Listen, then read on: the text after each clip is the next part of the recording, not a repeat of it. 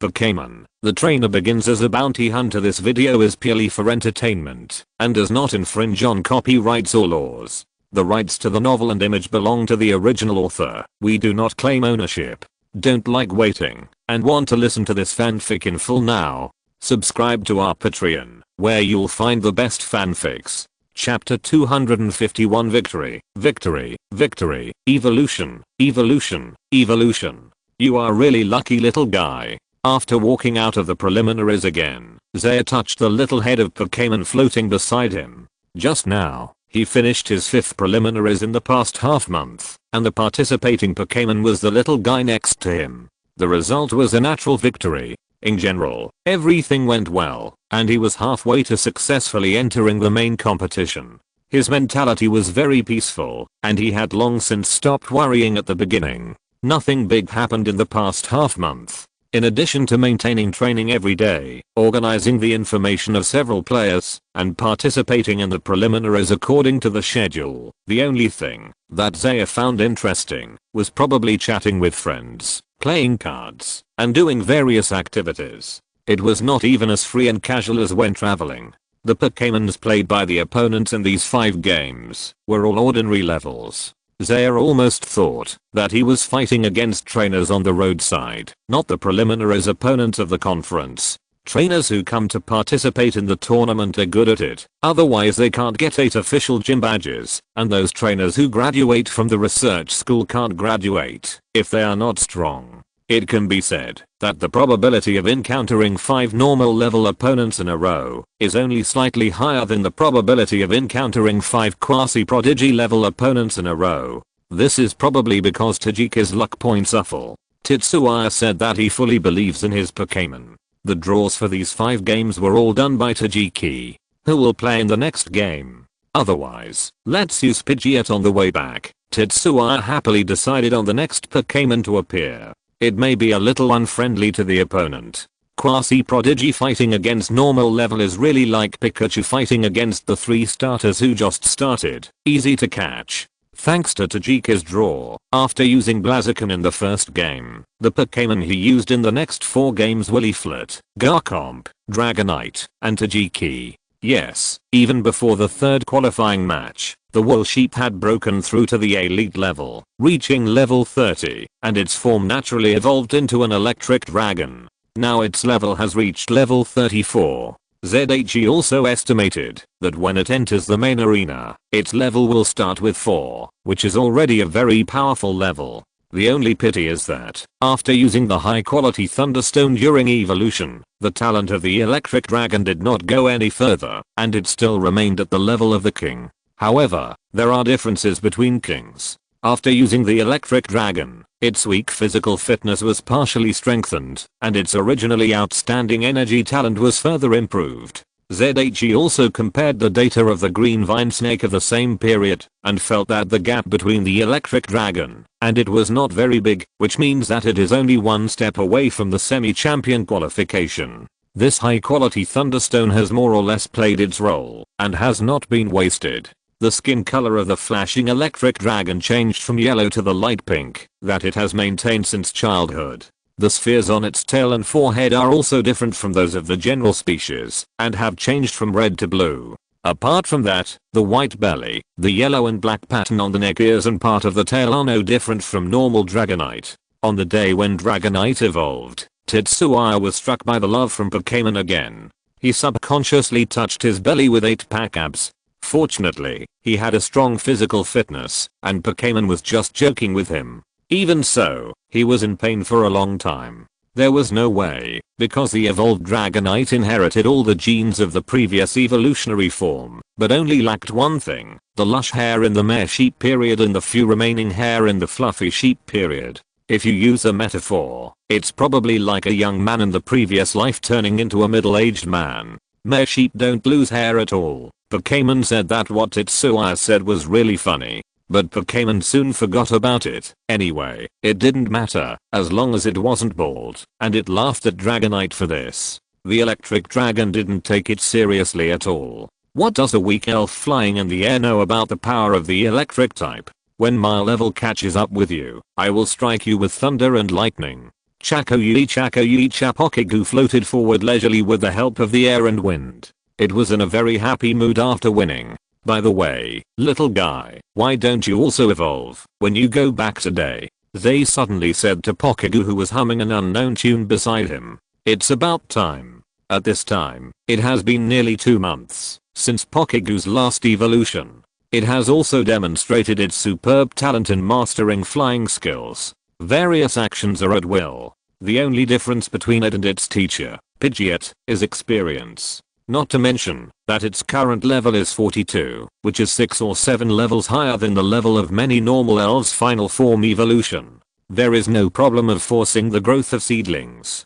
Chako, Pokigu, who was humming a minor tune, tilted his head and nodded. It didn't care much about evolving or not, but since the trainer said it would evolve, it would evolve. It couldn't hurt itself anyway. Thinking about the uncles and aunts in its previous tribe, Pokémon felt that it would be quite majestic in the future. Chakotay, the floating Pokémon, called very skillfully and rushed into the arms of Tetsuya, who was walking below.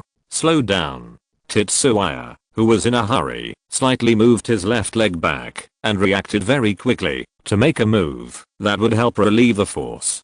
Pokémon didn't look heavy in terms of weight, only a little over 4 kilograms, but with the impact force and the strange physical properties of the Pokémon, he could only say that whoever tried would know. A collision with a body like that of the giant rock monster would really kill people. Even a humanoid Pokémon like Shiba would not be willing to face the impact of such a large Pokémon head-on. Tetsuya held the Pokémon in his arms and walked back to his room at a leisurely pace. What's the hurry? The light stone and other things are ready. It's nothing more than putting them on Pokémon to make it evolve. It's not the first time.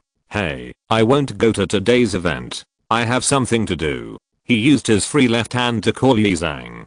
Good guy, you and the others are considered to be pigeons together? Yizang said speechlessly. Pigeon, a run-over Pokémon, is a small pigeon Pokémon known for its forgetfulness. It looks very smart, but in fact it can't understand complex trainer's instructions, and it may forget the instructions just given very quickly, which is only a little better than Rhino. In the trainer group, it is also often used to describe those members who don't come to participate in group activities because of something. There is no malice. From what he said, Yamashiro Junior, Harahei Tang Looping, and several other friends he knew were all like Zaya, and they were not going to go to today's event. It seems that you are not very popular. No one is willing to go. Zaya joked. Their group of people's daily entertainment life is arranged in turns. Today you say what to play, and tomorrow I say what to play. They have experienced many interesting things. Yizang rolled his eyes, indicating that he didn't want to talk to Tetsuya, and hung up the phone.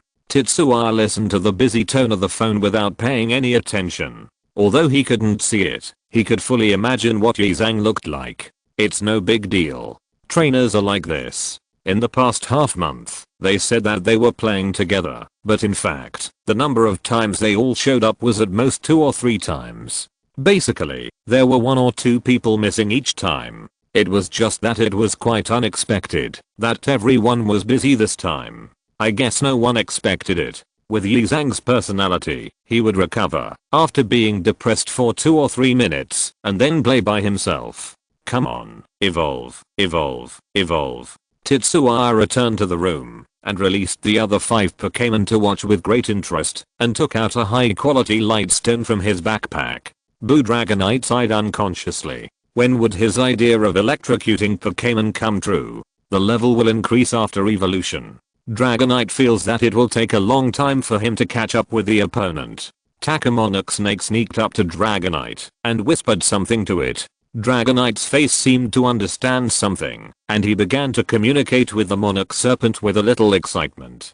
Flame Chicken curiously touched the light stone in front of him with his claws. It had not seen the evolution stone many times, and had never used it. It was a bit cold. After feeling it for a while, Flame Chicken made his own evaluation. The light stone, which was almost transparent white and as dazzling as light, was still a stone after all. Except for a few fire-attributed rocks of the fire stone, not many stones were hot in themselves. Pokigu waited until Flame Chicken, the senior, had finished feeling it, and then he lazily touched it with his 2 short hands. In an instant, the white evolution light surrounded its entire body. This Pokémon that evolved with the evolution stone is different, Tetsuya exclaimed. This was the first time he had truly used the evolution stone to evolve a Pokémon. Before, the Pokémon would invest the evolution stone in the process of evolution, and at that time, the evolution light would slowly spread. Zoom in, zoom in, zoom in. The range of the white light continued to spread, and Tetsuya and the Pokémon gradually retreated. Beep Pidgeot's head poked out, full of curiosity. Has this little guy evolved so much? It feels like his size is almost as big as his. Pang Yangui beside him also watched silently, and turned his body. Under the watch of one person and 5 elves, the light of evolution slowly faded. A elf much bigger than Pokégo appeared in front of them, probably only 1 or 2 smaller than Pidgeot. Chaco. The call came with basically no change, but there was a hint of calmness in the voice. Slow down, slow down. Zay was not in a hurry this time, but felt like he was going to die. The evolved Pokégo eyes were smiling into slits, and he didn't care about Zay's struggle at all, and pressed him under his body. Zay had to work very hard to convince it to let him out. Sure enough, calmness is just a feeling brought about by physical changes, and has nothing to do with personality. The blue light curtain unfolded. Podgekiss category, blessing Pokémon attributes, general, fairy, plus flying height.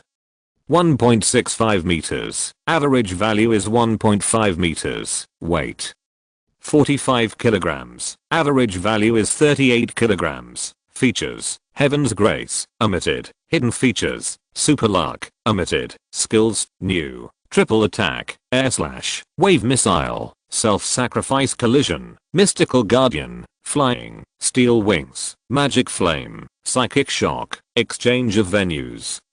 Trick, Mount Tarzan, jet flame, suction kiss, playfulness. Level 44, elite, potential. Quasi-champion cultivation program. Podgekiss can learn a very wide range of attack and change type skills, as well as a variety of flying and wind base moves. It rises gracefully into the sky, and performing tricks and aerial maneuvers are its normal combat routine. The upgraded training program is as follows: sprint, return. Through the improvement of the diet of Podgekiss in the ancient period, it was detected that Podgekiss's talent for superpowers has been stimulated to a certain extent, and the content of Fielu fruit, which improves extremely weak superpowers and mental strength, can be further increased. The feasibility of replacing the lamp berry, corresponding to improving the fairy attribute, with the Romoi fruit, corresponding to improving the general attribute, has been confirmed, and the fairy attribute is suspected to be improved. The method of making the new 3 types of tree fruit mixed energy blocks is speculated as follows. Podgekiss is a bird-like Pokémon with an egg-shaped body, and covered with white fur. Similar to the previous 2 forms, it has red and blue triangular points on its lower abdomen, which is the symbol of the Tajipi family. At the same time, the spikes on the front of its head open, and become a crest divided into 3 bundles, all white in the middle, and red and blue at the tips on the left and right sides. Chaco?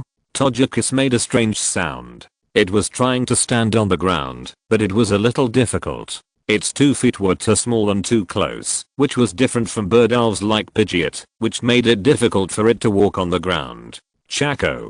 Podgekiss rolled his eyes, feeling the buoyancy brought by the triangular wings, and naturally rose rapidly to the position of the ceiling. If it weren't for the ceiling blocking it, it would be a matter of moment if it wanted to fly into the sky. This is a major feature of its body structure. After feeling the effortlessly of floating in the air, Podgekiss, who had learned to be lazy from Pidgeot, naturally gave up the idea of walking on the ground at the beginning. That was too tiring for the elf. It was okay in the Pokégo period, but it was really troublesome after evolution. Zaya smiled and shook his head. This temperament was still the same as a child. Evolution did not bring any changes to it at all. He actually liked it. The type of Podgekiss after evolution also changed from a happy Pokémon to a blessing Pokémon. This alone can explain the change in ability. One passively gives happiness to people, and the other actively gives happiness to people. It can be said that the strength has skyrocketed. In terms of body length, height, and body shape, the evolved Podgekiss is about the size of 7 or 8 original Pokégo.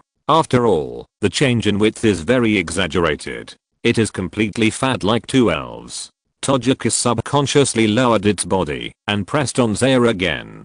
Its superpowers told it that Zaya was thinking about something not so good.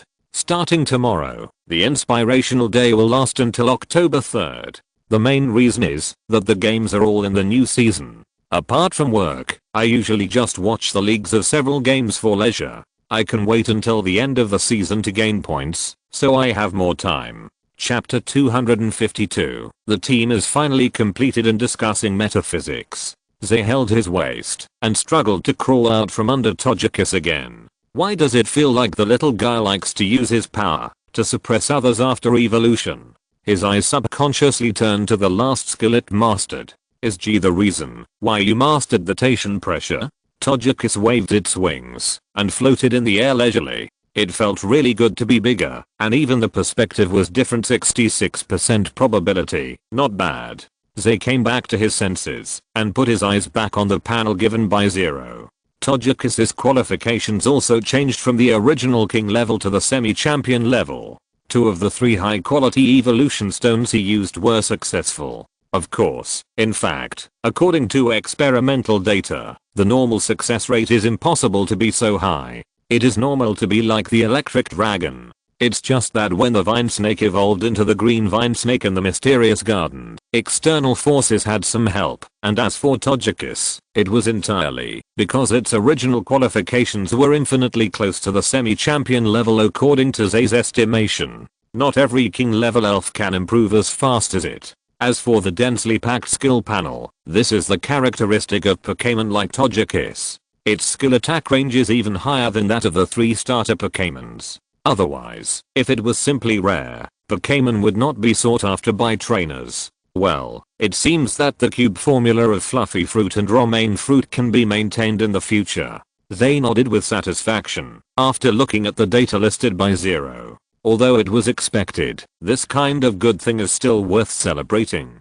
He looked around at the group of Pokémons playing in the small room and felt that time passed so quickly. Unknowingly, the team was initially built. Pidgeot, King qualification, 57th level Quasi King, carries the item Focus Mirror, easier to hit the enemy's vital points. Blaziken, Champion qualification, 55th level Quasi King, carries the item Charcoal with 10% enhancement effect. Gulliver, King qualification, 51st level Quasi King, carries the item Sandrock, easier to control sandstorm weather. Monarch, Quasi Champion qualification, 48th level Elite, carries the item Miracle Seed with 15% enhancement effect. Togekiss, Quasi Champion qualification, 44th level Elite, carries the item King Certificate. Dragonite, King qualification, 34th level Elite, carries the item Magnet with 15% enhancement effect. Air, Ground, Melee, Ranged, Auxiliary, although it is not as expected at the beginning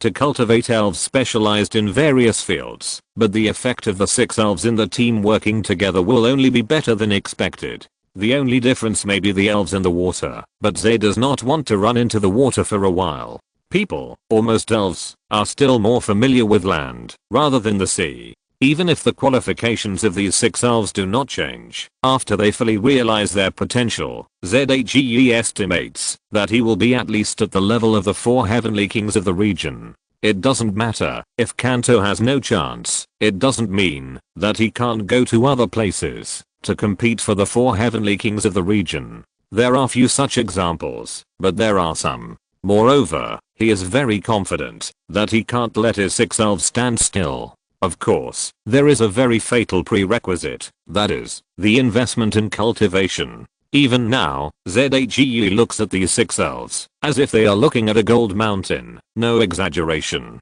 Even if he is perfect in the utilization rate of cultivation funds, the base is there, and there are many things that cannot be saved. Not to mention other things, the 2 new elf props for Pidgeot and Pangan have made ZAGE's wallet visibly smaller. Are you used to the new body? ZAGE asked Pockis with a smile. Chaco Pockis' little head moved up and down, which is very good.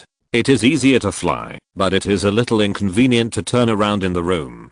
Zay scratched his head and looked around. It seemed to be like this among the 6 elves, except for the 2 elves Dragonite and Blaziken, which were close to human size and did not take up too much space. The other 4 elves were large in size. The organizers of the alliance did not fail to consider the size of the elves. Space technology was used in each room, and the interior was not small. The next preliminaries will be in 5 days.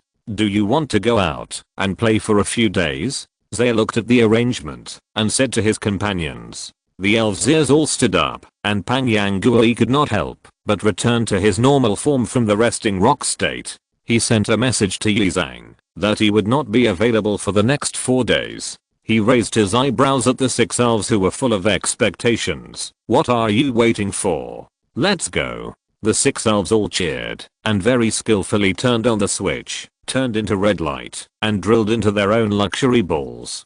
Zay shrank them one by one, put them on his belt, fixed them, and walked out of the door. The 6th qualifying match, E-Field, number 8, starts at 2 p.m.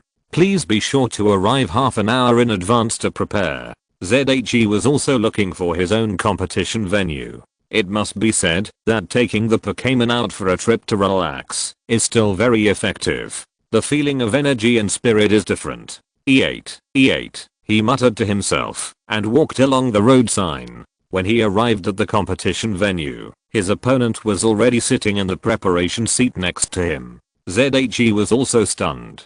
Kashiwagi Yoshihiko, strength ranking 572, main Pokémon are Blastoise, Golduck, etc., mainly water-based. He immediately skipped the opponent's data in his mind. ZHE was not completely unconcerned about the trainers ranked lower, but he just didn't analyze them as carefully as the top 200. For him who has a photographic memory, simple memory is still easy to do. Is my luck really that bad? ZHE was a little unconfident. After Togekiss evolved into Togekiss, it was naturally impossible to help him draw lots. The wings could not do such delicate operations. This time, he drew the lots by himself. It was a coincidence that he encountered an opponent who was not at the same level as the previous 5 games. When Kashiwagi Yoshihiko saw Tetsuya, his face changed slightly. His luck was a bit bad. He also did intelligence gathering, so he naturally knew the approximate strength of Tetsuya on the opposite side. Then we can't lose the next few games. Kashiwagi Yoshihiko's face was heavy. He was already thinking about the arrangements after losing to Tetsuya.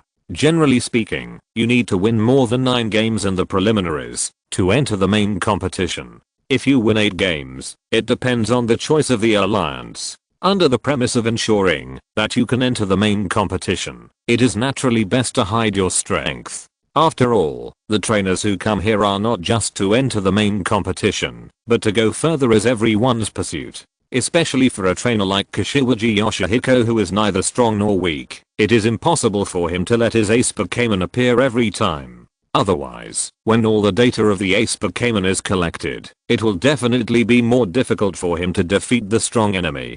Players like Tetsuya who have greatly improved the strength of their Pokémon during the preliminaries are always a minority among the minority, but the opponent may not necessarily send out those turquoise-seeking Pokémons. Kashiwagi Yoshihiko thought at the same time. It's not that he has no chance of winning. The two nodded in a friendly manner, and their minds turned. Soon, as the last battle ended, the two walked to the battle command platform at both ends of the field under the watchful eyes of the referee. The match between Tokiwa City Tamaki Tetsuya and Koya City Kashiwagi Yoshihiko begins now. Both sides please send out Pokémons. The referee waved the flag and announced the start of the match. Go, Blastoise. Go, Pidgeot. The two released Pokémons at the same time. Tetsuya's face was calm. This was something he had prepared for a long time ago. It was time for Pidgeot to adapt to the game. Kashiwagi Yoshihiko sighed inaudibly. Blastoise, as his trump card, had not played in the previous preliminaries. The last time was not a big deal. He was still thinking that as long as he didn't play Pidgeot, even if he played against Blaziken, he could have a great chance of winning by relying on attribute restraint. It seems that the opponent didn't give him a chance at all. This is normal. Who doesn't want to win 10 games in a row and enter the main competition? Kashiwagi Yoshihiko perked up. The chance of winning was a little small, but he couldn't give up. Blues, pray for rain. He commanded Blastoise to attack. Is this a common tactic on rainy days? Tetsuya thought. Heavy rain would indeed affect Pidgeot's flight flexibility, and wet feathers would be somewhat inconvenient. However, it was a wrong choice. Tetsuya watched quietly as Blastoise fired a ball of light into the sky. When dark clouds covered the battlefield and a drizzle of rain began to fall, he issued the first command. Pidgeot, use Storm. In rainy or heavy rainy weather, Storm will definitely hit. Kashiwagi Yoshihiko licked his lips. Didn't he consider hiding his strength at all? Storm is a flying energy attack skill. Even Pidgeot at the Qua-seeking level can only master this skill. It is equivalent to exposing a trump card in the preliminaries. Tetsuya would definitely be speechless if he knew what Kashiwagi Yoshihiko was thinking. He would never think so much. The reason is probably because of the age difference between the two. Kashiwagi Yoshihiko is already 29 years old, and his strength and talent are neither good nor bad. For him, every step is critical, and all steps serve his own plan. But Tetsuya is a dozen years younger than him, so he doesn't need to worry about these things at all. He just needs to show himself. He has plenty of room for trial and error, and as long as he doesn't make too big a mistake, these things are trivial. He has only one goal, to win continuously. Even if he loses, he must lose heartily. A strong wind gradually formed in the venue, and the rain became heavier under the influence of the storm, and the venue was foggy. Pidgeot flapped his wings, and the storm carried the rain towards Blastoise. The huge momentum attracted many trainers who were watching the battle. Hold on. Kashiwagi Yoshihiko gave a brief command. A green light curtain formed around Blastoise's body, blocking the invasion of the storm. Tetsuya did not give in. When the opponent uses hold to take a defensive position, it means that his offensive opportunities will be extremely sufficient. If he had to choose, he might as well try to let Blastoise use water cannons in the rain to see if he could break the storm head on. The two water cannons on Blastoise's back are not decorations. Beep! Pidgeot let out a light cry, crossed his wings, and then swung them violently. 7 or 8 nearly transparent air blades flew towards Blastoise at a rapid speed. Wherever they passed, they left an obvious vacuum mark in the rainy weather. Iron Wall, turn around, and then shrink into the shell. Kashiwagi Yoshihiko commanded. His Blastoise seemed to have engraved this set of movements into his soul, and completed all the movements in an instant. This must be the experience of being beaten so many times, the spectators thought. This was not meant to mock or belittle, but to admire the opponent. Blastoise's strength is to use its hard shell to defend and counterattack in unfavorable battles. The fact that it can practice this set of combos to such a proficient level fully demonstrates the efforts of the opponent's trainer and Pokémon. Watching the air slash continuously hitting Blastoise's shell and listening to the dull sound, Tetsuya frowned. It was a bit troublesome. Pidgeot was not good at frontal attack, and the method used by normal birds and raptors to deal with turtles in the previous life was not applicable. At least turtles in the previous life could not spray water. Blastoise, which had retracted into its shell, was shaken by the air slash, but it remained strong. Pidgeot was gradually getting tired. It was very physically demanding to use its wings to slash the air, move at high speed, and then attack with your wings. Tetsuya instructed Pidgeot. It was amazing. The trainers around cheered for Tetsuya's quick reaction. At this time, Blastoise's pale yellow belly was close to the ground, and its brown shell was turned upside down on it. It was a very stable state. But if it turned over, and its shell became like a bowl, with its belly exposed to the air, its stability and flexibility would be greatly affected. This was determined by its body shape. It was not so easy for it to turn over. But many trainers did not understand Tetsuya's ineffective operation. It's meaningless. Whether it's the recoil of the skills or the high-speed rotation, with a little training, you can overcome this effect to a certain extent. The opponent is not a rookie trainer. A man stood in the corner, watching the battle between Tetsuya and Kashiwagi Yoshihiko from a distance, and said to his partner beside him, "Well, just watch it. Others don't have any brains, but this genius trainer shouldn't be." The partner replied with a chuckle, and his words were full of disdain for the trainers watching in front. Pidgeot's huge body with white light drew a dazzling straight line in the rain curtain, and in an instant it approached the position of the Blastoise who was defending.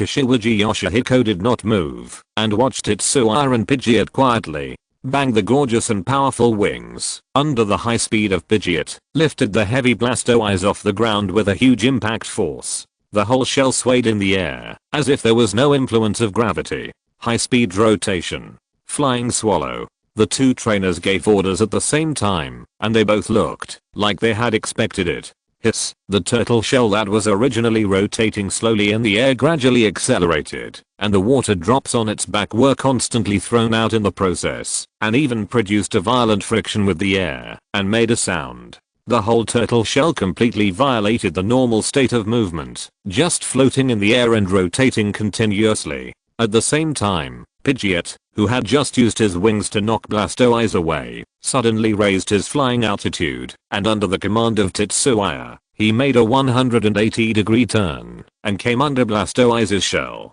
The speed was so fast that people were caught off guard. The white light of the swallow and the rain curtain was pulled into the shape of an inverted C. Bang! Pidgeot, whose huge body was no less than Blastoise, directly hit the opponent's turtle shell. The impact of the swallow made Blastoise move to a higher altitude.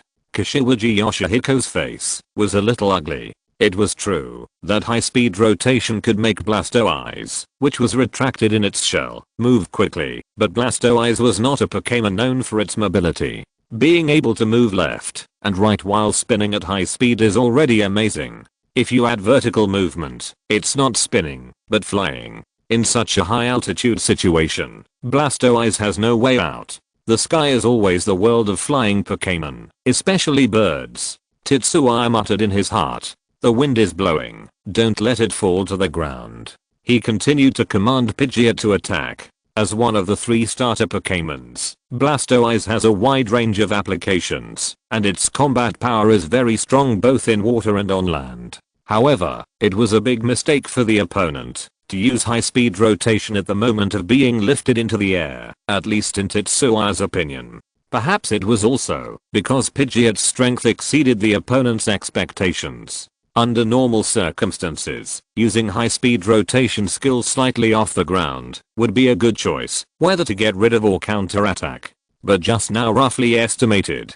Pidgeot, who weighs less than half of Blastoise, threw it to a height of about 3 meters, which is really surprising. No matter what the trainer thinks, the battle between Pokémon on the field is still going on, but it is obvious that Blastoise doesn't have much time left. Pidgeot frantically flapped its wings under its shell. The surging wind caused it damage and kept it in the air, unable to land. The water cannon retracted and the shell gradually emerged. This meant that Blastoise's physical exhaustion had reached a very serious level. The last tornado. Tetsuya looked at the battle in the sky and issued the final command. Kashiwagi Yoshihiko, who was helpless, shook his head helplessly.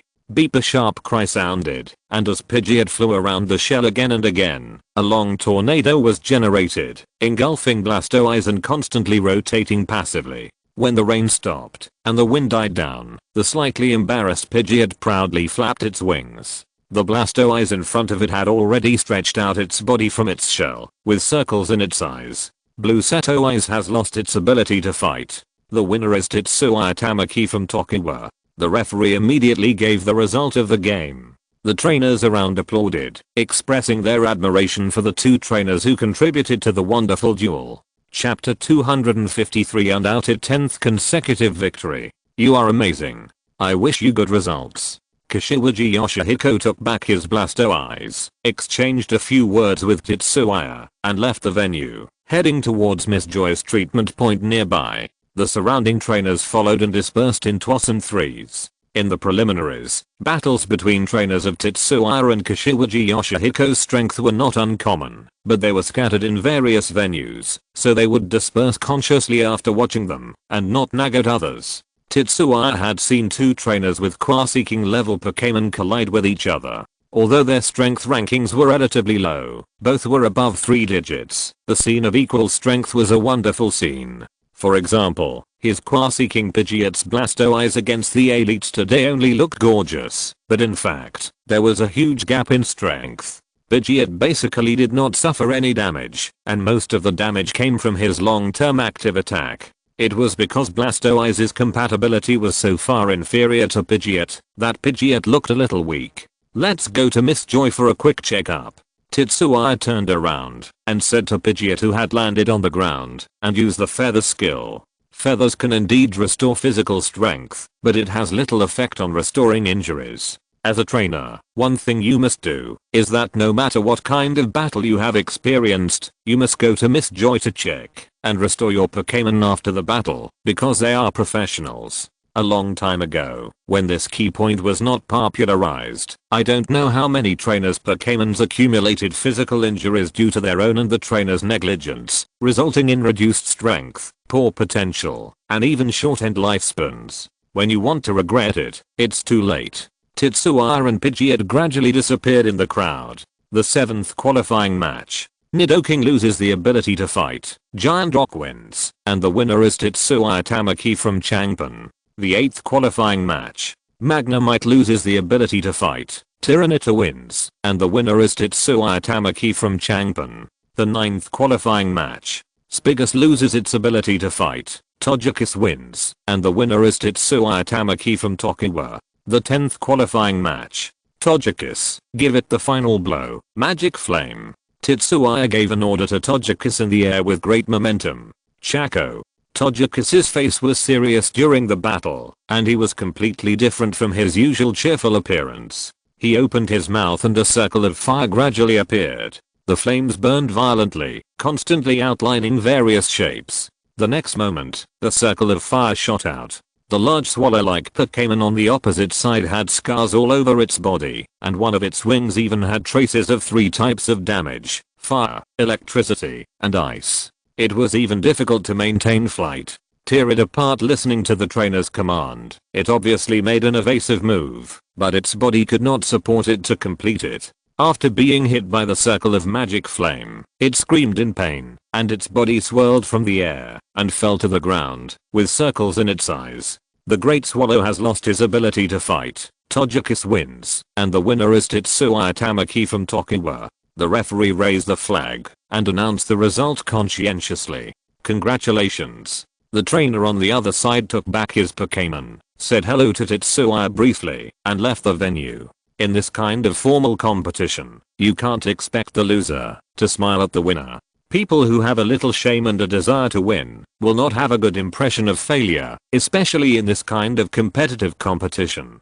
After finishing his last qualifying match, Tetsuya walked out of the battlefield with Togekiss in a relaxed manner. He was completely immune to the hot gazes coming from the surroundings. Considering that Togekiss needed to get familiar with his newly evolved body, Tetsuya sent it to fight in the last 2 games, and it was inevitable that people would watch before and after each battle. From the initial helplessness to the current calmness, Tetsuya and Togekiss have become familiar with this process. Woo woo woo woo. After taking back the Pokeball from Miss Joy and walking back to the room, ZHE once again felt the inconvenience brought by his keen perception at this time. He could hear the crying of eliminated trainers coming from every corner. These trainers are most likely to have won 7 games, which can be said to be only one step away from the main competition. Among them, there are many trainers whose strength rankings are ranked in the top 1000 in the intelligence. Of course, they are relatively backward. ZHE can fully understand their sadness, but he also thinks it is unnecessary. This is purely because they are not as skilled as others. At worst, they can come back next year. Maybe some of them are easy to talk about, and there may be many next year, and even worse losses, but this is the fact. As long as you are strong enough, even if the opponent you meet is not bad, you can still win 10 games in a row without a doubt. Yes, ZHE said that he was talking about himself. Unlike the opponents of ordinary level Pokémon in the first 5 games, the opponents he personally drew in the last 5 games were basically elite level Pokémon. Fortunately, he was strong enough and won every game easily. There was nothing to describe about the battle process. Dear trainer Tetsuya Tamaki, you have won 10 games in a row in the preliminaries, so you don't need to compete for the quota.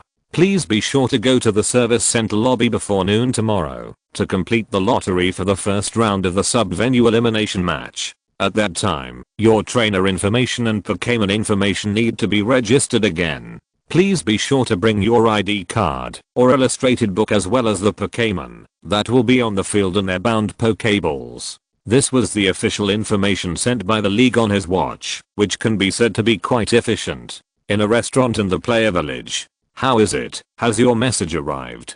Tetsuya asked Jizang, who sat down opposite him naturally and stuffed a mouthful of rice into his mouth. Well, it's pretty fast. It's only been half an hour since I won 10 games in a row. Jizang ordered a portion of his favorite food and sighed like Tetsuya. If you play against me and I eliminate you early, don't go home crying to your parents. Tetsuya said vaguely. Huh? Are you kidding me? I can't possibly lose to you. Jizang said sarcastically. Although he himself didn't have much confidence in defeating Tetsuya, he couldn't lose in momentum. In the past month, he has witnessed the progress of Tetsuya and his Pokémon, which can only be described as amazing.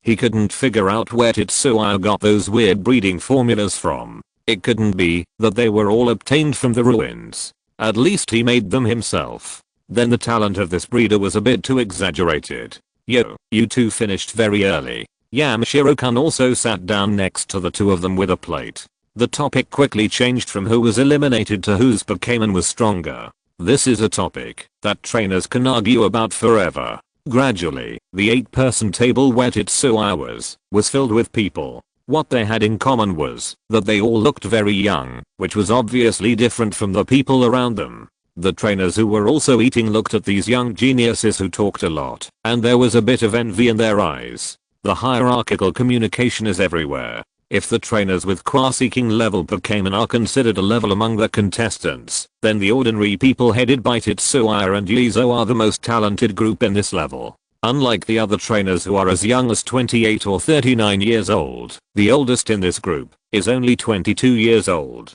In this month, they have been playing in the contestant village in groups every day.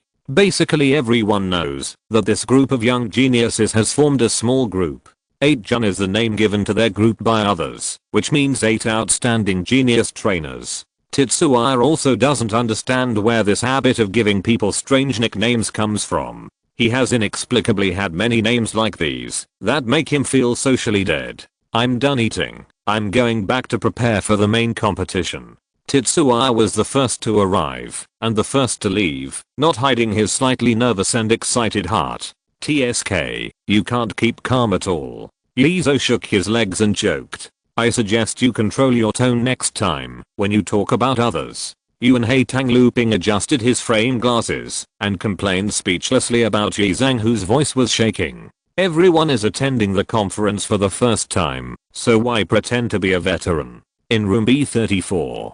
Tomorrow, or maybe in a few days, we will fight in a stadium with tens of thousands of people. How about it? Are you excited? Zay seemed to be talking to himself and seemed to be talking to the 6 shrunken luxury balls placed on the table. The 6 luxury balls were shaking at different frequencies and amplitudes. Well, have a good rest today. Good night everyone. After talking to his friends for a while, Zay turned off the lights and went to bed to sleep. In the darkness, his shining eyes were so obvious. Forget it, Pang Yangui, come out and yawn for me, I can't sleep. Zay, who had been tossing and turning for nearly an hour, found helplessly that he had insomnia for the first time in his life. A red light flashed. Dangoro. The next moment, Zay's steady breathing sounded, and the room immediately became dark. Only the moonlight shone on the body of the giant rock monster, occasionally reflecting a ray of light. Really, why is it still the same as before the elementary school students set out on the spring and autumn tour? The moment before falling asleep, Zay was doing his best to complain about himself in his mind. Ding, the alarm rang, and Zay jumped out of the bed with sleepy eyes. He looked at the time. It was 6:30 in the morning. The service center hall opens at 7 o'clock. After spending 10 minutes washing up, he cheered himself up and walked out with 6 luxurious bowls containing his partners. The real quartz conference has officially begun from now on. So, are you ready, my opponents? Facing the first ray of sunshine in the morning, the boy's face was full of anticipation. There is also in the afternoon. Chapter 254, the beginning of the knockout round, the first game. Okay, your identity registration and elf information entry have been completed. Next, Please select the battle venue. Miss Joy in the service hall skillfully took out a roulette wheel from under the counter. It was a very primitive way of choosing. Zaire subconsciously licked his dry lips. The roulette wheel was evenly divided into 4 parts, with water, grass, ice, and rock written on them, corresponding to the 4 sub-venues. If you want to enter the main venue, you must win all the battles in the 4 venues. The roulette wheel rotated, and the area where the pointer stayed kept changing. Finally, it pointed to the ice venue. Then, your first battle venue is the ice venue. The time of the game and the opponent's information will be sent to your watch at 1 PM. Please pay attention to receive it, and don't miss the time of the game. Miss Joy entered the result into the computer and instructed Zaire.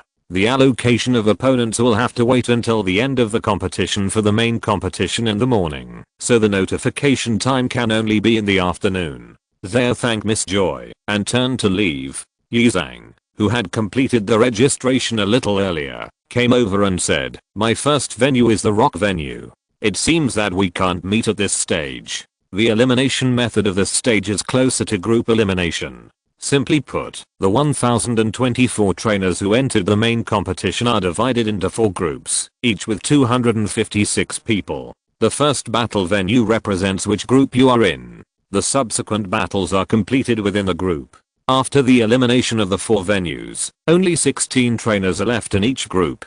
Together, they can enter the top 64 of the tournament in the main arena. The advantage of trainers like Tetsuya and Yi Zhang who have won 10 consecutive games to register early is that the quota for each group will not be full. They will not be like those trainers who come to register later, who will be told by Miss Joy that the venues they have drawn are full and can only passively enter a certain group. I don't know if there will be a death group this year." Yi Zhang and Tetsuya walk to the restaurant together. The death group mentioned by Yi Zhang is easy to understand. This relatively primitive selection method will definitely have a certain probability of many powerful trainers being placed in the same group. For example, the situation where 20 to 30 players who are predicted to be in the top 50 in the strength ranking are grouped together has not been unheard of in previous tournaments. Although the alliance will certainly interfere slightly in the allocation of opponents, so that the champion seeds will not meet at this stage. But for players whose strength is stuck on the qualifying line, it will undoubtedly be more difficult to advance in such a group, and they have to pray for a little better luck. Often when a death group appears, it is a carnival for the audience. Because this represents a lot of uncertainties, you don't know whether there will be a lucky guy who enters the top 64. It doesn't matter if there is or not, as long as you keep winning. ZHE also replied. Yi Zhang shook his head. It's easy to say, if you meet those guys ranked in the top 10, the probability of winning is too slim. This single round elimination system, even those trainers who are ranked at the top dare not relax at all. Otherwise if they lose, they will have nowhere to cry. The two chatted while eating breakfast. Come on, advance. Before parting, they cheered each other up. Back in the room, Tetsuya sat quietly on the sofa and adjusted his state. The room without lights on seemed a little dim and silent. After a long time, the message reminder sounded on the watch. Tetsuya Tamaki vs. Noriyoshi Sugiyama, 3v3, time, March 12th, today, 3 PM. Location, Icefield, number 3 venue. Rules, please be sure to arrive before 2:30 PM and cooperate with the referee and staff to complete the pre-match preparations. Looking at the information, Tetsuya felt a little irritated. He still had to wait for an hour or two. He closed his eyes and opened them again. This feeling was quickly suppressed by him. Noriyoshi Sugiyama, predicted strength ranking 689. The main Pokémon are Tyrannosaurus, Nidoqueen, Slowpoke, Aladus, Swallowtail, and Venomous Moth. The information about the opponent reverberated in Tetsuya's mind. It was still a relatively easy opponent to deal with. He thought the first game was on the ice field, so the Pokémon to play in the game would be those 3 little guys. Well, let's go. Tetsuya's voice echoed in the empty room. In the ice field of the 3rd branch venue. Well, we can now see that Madou's Ice Demon and Natsume's Magura are engaged in a dazzling offensive and defensive battle. Oh no, Ice Demon showed a painful look. Was he hit in the vitals by Magura? Magura is an excellent predator. attacking the opponent's vitals in battle. Is their talent as evil type Pokémon? Oh my god. Ice Demon fought back. Magura, who was about to take advantage of the victory, was caught off guard by Ice Demon's Ice Fang in the closed state. The thick ice will undoubtedly greatly hinder Magura's agility. Tetsuya stood in the player's channel, leaning against the wall, and the commentary and the cheers of the audience from the stadium outside were endless. These commentators are also very tiring.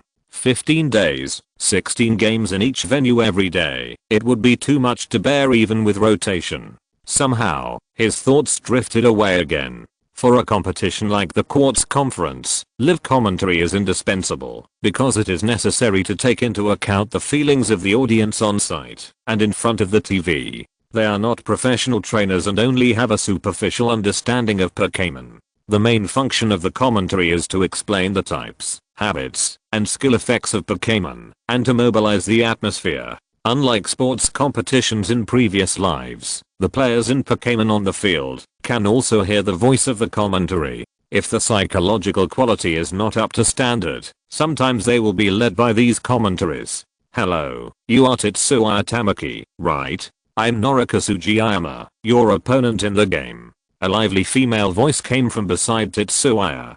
Tetsuya, with his eyes somewhat dull, retracted his thoughts, looked at the other party, and nodded. The atmosphere was a little awkward for a while. This guy is quite indifferent. Norika Sugiyama, dressed like a queen, greeted with a smile, but was met with indifference, and couldn't help but secretly complain in her heart. She didn't say hello again. I wanted to chat with this talented handsome boy, but now it seems meaningless. The only sounds in the contestant channel were the various voices coming from outside. Okay, the fourth battle of the first day of the ice venue is over. The winner is Madao from Daxi City. At the same time, I would like to thank Zayamedi for bringing us such a wonderful battle. I hope she will have more outstanding results in the future. Next, please take a break. The players for the next game are already in place. When the venue is repaired, we will enjoy another wonderful battle. Along with the summary of the commentary, a burst of intense cheers rang out. Come on. Tetsuya, who had been silent, suddenly said something, and then followed the staff out of the channel. Oh, okay. Sugiyama Noriyoshi, who was in a daze, replied subconsciously, and then felt a little unhappy. What does it mean? Is she encouraging her opponent because she feels that she has a sure win? She clenched her hands and wanted to punch the other party. Shouldn't a little boy be very friendly to a charming big sister like her? Why is this guy like this? That face is wasted. Sugiyama Norika followed the staff out of the passage with complaints about Tetsuya. Oh. Now we can see the two players of the fifth game are entering the venue. Let's give them the warmest cheers. The passionate voice of the commentator sounded again. I believe everyone is familiar with the male player in the blue field. This is our torch runner, Tetsuya Tamaki from Tokiwa City. He won 10 consecutive games in the preliminaries. Although he is young, his strength should not be underestimated. Held in our Kanto official gym. Ah! Screams and cheers resounded through the sky. Tetsuya even saw someone holding a banner with his name printed on it. The rules of the game have been told to you. If you have no questions, please get ready. The game will officially start in 3 minutes.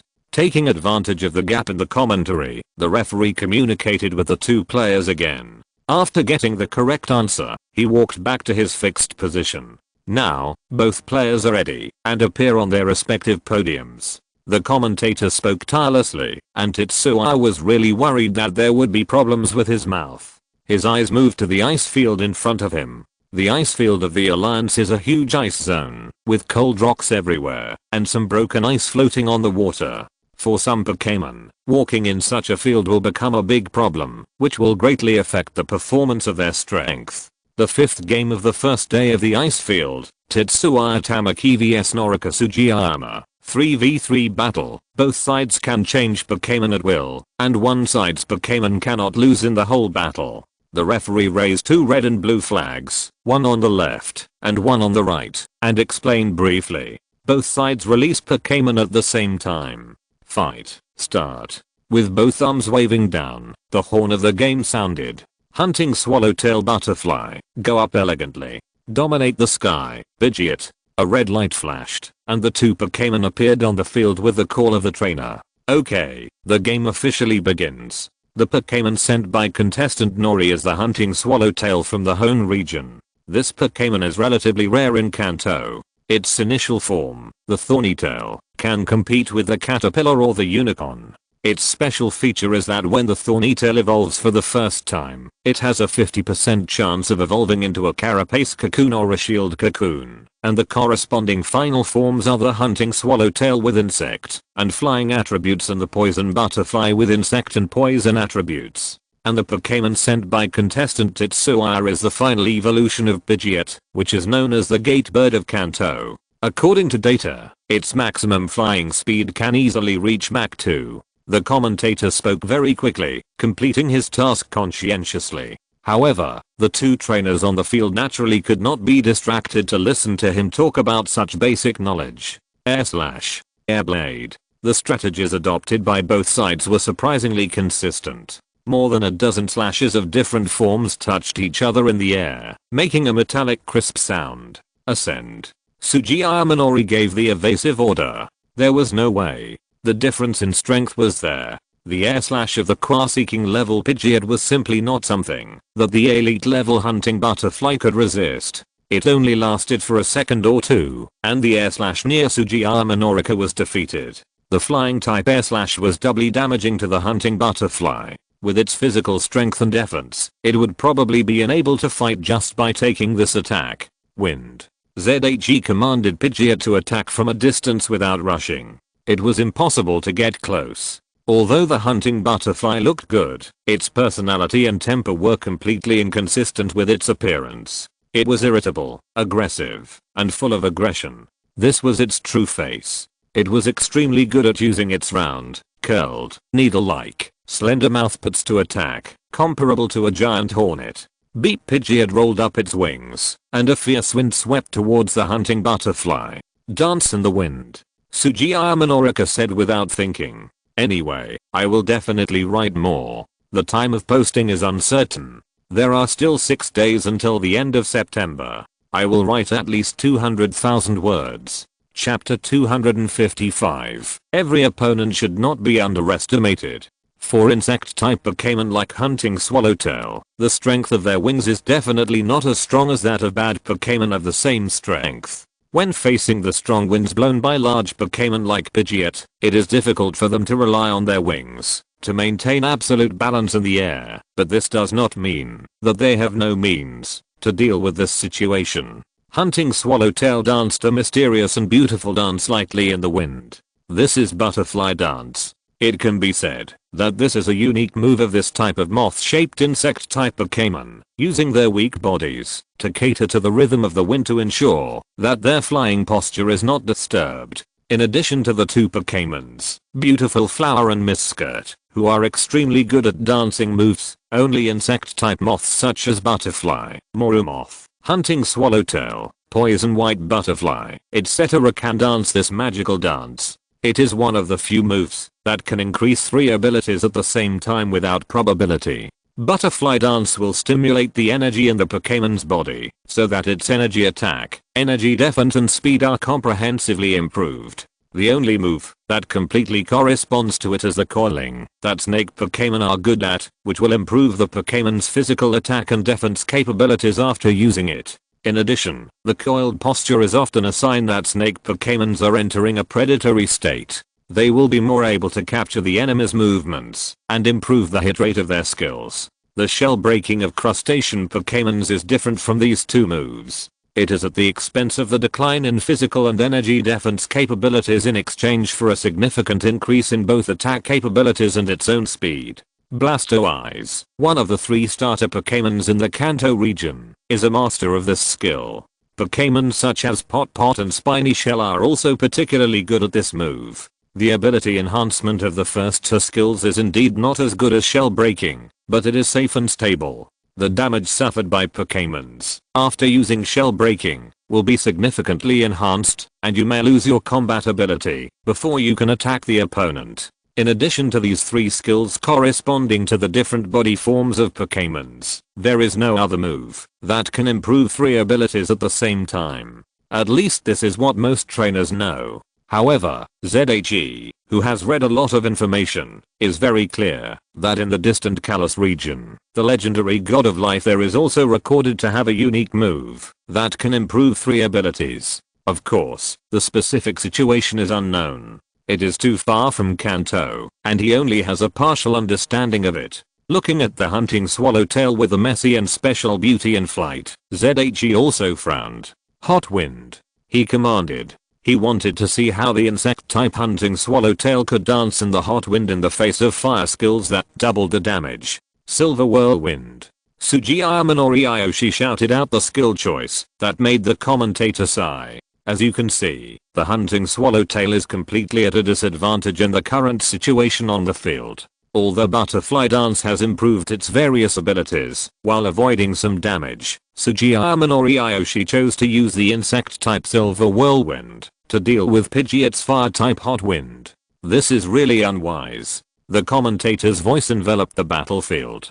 Sugiyama Noriyoshi curled his lips speechlessly. The fiery red wind was like a curtain, slowly flying towards the hunting swallowtail not far from Pidgeot. The broken ice under the ice field seemed to be melting, and drops of water seeped out. The wind gradually rose, and countless colorful powders mixed in from the ground, the air, and the body of the hunting swallowtail butterfly. One side was silvery white, and the other side was fiery red, clearly distinguished. Under the reflection of the ice field, it looked particularly beautiful. No, Zay bent his fingers, and fell into thought. The amount of scale powder is wrong. Pokémon like hunting swallowtail butterflies will not naturally scatter too much scale powder during flight. The scale powder mixed in the silver whirlwind in front of him is obviously too much.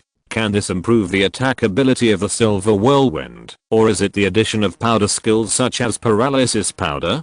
Zay was a little confused for a while. After all, he himself has not tried to cultivate insect-type Pokémon, and has no practical experience with many skills. He is not a god who knows everything. The commentator is still chattering.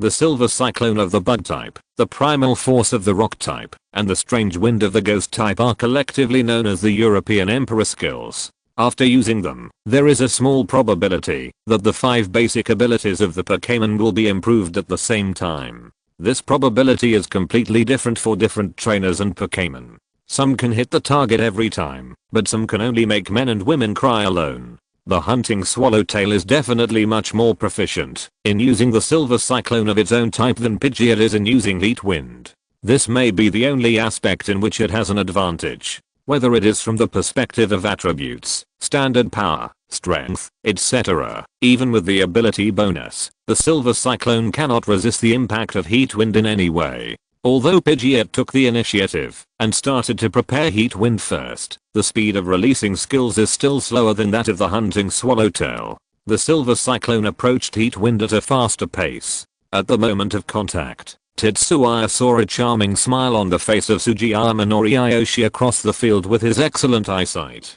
Back off, Yusu. Or thought of something bad suddenly flashed through his mind, and he shouted subconsciously.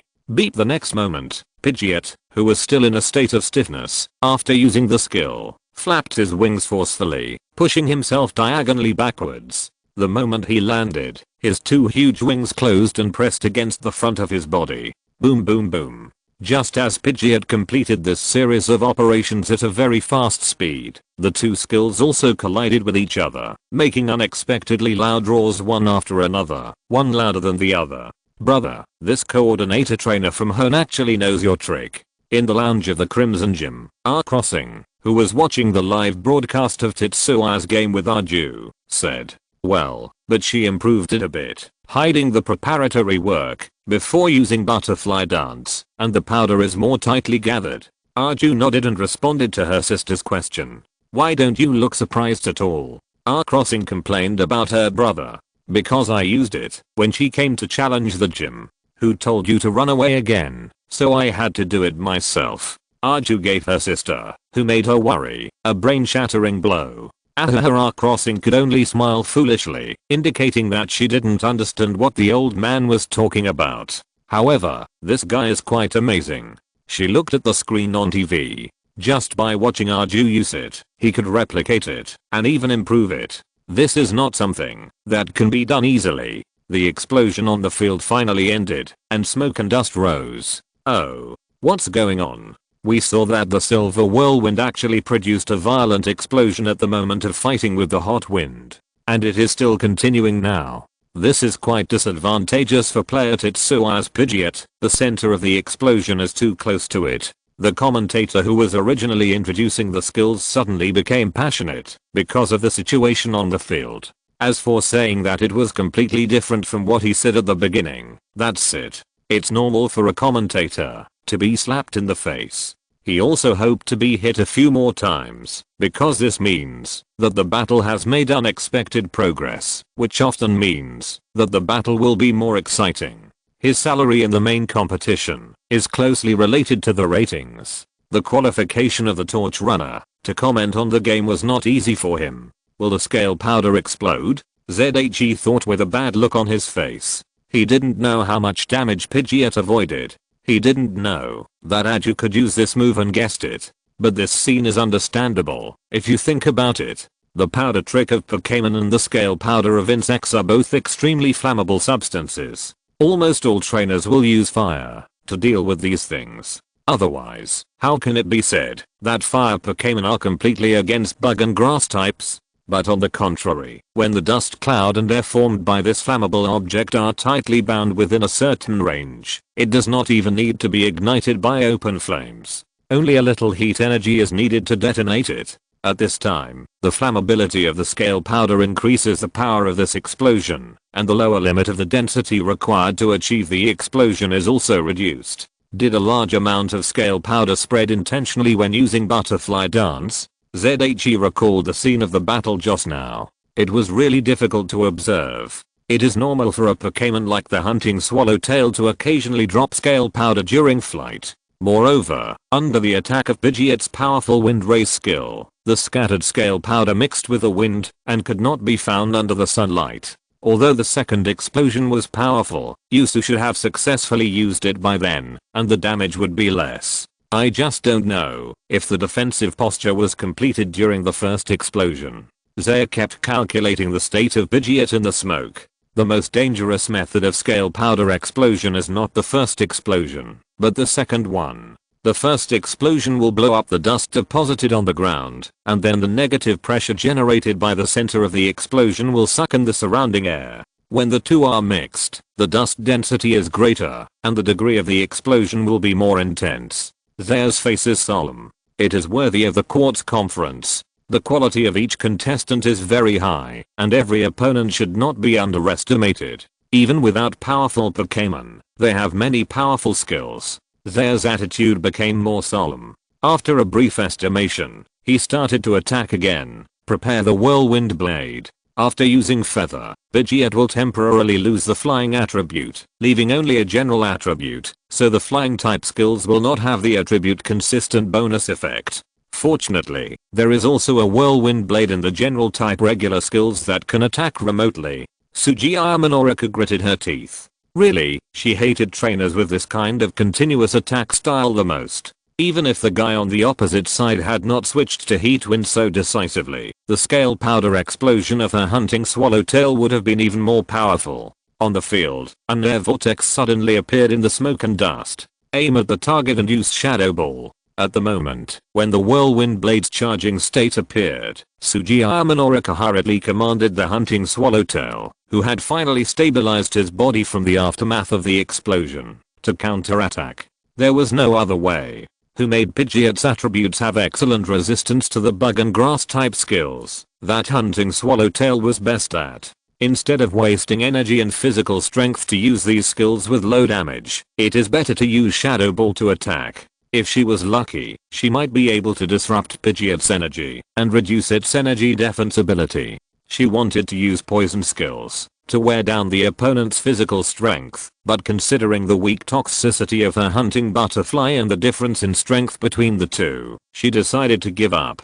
This job was more suitable for the poisonous powder moth. A dark purple shadow ball was generated in front of the hunting butterfly's small main body. The hunting butterfly flicked its mouthparts and the shadow ball flew quickly towards Pidgeot's position. Bang! The collision sounded, but the air vortex did not waver at all. The hunting butterfly was not discouraged and condensed another shadow ball and threw it at Pidgeot. Swish, this time the shadow ball failed to attack Pidgeot. The whirlwind blade, which needed a while to accumulate power, was ready. The sharp blade made of air was in a vertical vortex shape and directly hit the shadow ball. After defeating it, it continued to cut around the hunting butterfly frantically. The hunting butterfly cried out in pain. Air slash, finish it off. As Tetsuya issued his final order, several air blades flew out from the lingering smoke and dust, slashing at the scarred body of the hunting butterfly. The hunting butterfly finally couldn't hold on and fell into the smoke and dust.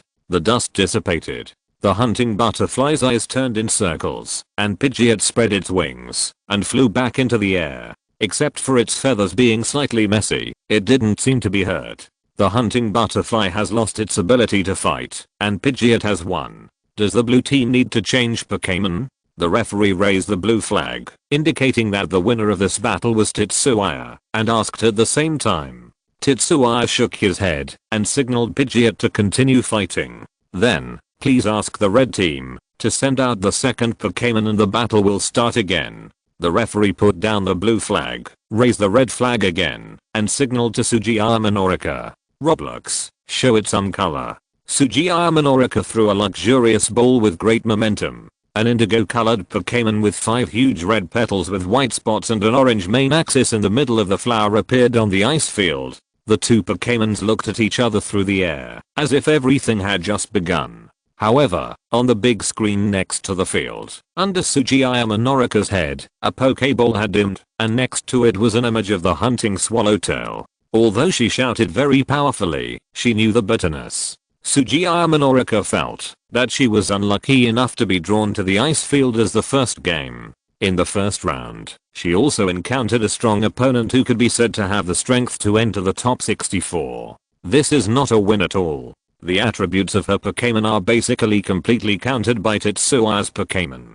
The hunting swallowtail in the last game and the overlord flower in this game are all like this. Ace Nidoqueen is okay, but this is the ice field. You can't expect a Pokémon like Nidoqueen to move freely on the floating ice. If one accidentally falls into the ice water, it will be fatal for Nidoqueen with ground attributes. Air slash. It was Tetsuya who got the first attack, and he was still using his ranged attack to consume the opponent's opponent.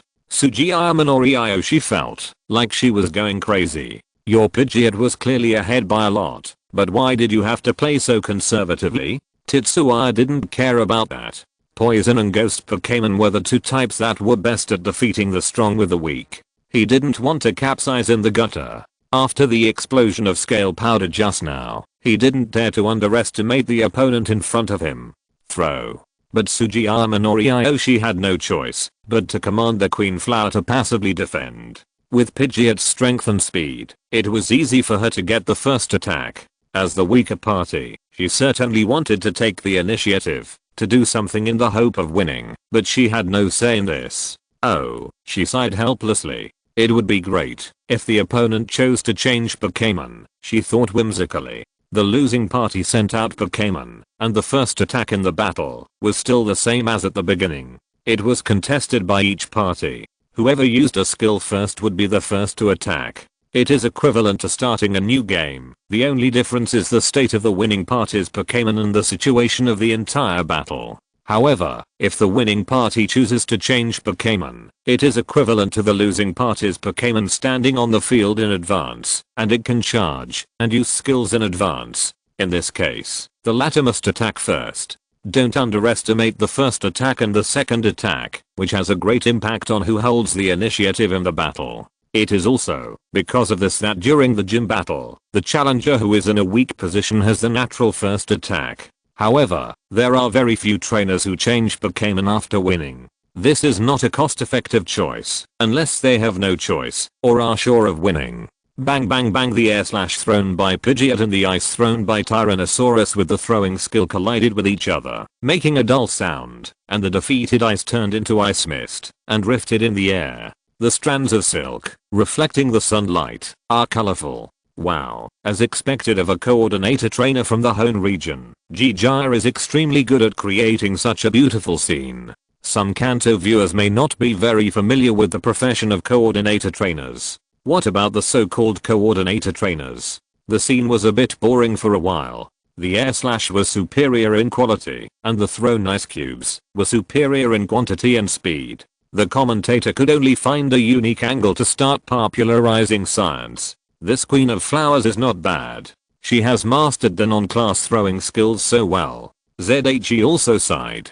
Pull up the height, downward hot air. It is not a solution to be in a stalemate like this. Although the probability of the final victory is that Pidgeot, it is too time consuming.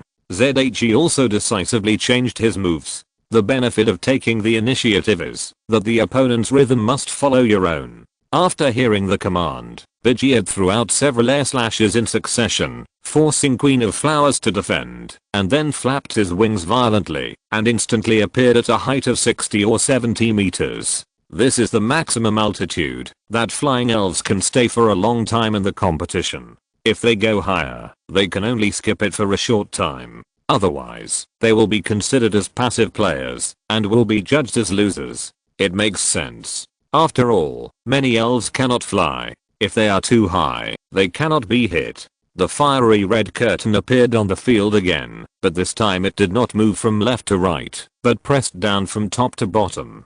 Kalakala in the helpless eyes of Sugiyama Noriyoshi and Queen Flower, the field made of ice gradually began to melt. Queen Flower had no way to deal with it. You can't expect powder or venom to fly so high under its use. The highest is about 50 meters, which can't reach the opponent at all. Not to mention the existence of hot air above will make these things quickly consumed. The setting of 60 to 70 meters is not friendly to some Pokémon who do not have long-range attack methods. Coincidentally, Queen of the Moon is among them. Solar Beam, break it for me. Seeing the hot wind of the fire element melting the ice field, while continuously attacking the grass element Queen of the Moon, Sugiyama Noriyuki made a final resistance. After a long period of charging, a hot beam of light rushed upward. A large round hole was instantly broken in the middle of the fiery red curtain, revealing Queen of the Moon standing on a small floating ice below. There was water all around. Queen of the Moon said that, although she was a grass element, and was not afraid of water, she could not swim at all. She was a standard landlubber. Pidgeot, who had been prepared, started flying at high speed in the sky when Queen of the Moon began to charge the solar beam. The powerful grass element's ultimate move, the solar beam, did not even touch its edge. Or even if it did, it would not be a big problem, because the grass element's skills only had half the damage of the standard power to it. Under the difference in strength, the fragile Queen of the Moon could withstand at least 2 or 3 solar beams. The battle went on without any surprises. Vakura has lost its ability to fight, and Pidgeot wins. The referee continued to do his job as usual. The consumption is still a bit high. Tetsuya looked at the slightly panting Pidgeot above. The gap between the Quasi King and the Elite Peak is not too big. After the 2 in a row, Pidgeot also suffered some damage, and his physical strength declined significantly. However, it should not be a problem to win the last one. Tetsuya still chose not to change the Pokémon, which shows his trust in Pidgeot and his confidence. Now the situation of contestant Gijira is quite bad.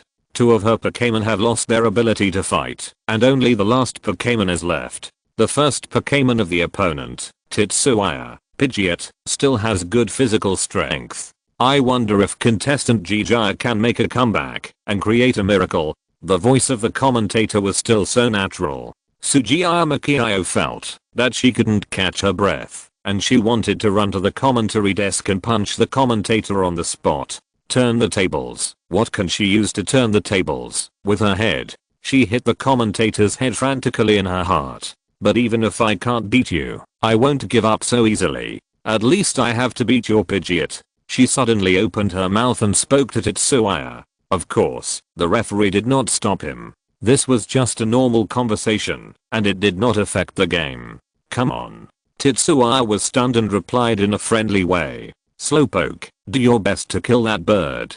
Sugiyama Norika's mouth twitched, and she threw out her last luxury ball of the battle with a very unfriendly tone. Pooh, a lazy voice sounded. A bipedal upright Pokémon with a pink body, cream-colored stripes on its abdomen, and a gyroscope-shaped shell biting its tail appeared on the field. This is the Pokémon that evolved from the fusion of Slowpoke and Shelder. Slowpoke, also known as the slow hippopotamus. Keep writing. There will be a chapter tomorrow during the day. Chapter 256. Second round. Grass field preparation. Slowpoke is a very valuable and meaningful Pokémon. It is the only Pokémon known to truly conform to the theory of combined evolution. Why do you say that? Because the Slowpoke and Shelder that make up Slowpoke still retain their individual consciousness and communicate with each other. Even after the Shelder on Slowpoke's tail falls off, Slowpoke will degenerate into Slowpoke. It is the only Pokémon known to the Pokémon world that can evolve and then degenerate. There are also many doctoral scholars who speculate that it is better to say that Slowpoke and Shelder have formed a very special symbiotic relationship between them, which is their unique relationship, rather than evolving into Slowpoke. The other Pokémon that look like, or are called combined evolution, actually have a very different way of evolution from Slowpoke. At least they can't evolve and then degenerate. For example, the giant fin flying fish in the Johto region. If the juvenile bull flying fish wants to evolve into a giant fin flying fish, it must be upgraded at the same time as the trout. If a trainer catches a scorpion in the wild, he will often find a scorpion attached to it. Although the two of them can be put into a Pokeball at the same time, the subsequent existence of Scorpion will not affect the change of Scorpion's form. After Scorpion no longer follows Scorpion, it can evolve into Octopus. They have always been considered to be two Pokémon, not one Pokémon like Slowpoke. It is for this reason that many official competitions, including regional conferences, require Scorpion to undergo manual inspection before going into battle to prevent Scorpion from attaching to Scorpion and forming a 2-on-1 situation. In addition, Pokémon like Double Dodo Ice, Triskelion, and Triple Magnetron, which look like 2 or even 3 Pokémon that have evolved from the previous forms, actually evolve more like split evolution and are essentially one Pokémon. The same is true for Metagross. To evolve from Dumbbell to Metallica and then to Metagross, you don't need 2 different Dumbbells or Metallica to evolve together. You can do it as long as one Pokémon reaches the energy level and self-evolves. If not, then the current champion of Hone, the shining Metagross of Daigo Tsubuki, the eldest son of the Devon group, would need 4 different shining Dumbbells to evolve. Not to mention the Mega Evolved Mega Metagross, which would require 8, because Mega Metagross is formed by a combination of 1 Metagross, 1 Metallica, and 2 Dumbbells. Even though the Devon group is a big company, it can't afford to play like this. The description of the combination of 2 Dumbbells / Metallica is not wrong, at least the number is not a problem. Including the Cheobi and the Big Cheobi, which are regarded as food by the Metagross family, they also evolve in a similar way. If the Cheobi is in a special magnetic field, then after upgrading, it will attract 3 small Cheobi again, and evolve into a 1.4 meter tall Big Cheobi. These 3 little chibi are not actually individual Pokémon, but parts and components that can only be attracted by special magnetic fields. It can only be said that there are many strange ways for Pokémon to evolve, and the evolution of Slowpoke and Slowshell is unique. The deliciousness of Slowpoke's tail can be compared with Farfetch's, but its evolution is called one of the 7 wonders of Pokémon by Professor Nishinomori. He is the professor who developed the Pokémon Encyclopedia with Professor Oak.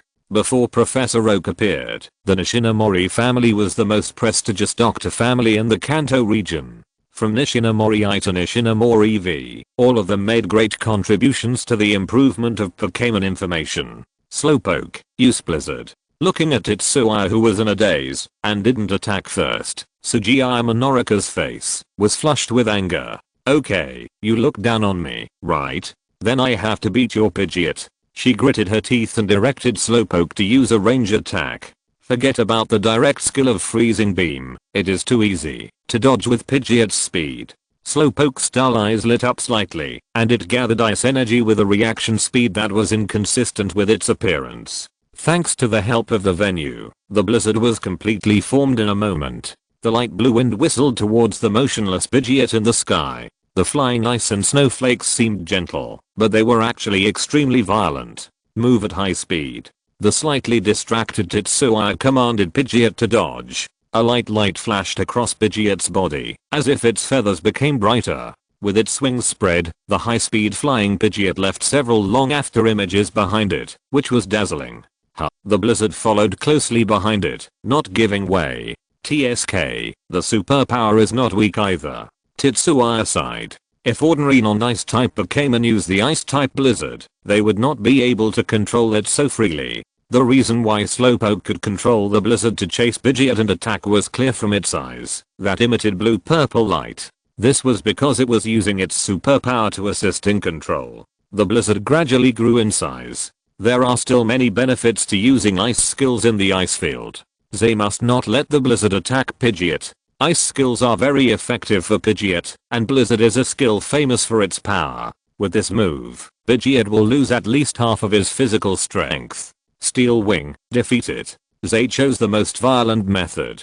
Beat Pidgeot's proud cry resounded throughout the arena, and his wings gradually covered with a layer of steel-like color. With a turn, Pidgeot gathered his wings full of steel energy to protect his body, and rushed directly into the blizzard. After a short silence, a crisp cracking sound was heard. The blizzard that was sweeping just now disappeared without a trace in an instant. Pidgeot, who was exposed from it, spread his wings again, and flew leisurely in the air, staring straight at Slowpoke below. Sugiyama Norika felt powerless. Even though it was said that steel types had a restraint on ice types, it was too easy.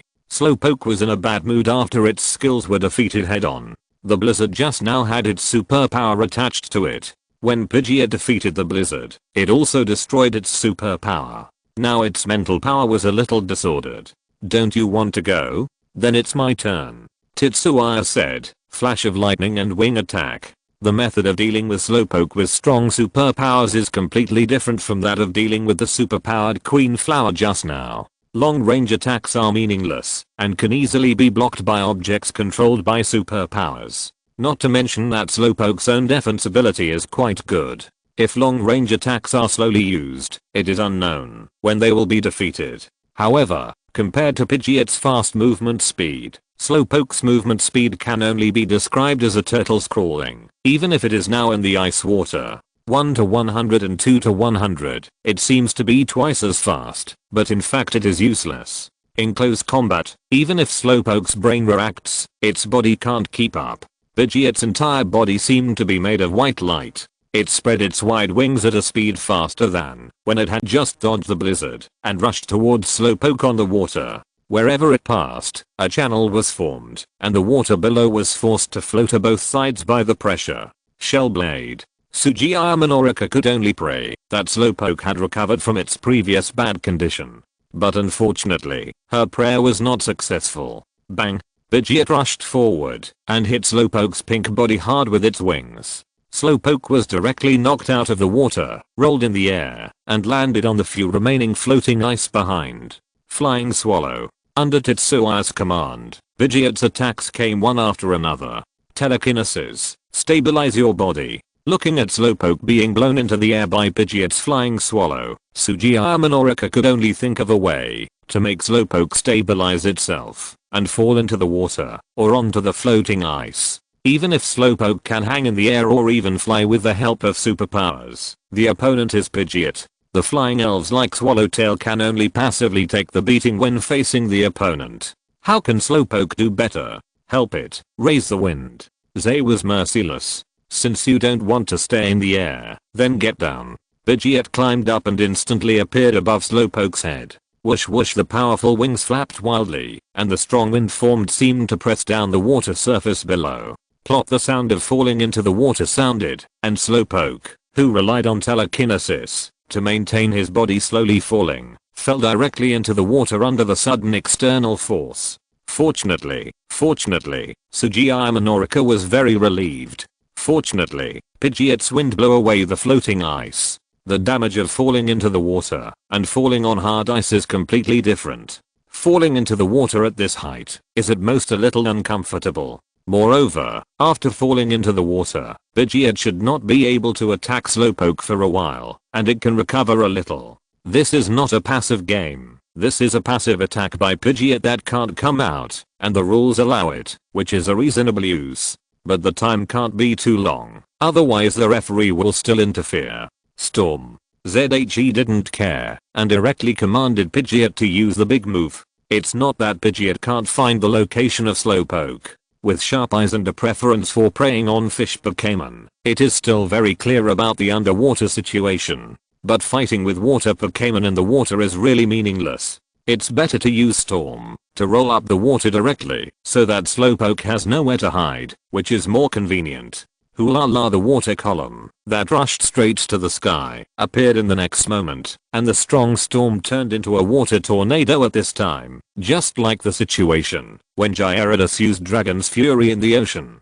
Sugiyama Minorika wanted to command, but still weakly dropped her hands on the railing of the command platform. In this situation, the idea that Slowpoke can maintain its fighting ability has become a luxury. Pidgeot flew to the side close to Tetsuya, quietly watching the spinning waterspout. After more than half a minute, the huge waterspout finally dissipated, and the field barely regained its tranquility. What a magnificent scene. The storm used by Tetsuya's Pidgeot completely exceeded my imagination. It was simply an enlarged version of a tornado. The commentary always sounded at the right time. However, his statement was recognized by many viewers. The scene just now was really exciting. Although they were some distance away from the battle site for safety reasons, the water still splashed all over them. This kind of thing happens every year, and everyone is very experienced and prepared raincoats. Otherwise some of the audience's clothes are not suitable for walking back to the hotel so wet.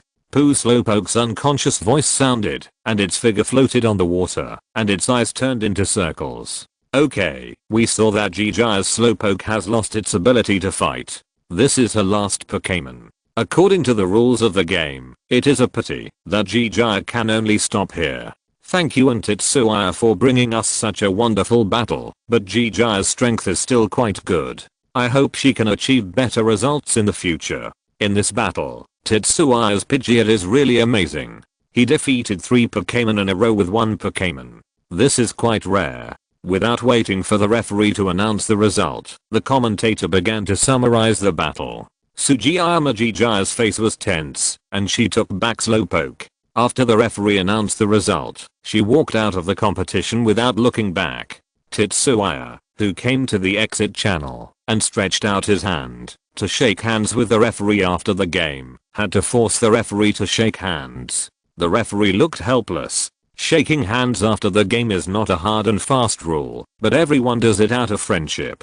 It is easy to understand if the loser is really unhappy, especially when the loss is so tragic. Not to mention the commentator next to him was nagging. The referee thought he deserved a beating. Fortunately I'm a referee, I shouldn't be beaten when walking at night. The referee thought so, after returning to his temporary rest area and drinking a sip of water. The commentator's job is actually not easy. In order to stimulate the atmosphere on the scene, sometimes what he says will inevitably make the players on the field very unhappy. According to rumors, of course, it's just rumors. After the end of each conference, the number of people who go to the police station to report to the police for being beaten for no reason at night will increase significantly, and most of these people are commentators. In the service hall, did you hit hard? Was it? Zay, who handed his ID card to Miss Joy for verification, was chatting with Yizang next to him. Yizang's game is tomorrow, so he is very free. He just came to wait for him after watching Zay's game. Yes, the opponent is a beautiful lady, and you actually beat her 3 in a row. Yizang said with a tone of regret. Well, usually, 3 in a row is just like that. Zay touched his head and said with a smile. PFFT. Miss Joy, who was operating the computer, couldn't help but laugh out loud. Is a series of 3 the key point? Yizang was speechless. Isn't it the key point? ZHE looked at him puzzledly. Yizang held his forehead. Okay, congratulations on passing the first round of the ice field. Your second round will be held at the grass field. The specific information will be sent to your watch 9 days later, that is, on the evening of March 20th. Please be sure to receive it. Miss Joy's sweet voice sounded, and she handed ZHE's ID card back to him. Okay, thank you Miss Joy. ZHE said thank you. The first round of eliminations in all venues will last at least 8 days. After all, there is only one venue for each venue, and so many matches cannot be held at the same time, so it will still take some time. It just so happens that he can have enough time to watch the battles of those powerful possible opponents on site. Let's go, ZHE said to Yizang. Thanks to Grandma Fushin for awarding the character Pidgeot with 500 starting coins.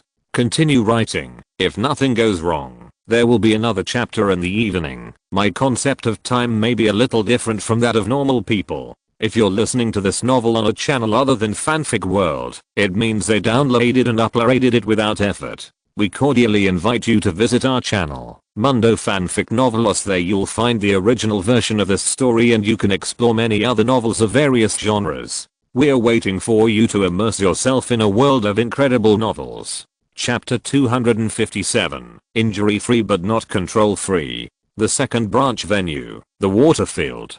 Disperse. A male trainer who looked a little older commanded the elves on the field. The electric type 3-in-1 magnetron was suspended in the air and slowly separated the 3 magnetrons that made up its body for a short distance to avoid the water gun attack from Golduck below. Telekinesis, don't let it merge. The trainer on the opposite side was naturally very clear about the special ability of the 3-in-1 magnetron and its weaknesses. If the 3 magnetrons cannot be reunited in a short period of time, the physical strength and energy of the 3-in-1 magnetron will have a significant decline for a period of time. Even if it is a qua-seeking level elf, it will be weakened to the level of elite ability. The trainer who looked older was not panicked at all. The special ability of the 3-in-1 magnetron has great limitations, and the side effects of failed fusion are also great, but the premise of making it fail is that your strength is strong. It is quite difficult to prevent the 3 magnetrons from using magnetism to merge together.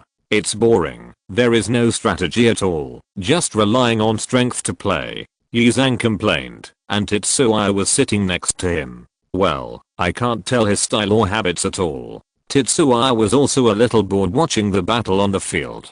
Elite level Golduck wanted to prevent the qua-seeking level 3-in-1 magnetron from merging. It was a good idea, but it was a bit too optimistic. The magnetic force between the 3 magnetrons of this Pokémon was so strong that it exploded. It really exploded in the literal sense. When the 3-in-1 magnetron appeared, the strong magnetic force would cause the precision machinery to explode directly.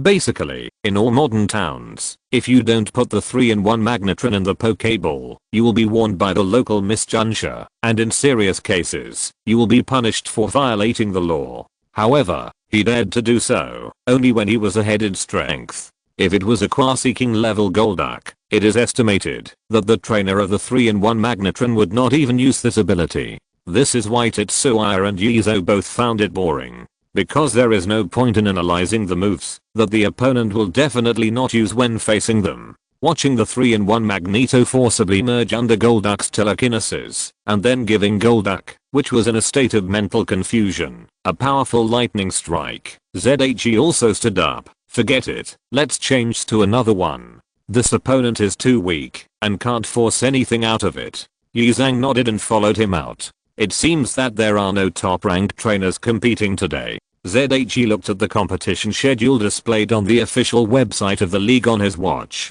There were a total of 48-32 matches in the first half of the day. By the time he finished competing, 20 matches had already been completed. There were not many left, and they had wasted some time on the battle in the Waterfield just now. This is the Rockfield. 2 top 100 ranked Pokémons are competing. Although there are no qua-seeking Pokémons, it should be very exciting. Yizang was also looking through the schedule next to him, and found a pretty good spectator. Well, okay, by the way, I'll help you collect some information. You are so bad, maybe you will lose to them. ZHE answered calmly. You are so kind. Yizang thanked Tetsuya for his kindness with a fake smile. You're welcome. The two bickered and walked towards the rock field of the number 4 branch venue. It seems that the fight was really intense. When the two arrived, the battle had already started for a while, but the big screen on the side of the field showed the battle situation clearly. One Pokémon from each side had lost the ability to fight. At this time, the second Pokémon of each side was fighting on the field. The two hurriedly sat in the exclusive seats for players on the side of the field. Since the start of the main competition, it has been difficult to buy tickets for the branch venue, but as a contestant, they still have certain privileges. The Alliance has reserved a part of the seats for them. Of course, the number is limited, so most players will still choose to watch the TV broadcast in the room. Anyway, there is not much difference, and the broadcast battle scene will be clearer, and there is no need to worry about their eyesight problems. Going further, it is different when you go to the main arena. The seats for the 64 trainers are clearly arranged, enough for everyone to watch the game on site. At the same time, considering the popularity brought by being broadcasted on TV in the main arena, and the fact that more details of the command can be seen on the scene, almost all the players will choose to watch the game on the scene at that time. Unless you are the champion seed and fall in the top 32 of the 64. In this shameful situation, some people will still choose not to come. Mudshot. On the field, the red trainer commanded the Tyrannosaurus to attack. Pull up. The blue trainer frowned, and after a little consideration, he chose to let his Zubat dodge the opponent's skills. From the perspective of causing damage, Zubat, who has poison and flying immunity to ground-based skills, can naturally be indifferent to the Mudshot of the Tyrannosaurus. But the Mudshot has a great effect on Zubat, with a 100% probability of reducing the speed ability to a certain extent, determined by the level difference. The greater the difference, the worse the effect. When the level difference is almost zero, the speed advantage will be lost if it is hit a few more times. This has a great impact on Zubat, who has an advantage in speed and wants to use speed to gain an advantage. So the blue trainer had to let his Pokémon dodge. The additional effect of the elf's attack skill is a very magical thing. It is not based on causing damage.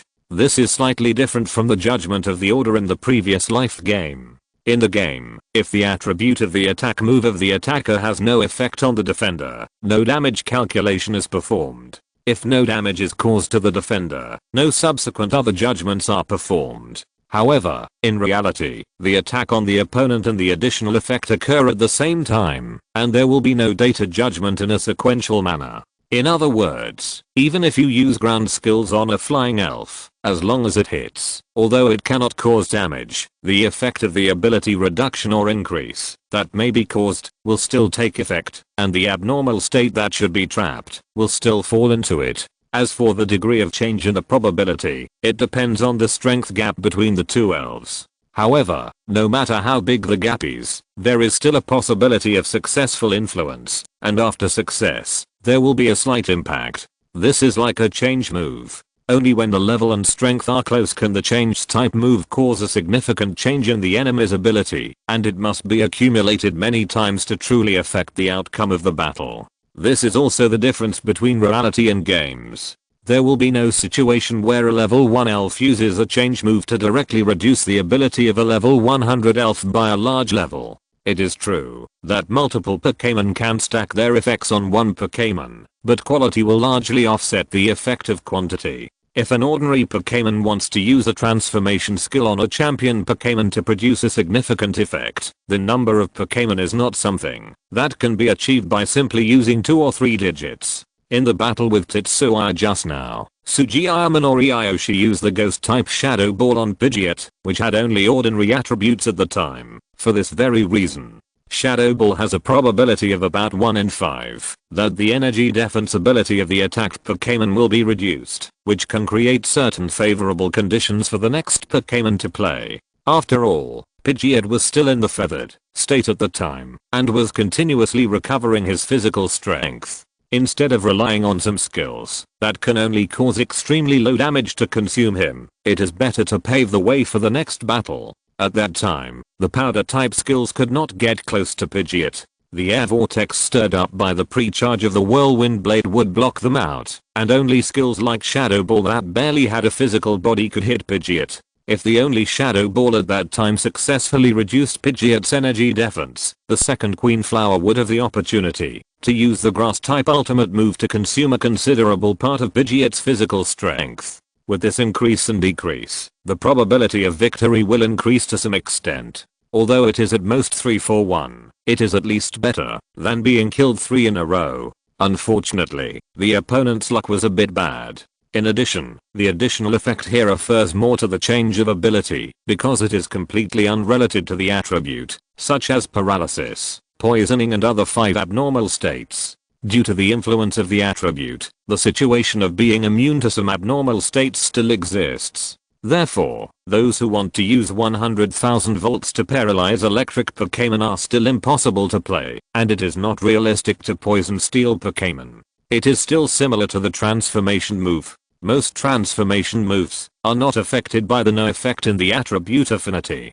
For example, Song of Destruction is a transformation move of general attribute, but it is effective against ghost attribute Pokémon. The no effect in attribute affinity refers to immunity to damage, not status and ability changes. The principle of Song of Doom is to directly put the Pokémon into the dying state, rather than causing enough damage to put the Pokémon into the dying state. There is an essential difference between the two. Pokémon without the corrosive attribute cannot poison steel Pokémon, because steel Pokémon are immune to the poison state, not because the poison attribute has no damage effect on steel. Some other changes of the poison attribute can be effective on steel attributes, such as gastric juice, which puts the target into the state of no attribute. The rare exceptions include electromagnetic wave, which is ineffective against Pokémon with no attribute effect. Electromagnetic wave is ineffective against ground Pokémon in most cases, and electromagnetic wave is ineffective against ghost Pokémon by Pokémon with a normal skin attribute. Using a skill that can cause damage and has a probability of causing a status change is like using a simple damage skill and a simple change skill with a probability at the same time, and the two do not affect each other. So in many cases, some useless skills can also produce surprising effects, and the battles between trainers will also have more uncertainty because of this world rule. On the field, Zubat's movement was extremely agile and coquettish. He dodged the attacks of Tyrannosaurus Rex again and again, and occasionally used the absorption skill to sneak attack the opponent and restore his own physical strength. The ground and rock Tyrannosaurus Rex did restrain the poison and flying Zubat to a certain extent, but fighting never only looks at the surface attributes. Zubat is a Pokémon that is very good at the two skills of grass absorption and super absorption. It just so happens that Tyrannosaurus Rex has almost no resistance to grass absorption. A grass skill with very little power is very effective for it, comparable to a big move. Coupled with Zubat's flexibility and mobility, Tyrannosaurus Rex was suppressed on the field for a while. It was just suppression on the field. With the attack ability of Tyrannosaurus Rex, Zubat, who is weak in defense and physical strength, will undoubtedly lose his combat ability as long as he is hit once by the double restrained rock skill from the front. The best case scenario is that he has the last bit of physical strength left, which is not much different from fighting. Zubat can't use the same fate or big explosion to get a lose-lose ending. Now, Zubat on the blue side seems to be dancing on the edge of a knife, and every evasion is a risk of life. Who said Zubat is only the king of the night? It can also dance in the sun. This familiar flying posture is really fascinating. The voice of the commentator with different voices, but similar styles sounded. As a commentator, he has a good grasp of the scene. At least he knows what the trainers and Pokémon on the field are doing better than most people. With his explanation, the audience also understands the difficulty of Zubat's actions. Otherwise, just watching Tyrannosaurus throwing stones and Zubat hiding stones is like playing sandbags, with the green light spots of the absorption skill as a background embellishment, which is really boring. They spent so much money and energy to watch the battle, not to watch hide and seek. As powerful trainers, Tetsuya and Yizo naturally see more deeply than others. This Zubat uses ultrasonic waves perfectly. It can sense the movement of rocks in advance every time. Yizang sighed as he looked at Zubat, who always evaded attacks at the critical moment. As a trainer with Crossbit, he naturally has a say in this. His Crossbit is even stronger than Zubat on the field. Well, and his personality is well controlled. The bad habits of wild Pokémon have been corrected. Zay, as a person with more say in breeding, also made a summary. There is still a big difference between wild Pokémon and those that have been cultivated since childhood, especially for Pokémon like Zubat, which is very aggressive. He can easily tell that the opponent's Zubat is wild, not cultivated from eggs since childhood. This is even more admirable. Wild Zubats are very greedy. Once they bite the food, they will suck blood desperately. It is a dilemma that they often encounter when they are too heavy to fly by themselves. and this Zubat on the field. Once the absorption skill is used, it will leave, and it will never linger for a moment, which feels like a bat assassin in the dark. Generally, Zubats that have been cultivated since childhood are not as straightforward as it. Indeed. Yizang nodded in agreement. Even his crossbot sometimes became addicted to blood and went crazy. Although it was obedient, it was somewhat slow. It's not bad. The crazy crossbot has stronger attack power, but fighting still requires calmness. Avoid this state if you can. However, after all, there is an age gap, and the relationship between habit and strength is not very big. When his crossbot is a little older, it should be much better. The Tyrannosaurus is also well cultivated. Several times when Zubat approached, it actually reacted, but didn't fight. I think it was pretending, preparing to find a time to strike the enemy. ZHE also observed, and said to Yizang, the battle on the field was still quite interesting to watch. He couldn't help but put himself in his mind what should be done, which may be a common problem for trainers. Coincidentally, he had a Tyrannosaurus and Yizang had a crossbot, and they were both at the peak of the elite. The two began a virtual simulation battle. As time went on, the situation on the field gradually stabilized. Boom, the huge body of Tyrannosaurus Rex fell to the ground with a bang, and its eyes were full of circles, losing its ability to fight. The opposing Zubat was not feeling well either, with one wing drooping, and unable to flap, and could only rely on the other wing covered with scars to barely fly. This was a situation where both sides suffered losses. The blue trainer would definitely not take the initiative to change Pokémon, but Zubat's current state would probably be defeated by the next Pokémon sent by the red team in an instant, and its physical strength would probably be no different from that of its prime. Tetsuya and Yizo made the same judgment at the same time. Indeed, the third Pokémon sent by the red team, Claw, only used a simple water gun to make Zubat retire. The blue team also released their last Pokémon, the grass-type Lizard King. It seemed that this was a trainer from Hone. The red team's face looked a little bad. Although they had known it for a long time, it was too difficult for the water-type Claw to beat the grass-type Lizard King. 5 minutes later, Claw lost its ability to fight, and Lizard King won. The referee read out the result. The two trainers walked down from the podium, shook hands, and even hugged each other. The audience gave warm applause, and so did Tetsuya and Yizo. To be honest, this kind of battle is more pleasant to watch than other battles, and only Tetsuya's fierce scene of 3 in a row can be barely compared. At least the audience must like to watch this kind of evenly matched battle. One-sided battles are certainly cool, but not interesting enough. Otherwise it would be great to watch the four kings bully the novice trainers. When is your match tomorrow? Let me see if I have time to watch your match. Tetsuya told Yizo as a gift. Yizo has long been accustomed to his tone of asking for a beating. I watched the second match this morning, and there are no Quasi-King level Pokémon in the other 3 venues. Okay, it seems that you are the only one who can enter. Why are you kicking people? Bastard. If you have the guts, don't run. Before Tetsuya finished speaking, Yizo kicked him from behind. He chased after him in a rage. The athlete's village looks particularly beautiful under the sunset, and is still full of the vitality of young people. The 14th of May 22. I wrote it wrong, but I can't change the title, so leave it as it is. Chapter 258, The Battle of the Lightning Dragon. The first round of the Quartz Tournament Elimination Tournament was in full swing and soon came to an end. Tetsuya Tamaki vs Kentaro Moriai, 3v3, time, March 23rd, 10 AM. Location, Grassfield, number 1 subvenue. Rules, please be sure to arrive before 9:30 AM and cooperate with the referee and staff to complete the pre-match preparations. On the evening of March 20th, the information about Tetsuya's second elimination match appeared on his watch on time. Kentaro Moriai. Tetsuya thought about this name, and he remembered that this seemed to be one of the weakest players. Of course, the weak here is only relative. There must be no real weaklings who can enter the main competition and even survive the first round of eliminations. It's just that 4 Pokémon around level 40, with 2 Pokémon that have just broken through the elite level, are really shabby among a group of powerful trainers.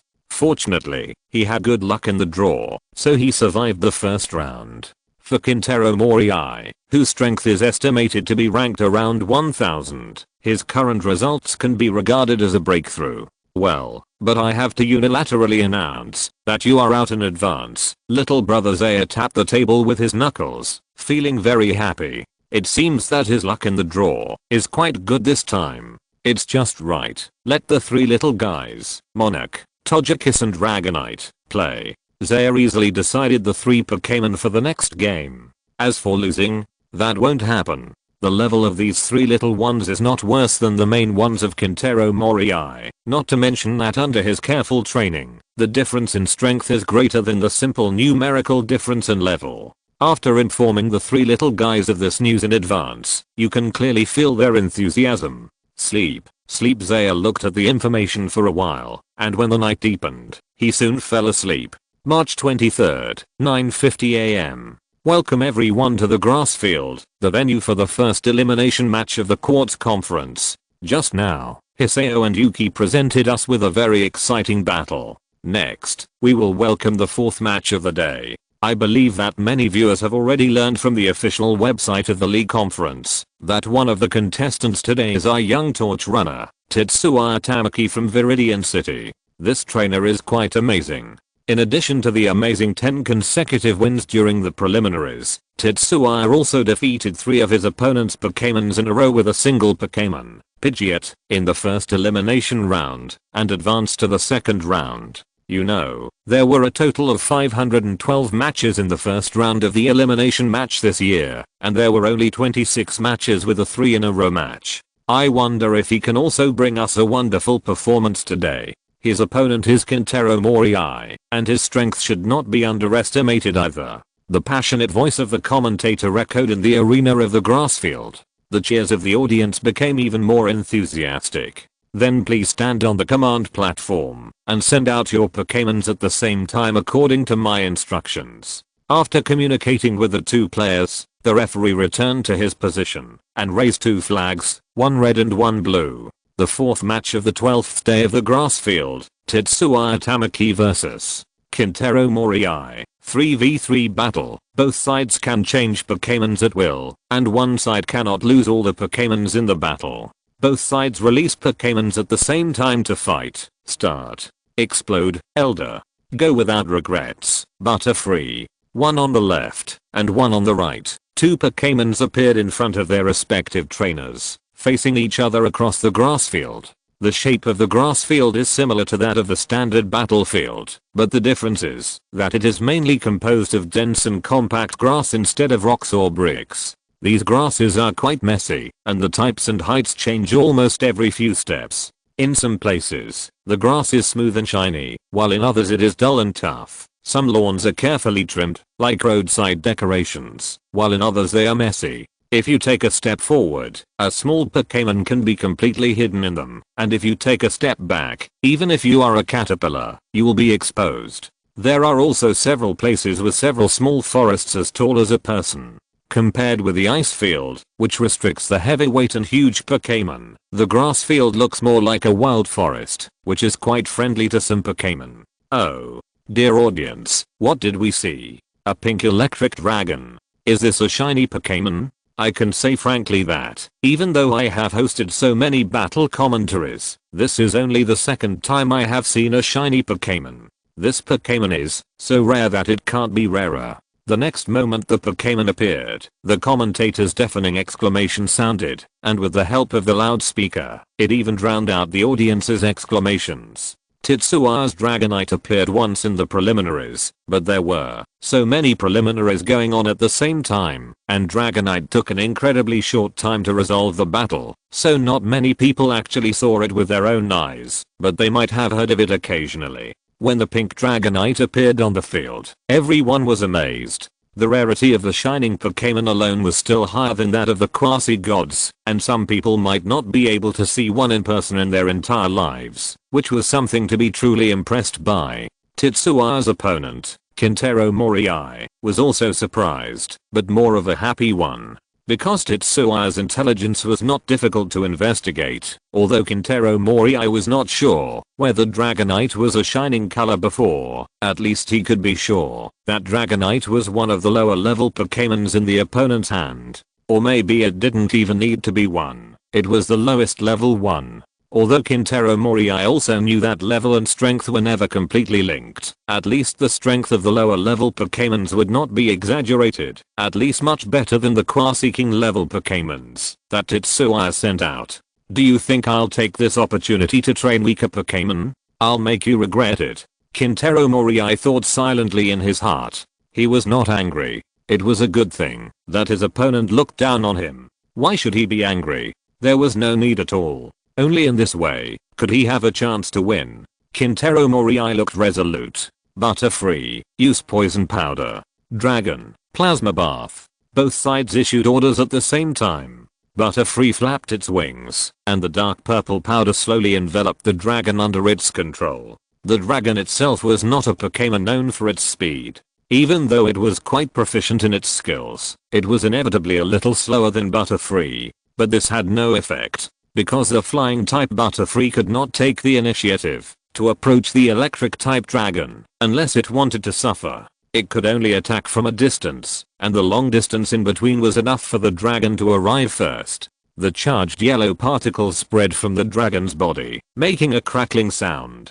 A yellow semicircle with the body of the lightning dragon as the center point appeared on the field, covering a very wide area. The main effect of the skill of Plasma Shower is to change the attributes of all the skills used by the lightning dragon to electric type. In addition, it can also play a role similar to a protective shield when facing powder type skills. For things like poison powder, the charged particles diffused by the plasma shower will generate extremely high heat enough to consume it. When the purple poison powder approached the yellow semicircle, it turned into purple smoke and rose into the air. Illusion Ray. After hearing Tetsuya commanding the lightning dragon to use plasma shower, Moriai Kintaro did not even look at the poison powder, and directly commanded his Butterfree. There is a certain probability that the Pokémon hit by the illusion ray will fall into a state of confusion. Once it falls into confusion, there will be a lot of room for operation, and Butterfree with unfavorable attributes can also easily win.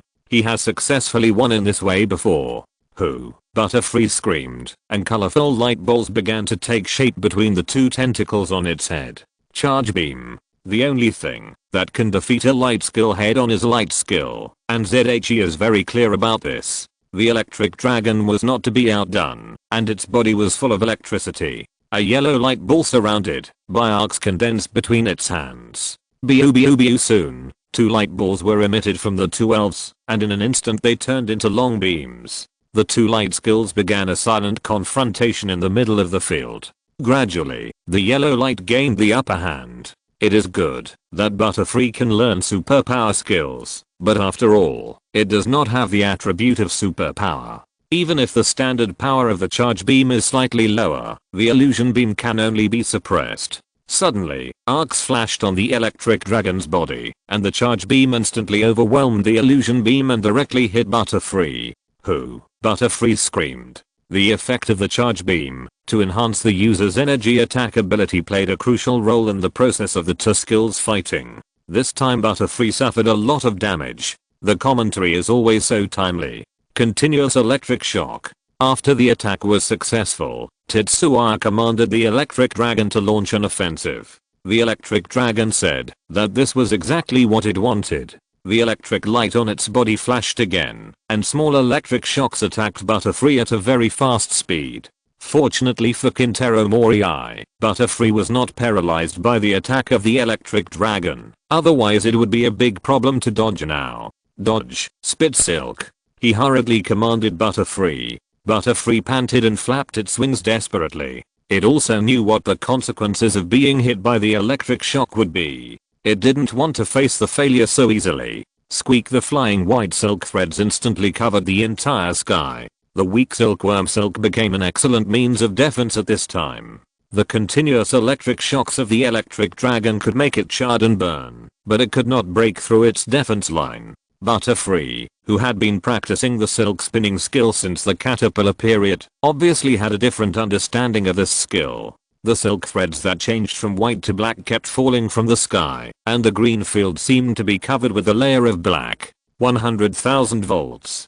Seeing that the frequency of the electric shock released by the electric dragon had slowed down, but the arcs on its body were jumping more violently, ZHE, who was in tune with it, knew very well what the electric dragon wanted to do, and gave the order as it wished. Buu, the pink and extremely cute electric dragon, shouted a heroic cry that was completely opposite to its appearance. The originally scattered arcs on its body instantly turned into a gathering of electric light, covering its entire body. Buu, another shout, and the electric light suddenly rushed out. Thanks to Grandma Fusion for awarding the character Pidgeot with 233 starting coins. Thanks to Bookfriend 201812252343503544 for awarding the character Blaziken with 100 starting coins. I saved some drafts, and will post them all at around 5 PM tomorrow. Just a little bit.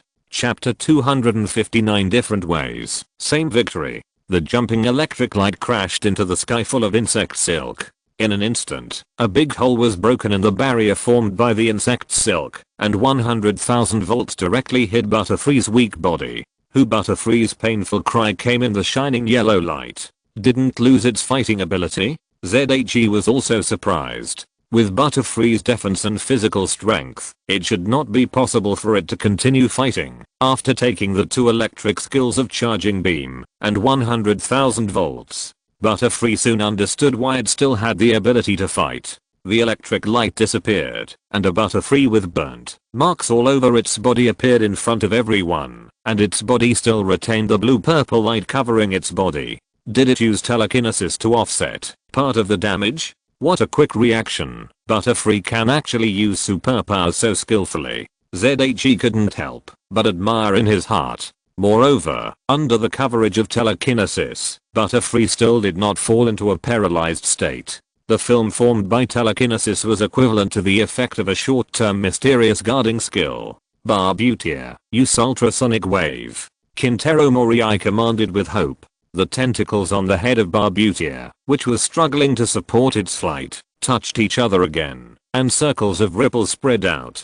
Dodge, and then the final electric shock. Tetsuya responded calmly. Ultrasonic wave can directly cause the Pokémon hit by it to fall into a state of confusion, but the biggest problem with this skill is that the hit rate is very low. Although it is a sound wave, the speed is not fast, and most Pokémon can dodge it. Moreover, the physical strength of the two Pokémons on both sides is very different. The speed of ultrasonic wave used by the almost exhausted Barbutia is so slow that it seems to be crawling in front of the full-strength dragon. The dragon moved quickly and easily dodged the ultrasonic wave attack. At the same time, arcs of electricity appeared on its body, and several arcs flew out. Barbutia has lost its ability to fight, and dragon wins. Does the red team need to replace Pokémon? Looking at Barbutia, who fell to the ground and could not fight, the referee raised the red flag representing Tetsuya. Yes. Tetsuya's answer obviously stunned Kintaro Morii, who was taking back Butterfree. Why did he need to change Pokémon when the Dragonite's stamina was almost not depleted? Then please send out the next Pokémon first. Blue. The referee was still doing his job diligently. Kintaro Morii's hand on his waist hesitated for a moment and kept moving it across several Pokeballs. Tetsuya's choice to change Pokémon disrupted his deployment, and he was a little unsure which one to send out. This is also one of the few benefits of changing Pokémon after the winning side ends the battle. The side that attacks last will certainly be attacked and hurt by the Pokémon that have been on the field for a long time, but it has more options and can send out Pokémon with more favorable attributes to target.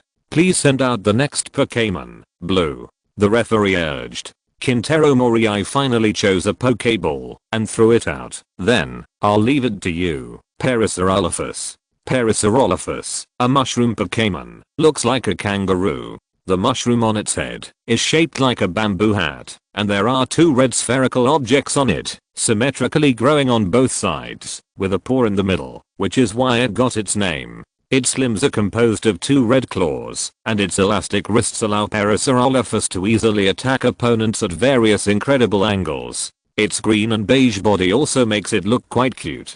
Parasaurolophus evolved from Mushroom and is the absolute main force of Kintaro Morii. Parasaurolophus, which has both grass and fighting attributes, Has good resistance to skills of the 6 attributes of ground, rock, grass, water, electricity, and evil, and the first 3 attributes just correspond to most of the remaining Pokémon of Tetsuya, which can be said to be quite targeted. Although at the same time, Parasaurolophus is severely restrained by the flying attribute, and the fire attribute can also cause considerable damage to it. For Kintaro Morii, this is already the best choice. Anyway, if Tetsuya sent out the flying type Pidgeot and the fire type Blaziken, he would have no chance of winning. It would be better to bet that the opponent would be training and would not send out these turquoise-seeking level Pokémon. Morii Kintaro could almost guess what Pokémon the opponent would send out. Rise to the sky gracefully, Togekiss. As he wished, Tetsuya chose the most suitable Pokémon in this situation besides Pidgeot and Blaziken, which was Togekiss with flying attributes. Come back, Parasaurolophus, go, Ice Devil. Almost the moment Tetsuya shouted, Morii Kintaro, who had been prepared, immediately used his only right to change Pokémon at will. He took back Parasaurolophus and released Ice Devil, all in one go. Logically speaking, after the opponent took the initiative to change Pokémon, the right to attack first should undoubtedly be in the hands of Tetsuya and Togekiss, but the speed and decisiveness of the action made Tetsuya unable to react at once. The 2 Pokémon suspended in the air looked at each other from a distance across the grass field. Oh. It seems that Kintaro knows Tetsuya very well. He changed Pokémon so decisively. Now it's Tetsuya's turn to have a headache. Ice-type Ice Devil has a great restraint on Togekiss. The commentator praised Kintaro Morii's choice. Tetsuya paused and did not choose to change Pokémon. He would attack first, if he wanted to. Anyway, Togekiss should be faster than Ice Devil. There was no need to turn himself into the one who attacked later. Moreover, the next Pokémon he prepared was the Grass-type King Serpent. Ice-type still formed an attribute restraint on it, and it was inconvenient to attack it from the ground. Okay, it seems that Tetsuya has no intention of changing Pokémon. I wonder who will win between Togekiss, who can bring happiness to people, and Ice Devil, a vicious predator. Don't look at Ice Devil as being so vicious, but in fact it is a very loyal Pokémon. We can't judge Pokémon by appearance. The commentator looked at the 2 Pokémons confronting each other below and began his science popularization time. Ice Devil, turn the field into an ice world. Pokémon, spray fire. The 2 trainers gave orders at the same time. Kintaro Morii's sudden middle school speech really embarrassed Tetsuya. Wasn't it fine when he just commanded Butterfree? Kintaro Morii blushed a little, but he couldn't help it. The character of his Ice Devil was a little strange, and this way of commanding would make it more obedient. On the field, Ice Devil looked like a hockey goalie's mask, with a black stone core inside, skin covered with blue ice, and 2 large black conical horns on both sides of its head. The overall image was also very close to that of a demon. Some people might think it has ghost or evil attributes at first glance. After all, it looks a bit close to the appearance of ghost and evil Pokémon in people's minds. But in fact, Ice Devil is a single ice Pokémon. Hearing Kintaro Morii's command, Ice Devil laughed with satisfaction and also understood the trainer's meaning very well. A ball of ice blow light condensed between its 2 horns. Togekiss was even more direct. A long column of fire shot out from its mouth and directly attacked the Ice Demon Guard. This is the best example that the surface attributes cannot determine everything.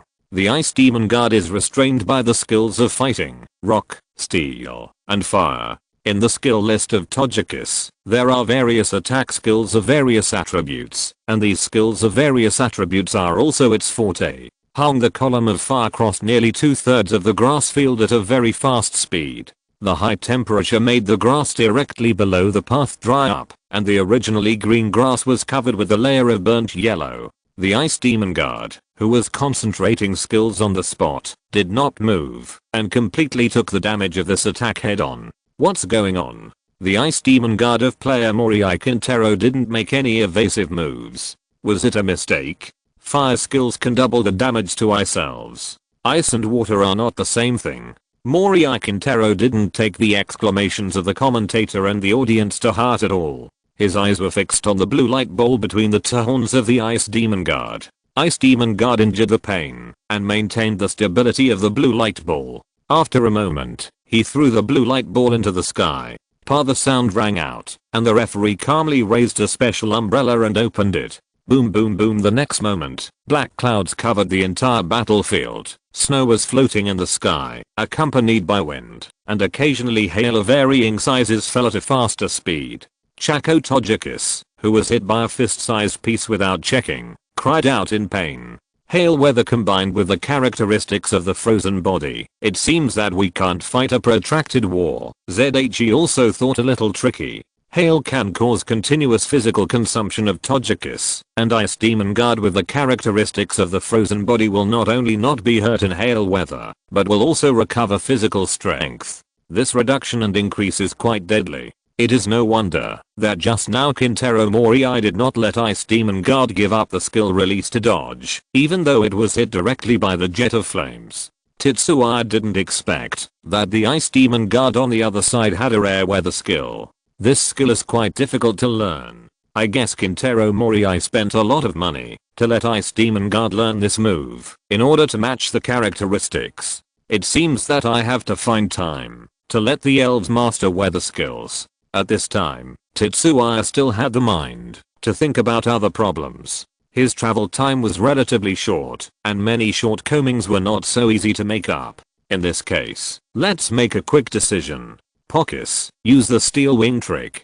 Tetsuya waved his hand and said imposingly. Chaco Pocus responded to his command with an excited cry, and a layer of silver-white energy instantly covered its triangular wings. The whole elf attacked the Ice Demon Guard at a very fast speed. The flexible and maneuverable flying action allowed Pocus to dodge the hailstones that hit it one after another, reducing the damage of the weather to the minimum. Tetsuya also keenly captured the white light that flashed on Pocus. It seems that the effect of increasing physical defensibility when using the steel wing skill has taken effect. This is also good news for Tojikis, who is preparing to quickly resolve the battle in close combat. Ice gravel. No, use frozen wind. Kintaro Moriai's reaction was a little slow. Although he also caught this point, it was inevitable that he was a little flustered when changing his moves in a hurry. Fortunately, it is relatively simple to convert ice gravel into frozen wind. Ice Demon is also good at these two skills. The ice blue icy cold air rushed towards Tojikis, who was coming straight. Sink, turn, pull sideways, and continue to charge. Under the surprised eyes of Kintaro Moriai and Ice Demon, Tojikis directly avoided the cold air of frozen wind with extremely flexible maneuvers. Kintaro Moriai's face looked a little ugly. If he had known to continue using physical ice gravel instead of converting it into energy-based frozen wind, the faster flying ice gravel would definitely not be so easy to dodge. Even if the damage would be much lower, it would at least be better than the current situation. But he was just talking after the fact. Who would have thought that Tojikis could dodge the frozen wind in such a clever way while flying at high speed? The hit rate of frozen wind is still very high. It is not a very slow skill. Tojikis, who did not stop flying, hit the hard body of Ice Demon Guard with its triangular wings. Ice Demon Guard fell downwards in a spin and finally regained its balance before landing without suffering secondary damage from hitting the ground. It exhaled a stream of white air, and its extremely poor condition recovered a little. Original power. Before Ice Demon Guard could take a few more breaths, Tojikis, who was suspended above it, took advantage of the victory under the command of Tetsuya. It can't be given time to recover. Tetsuya and Tojikis are very clear about this. It will be very uncomfortable if one side gains while the other loses. The grass field below Ice Demon Guard suddenly arched up, and a rock the size of a human head broke out of the ground and hit Ice Demon Guard directly from bottom to top.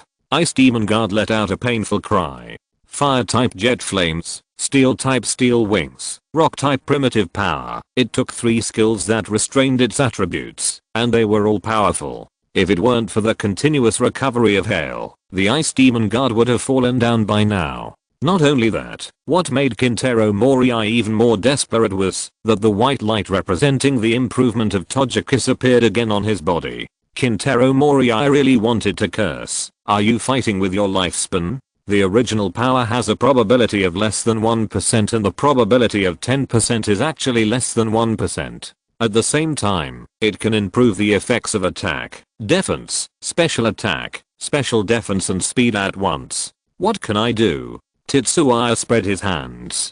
Togekiss, who has a super lucky hidden characteristic, is so unreasonable.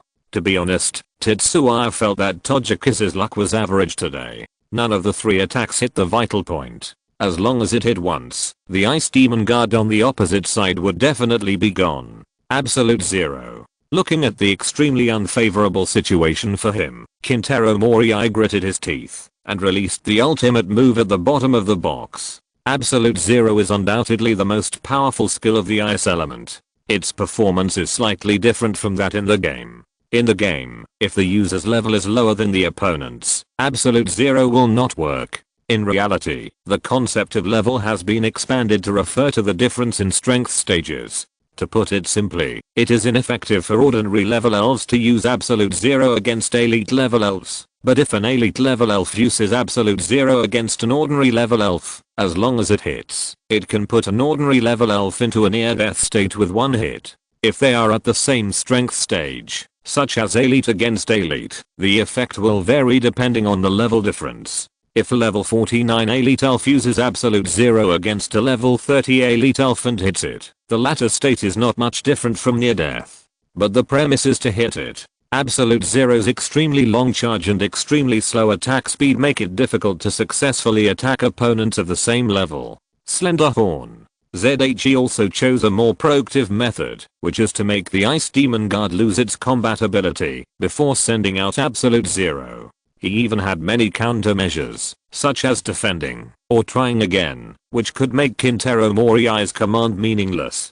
But that would be a waste of time. Pockets on the field did not hesitate at all. After hearing Tetsuya's command, he lowered his head and a silver-white light shone on his 3 feather crowns, and he rushed straight towards the Ice Demon Guard. Hurry up, faster. Kintaro Moriai prayed in his heart. As long as he released Absolute Zero before being attacked, there would be hope. Moreover, under the mutual impact, the hit rate of Absolute Zero was also improved. The next moment, in his desperate eyes, Pockets' 3 feather crowns directly hit the Ice Demon Guard. The blue light on the Ice Demon Guard's body, that represented the Absolute Zero that was condensing, instantly dissipated, and its body fell straight down. Ice Devil has lost his ability to fight. Pockets wins. Does the red team need to replace his Pockets? Looking at the fallen Pockets who was unable to fight, the referee holding an umbrella once again raised the red flag representing Tetsuya and announced his victory. On the big screen at the side of the field, the Pokeballs representing the Pokemon's Bat Day and Ice Devil under Kintaro Moriai's head portrait lost their light. Yes, Tetsuya's choice was the same as before. However, at this time, Kintaro Moriai had no choice or room for hesitation.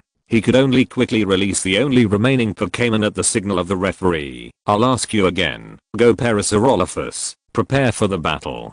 Thank you for your hard work, Pockets. Let your companions take over next. Tetsuya took back the Pockets that was hit hard by the hail. After estimating the duration of the hail weather, he slowly took out the last luxury ball of this battle. Kintaro Moriai knew what he had to do, but he had no choice, because the referee did not urge him, and the opponent's actions were in accordance with the rules. Just like what he did just now, changing Pokemons is allowed, as long as it doesn't take too long. As long as your hand speed is fast enough, you can change it instantly. If it takes too long, you will be directly judged as a loser after the referee reminds you twice and still hasn't released the Pokemon. Otherwise, it will be quite annoying if everyone delays, and the audience doesn't want to watch you stare blankly. Show your charm, Monarch Snake. ZHE also threw the luxury ball. The first game was 3 in a row, so in the second game, use a different way to get the same victory. Let's send out some of them first. There are more in the evening. Chapter 260 Grass Civil War. Well, the battle between Tetsuya and Kintaro has come to the most critical moment. Now we can see that the 3 Pokemons of both sides have appeared. However, compared with the good situation of Tetsuya, Kintaro's situation is not so good. At present, Tetsuya's Dragonite and Togekiss have hardly suffered much damage in the previous battle. The newly appeared Serpentine is also very powerful, and Kintaro has only 1 Parasaurolophus left. I wonder if Kintaro's Parasaurolophus can defeat Tetsuya's Serpentine in the duel of the 3rd Pokemon and win back a game for his trainer? Although the result of the whole battle is very clear in the eyes of the commentator, the suspense should not be reduced at all. Moreover, in terms of the battle between Serpentine and Parasaurolophus, he really can't predict who will win. Serpentine, use growth. Parasaurus, bodybuilding. Tetsuya and Kintaro Morii chose quite consistent skills as the start of the battle. In a civil war between two creatures of the same attribute, strengthening oneself is extremely important, because if there is no buff effect, the damage that can be caused between creatures of the same attribute will be almost zero. After being cut in half, the two Pokémon stared at each other across the messy grass field. The green light on the body of the monarch snake spun, and it seemed to have grown a little bigger, while the muscles of the Parasaurolophus were tightened by itself, and muscles appeared on its seemingly soft body. One improved his double attack, and the other improved his physical attack and defense. Keep a distance, get close to it. Two completely different ideas of fighting appeared in the minds of their respective trainers. The next moment, tighten it, tie it up. Headbutt, use sonic punch after getting close. Monarch Snake shouted proudly, and two vine whips flew quickly along the ground from the left and right sides of its body towards the Parasaurolophus. With the bonus of the grass field, the speed of the extremely skilled vine whips seemed to increase a little again. Parasaurus placed his hands at his sides, lowered his head, aimed the mushroom on his head at the direction of the king serpent, and then kicked his feet hard. Darn, the ground made a dull sound under its power, and Parasaurus rushed towards the king serpent like a missile. Keeping a distance was naturally Tetsuya's idea, and correspondingly, close combat was Morii Kintaro's idea. Unlike King Serpent, which has average ability and only relatively outstanding speed, Parasaurus, as a Pokémon with fighting as its second attribute, is average in other aspects, but is extremely good in fighting skills and close combat. Its physical attack ability is far superior to other abilities. In close combat, King Serpent is definitely not a match for Parasaurus. On the contrary, if King Serpent uses its speed advantage to consume from a long distance, Parasaurus, which can be said to be weak in this aspect, is definitely not a match for King Serpent. The key to who can win this battle lies in the control of this distance. Under the nervous gaze of the audience and trainers, King Serpent's vine whip and Parasaurus body entangled together in the center of the venue. Chio the monarch snake's face flushed, and it tried frantically to make the vine whip tightly bind the Parasaurolophus so that it could not move. The Parasaurolophus naturally could not let it do so, and its muscles exerted force again, rushing towards the monarch snake frantically. In the struggle between the two, the Parasaurolophus still had a little advantage, and it moved very slowly step by step towards the monarch snake with difficulty. Nagahi the Parasaurolophus made an unknown sound from its throat. For it, this was a very difficult thing. As a fighting type Pokémon, its main characteristics were to approach the enemy with light steps, and then punch with its retractable arms. It was more like a skilled fighter boxer, rather than a reckless man who won by strength. If the monarch snake was not even more skilled in this aspect, it would not be able to move forward despite the damage of the tight binding and the fixation. Just use super absorption like this. Of course, they could not sit and wait for death. This stalemate would only do him harm. It just so happened that the vines connecting the two sides provided a natural transmission bridge for skills like super absorption, so he didn't have to worry about whether super absorption could take effect quickly. Sword dance, pull it over. Kintaro Morii was also making efforts. The green light first lit up from the monarch snake, first transmitted to the root of the vine whip, then poured into the vine whip, and then spread to the parasitic mushroom at the other end.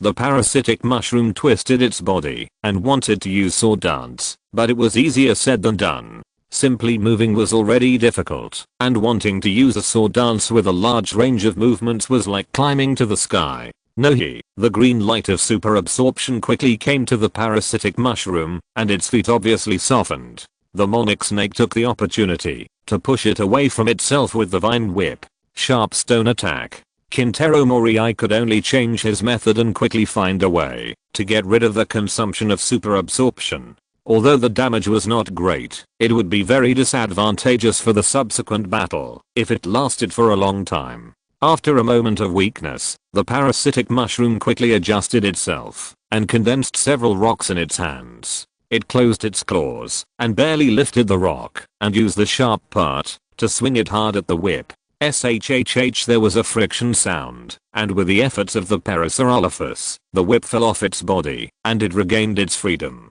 Tetsuya was about to stop it, but the monarch snake had subconsciously retracted the whip. Fortunately, everything was normal. He shook his head helplessly. He still couldn't get used to it. Although he had told the monarch snake not to retract the whip that had touched the Parasaurolophus immediately when facing the Parasaurolophus. After all, he was a little inexperienced, and the monarch snake still retracted it subconsciously. This would definitely be right for other Pokémon, because only after retracting the whip can it prepare for the next attack, and the monarch snake's own movement also depends on it. But the characteristic of the Parasaurolophus on the opposite side is spores, which was exposed in the preliminaries, so there are still some hidden dangers in doing so. The spores have the property that when the owner is attacked, there is a certain probability that the opponent who touches him will be poisoned, paralyzed or asleep. The vine whip connected to the monarch snake is naturally a part of its body, and tying up the Parasaurolophus is equivalent to touching it. It is okay if it is not retracted, and the spores will not directly affect the monarch snake, but once retracted into the body, it may cause it to fall into an unhealthy state. This property is still quite rare. Only Paras and Perist have this as their first property in the Kanto region. It is normal for the monarch snake to be unaccustomed to it. The main concern is the poisoning state, because the formation of the unhealthy state of the spores is related to the characteristics of the elves themselves. The seeds on the tail of the Parasaurolophus are formed by the hardening of poisonous spores, and the holes in the cap of the head will also spread poisonous spores. It has a much higher probability of putting the opponent into a poisoning state than the other two unhealthy states, and poisoning is the most troublesome of these. Zhe does not want the monarch snake to lose its physical strength bit by bit due to the poisoning state. The monarch snake also subconsciously remembered Zhe's instructions before the game after the operation, and felt very embarrassed. Chapter 261, Unstoppable. Pay attention next time. Move with the vine whip, keep a distance from it, and use the magic leaves to consume it. Zhe did not say much, just a simple reminder to the monarch snake, and then issued the next command. The monarch snake nodded slightly, and the vine whip that had just been retracted and restored was extended again. However, this time it did not attack the parasitic mushroom, but coordinated with its own body's rapid sliding, constantly changing positions on the grass field. Fortunately, it was a grass field. If it was any other field, the monarch snake would not move as naturally as it is now, and its speed would also be affected to a certain extent. Sharp blue-purple leaves flew towards the parasitic mushroom in groups. Exert your strength, and then get close to it. Morii Kintaro and the parasitic mushroom were not to be outdone. Nohi along with its cry, shock waves were emitted from its limbs, and collided with the magic leaves. Leaves were scattered all over the sky, and the whole field seemed to be raining leaves for a while. It's very intense. We can see that both Pokémons are fighting with all their might. At this moment, Serpentine is like an artist, using the magic leaf with ease, while Parasaurolophus uses incredible agility and fighting skills to release continuous power. The best boxer is no better than this. The commentator shouted passionately. This is the scene he wants. The previous two battles bored him to death. Although the scene looked good, there was no such sense of confrontation. The battle on the field was, as he said, very intense. Intentionally or unintentionally, the straight line distance between Parasaurolophus and Serpentine became closer. Ignoring the noisy sound in their ears, the two trainers looked at the situation on the field nervously, ready to change tactics at any time. It seemed that the stalemate had lasted for a long time. Now, another headbutt, and then a sonic punch. Kintaro Morii waved his fist, signaling Parasaurolophus to attack. Darn, Parasaurolophus kicked his feet and rushed towards Serpentine like a missile again. Closer, closer. Tetsuya's eyes focused on Parasaurolophus. Now, give it the last swallow return. Suddenly, Tetsuya shouted. Oh no. Kintaro Morii's pupils dilated instantly. The effect of flying type skills on Parasaurolophus is no longer simply explained by the word outstanding.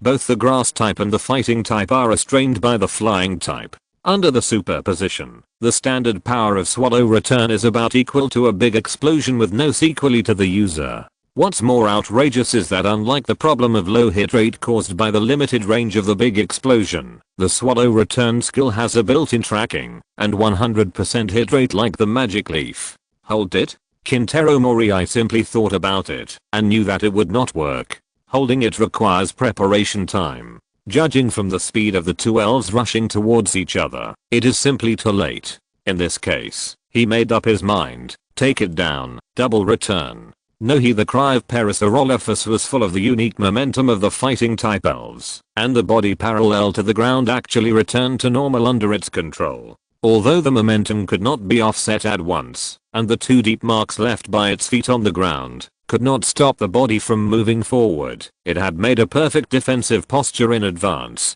This skill conversion and strong body control ability made Zay a little unresponsive. This is just like how Pockets used steel wings to dodge the ice breath at super high speed with a nearly perfect flying posture. Just looking at it, you can imagine how difficult it was. It's not that Zay underestimated the opponent, but the ability shown by the opponent just now really didn't seem like it could do this. Will the swallow return succeed? Zay was frantically estimating in his mind. The attack ability improved by growth, the theoretical damage that the swallow return can cause to the Parasaurolophus, plus the part of the physical strength lost by the Parasaurolophus in the battle just now. Can these add up to make the Parasaurolophus lose its combat ability directly?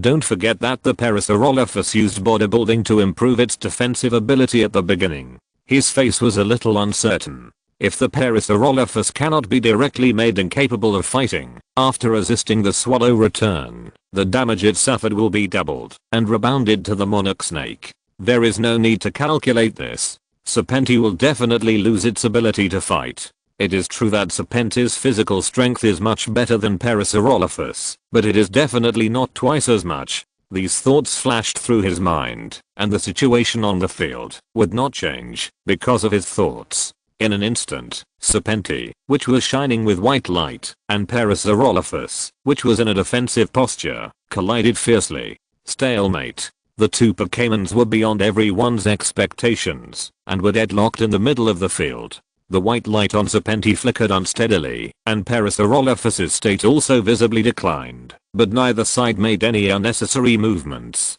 Trainers, commentators, and spectators all held their breath and stared at the extremely clear picture on the field. Novice Parasaurolophus gritted his teeth and made a difficult sound, swinging his fist at Serpenti, which was almost within reach. The joy on Kintaro Morii's face was about to burst out.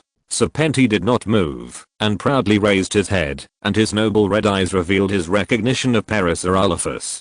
Par in the lost eyes of Kintaro Morii and the enthusiastic cheers of the audience, Parasaurolophus fell straight forward when it was about to attack the monarch snake and pressed down a patch of grass. Parasaurolophus lost its ability to fight, monarch snake won, and all three Pokémon of the blue team lost their ability to fight. The winner of this battle is Tetsuya Tamaki of the red team. The referee was the first to react and raise the red flag to indicate Tetsuya's victory. Tetsuya secretly exhaled, and the scene just now also scared him a lot. It was a very exciting battle. After the first game, Tetsuya presented another surprising battle. This time he sent out 3 different Pokémons to fight a one-on-one duel with the Pokémon of the powerful opponent Kintaro. Not only me, but I think this also exceeded the expectations of the audience friends. The commentator's voice echoed over the messy grass field, and even the loud cheers of the audience could not cover it. You are very strong. Congratulations on entering the 3rd round. At the entrance of the exit passage, Tetsuya shook hands with Kintaro Morii. Kintaro Morii said in a friendly manner, "You are also very strong. The telekinesis of Butterfree, the use of the characteristics of Ice Devil, and the transformation of Parasaurus at the end. I was lucky this time." Tetsuya said very modestly, while praising Kintaro Morii crazily. The Parasaurus was also its own effort. At that time, I thought of hitting it with a headbutt, and then double back. I didn't expect it to be able to do this. Kintaro Morii responded with a grin. He was shocked when he saw the action of Parasaurus at that time. This may be the bond between Pokémon and trainers. Every Pokémon that goes into battle will try their best and exert incredible abilities. But this also shows that it has this ability. If it is trained in a targeted way, it will be quite powerful. Well, after this battle, I will indeed consider letting it work on this aspect. I think it should be possible, if we mix some of the Sky Punch with the Sonic Punch, that it is good at. The two trainers who had just finished fighting and walked out side by side soon talked about the issue of Pokémon training. It was not until he took over the Pokémon that had been treated from Miss Joy that Tetsuya said goodbye to Kintaro Moriai and returned to his room. Not long after he sat down, before he could calm down from the fierce battle, Yuzang called, "You are popular." The first 3 words made Tetsuya stunned for a moment. I have always been popular? As the face of the new generation of young trainers launched by the Olympic torch runner and the league, isn't it normal for him to be popular? Especially during the conference, the information and publicity about him were exaggerated. Tetsuya said that he was quite self-aware. Yuzang was choked by Tetsuya on the other end of the phone. He couldn't answer this. "No, I mean your winning method is popular." Yuzang quickly changed the subject. Zaya poured a glass of water and took a sip, making a puzzled sound from his nose. With Yuzang's personality, he didn't need to ask too much. As long as he expressed his feelings at the right time and acted as a low-profile supporting actor, the other party would keep talking. "You said you were low-key, but I didn't see it at all. First, you won 3 in a row, and then you won 3 consecutive 1v1s. You are quite good at playing show effects," Yuzang complained. All along, the strategies adopted by general trainers in this stage of the elimination round are relatively normal and stable. The battle situation can be roughly divided into 3 situations. The first one is far ahead in strength, then there is nothing to say. After the 1-on-2 is over, send the second Pokémon to clean up the battlefield. The more exaggerated one is 1-on-3, like Zaya's first game, but this is relatively rare. Under the attribute restraint, even if the Quasi-King Pokémon wants to win 2 elite peaks, it is still a bit difficult. It is impossible to keep so much physical strength to deal with the third one. It was thanks to the fact that the opponent's Pokémon, which didn't have many attribute restraints, was restrained by Pidgeot. Otherwise, they couldn't do it either. The second type is that there are not many Pokémons that are ahead in strength. The difference between this type and the first type is that he can't exchange 1 for 2, but only 1 for 1.5. The best case is that 2 Pokémons can barely beat the opponent's 3 Pokémons. It is likely that the opponent's third Pokémon still has the last part of its physical strength, so that its third Pokémon can clean up the battlefield. This situation is still quite common. It is rare for a Pokémon to be reversed when the opponent is ahead in strength, unless it is the kind of Pokémon that has no combat experience at all, but it is not very realistic. The third type is similar to a battle that Zay and Lizo had seen before. The 2 sides are evenly matched, and the Pokémons of both sides are exchanged. The better ones can barely guess the winner by the third Pokémon, and the worse ones don't know who will win until the last moment. It's all about the heartbeat. They also took the usual path and opened up the 4th type, or 3v3 turned into 3 1v1 games. This is no different from showing off to outsiders. "Look how powerful I am, how strong the Pokémon is." But after all, his age and talent are there, and everyone praises him for being young and energetic and not following the ordinary path. This world is the world of the strong after all, and Zay's future is bright. There is no need to risk offending him and scolding him, and Pokémon are not decorations. It is not uncommon for powerful trainers to become wanted criminals in the league in anger. They can still live well with their own strength, but the unlucky ones under anger may not be. Now the happiest people are actually the staff of the league.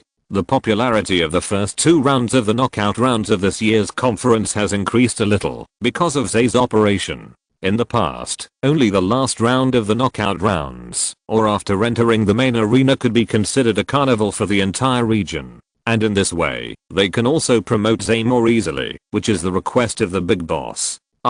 No one did this before. ZHE touched his head unconsciously and asked after listening to Yuzang's slightly exaggerated description. "It's not that there are no, but there is no one like you," Yuzang replied. "The appraisal is completed, and there is a sour taste. There's no need to think so much. Isn't the purpose of the conference to show yourself and your Pokémon?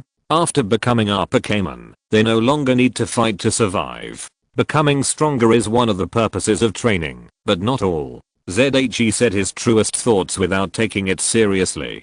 Pokémon are living creatures with flesh and blood. They also need recognition. Otherwise, why would the champion trophy of the league competition be engraved with the names of the trainer and the Pokémon at the same time? This is something they have worked hard for. The process is important, and the result is equally important. When he sent out the 3 little ones, he didn't think so much at all. He just felt that it was just right. It's not a deliberate trick. If his Pokémon doesn't want to play in the game, he won't force it. Yizang on the opposite side was silent for a while. ZHE thought he was convinced by his reasoning. There is a 1 million order.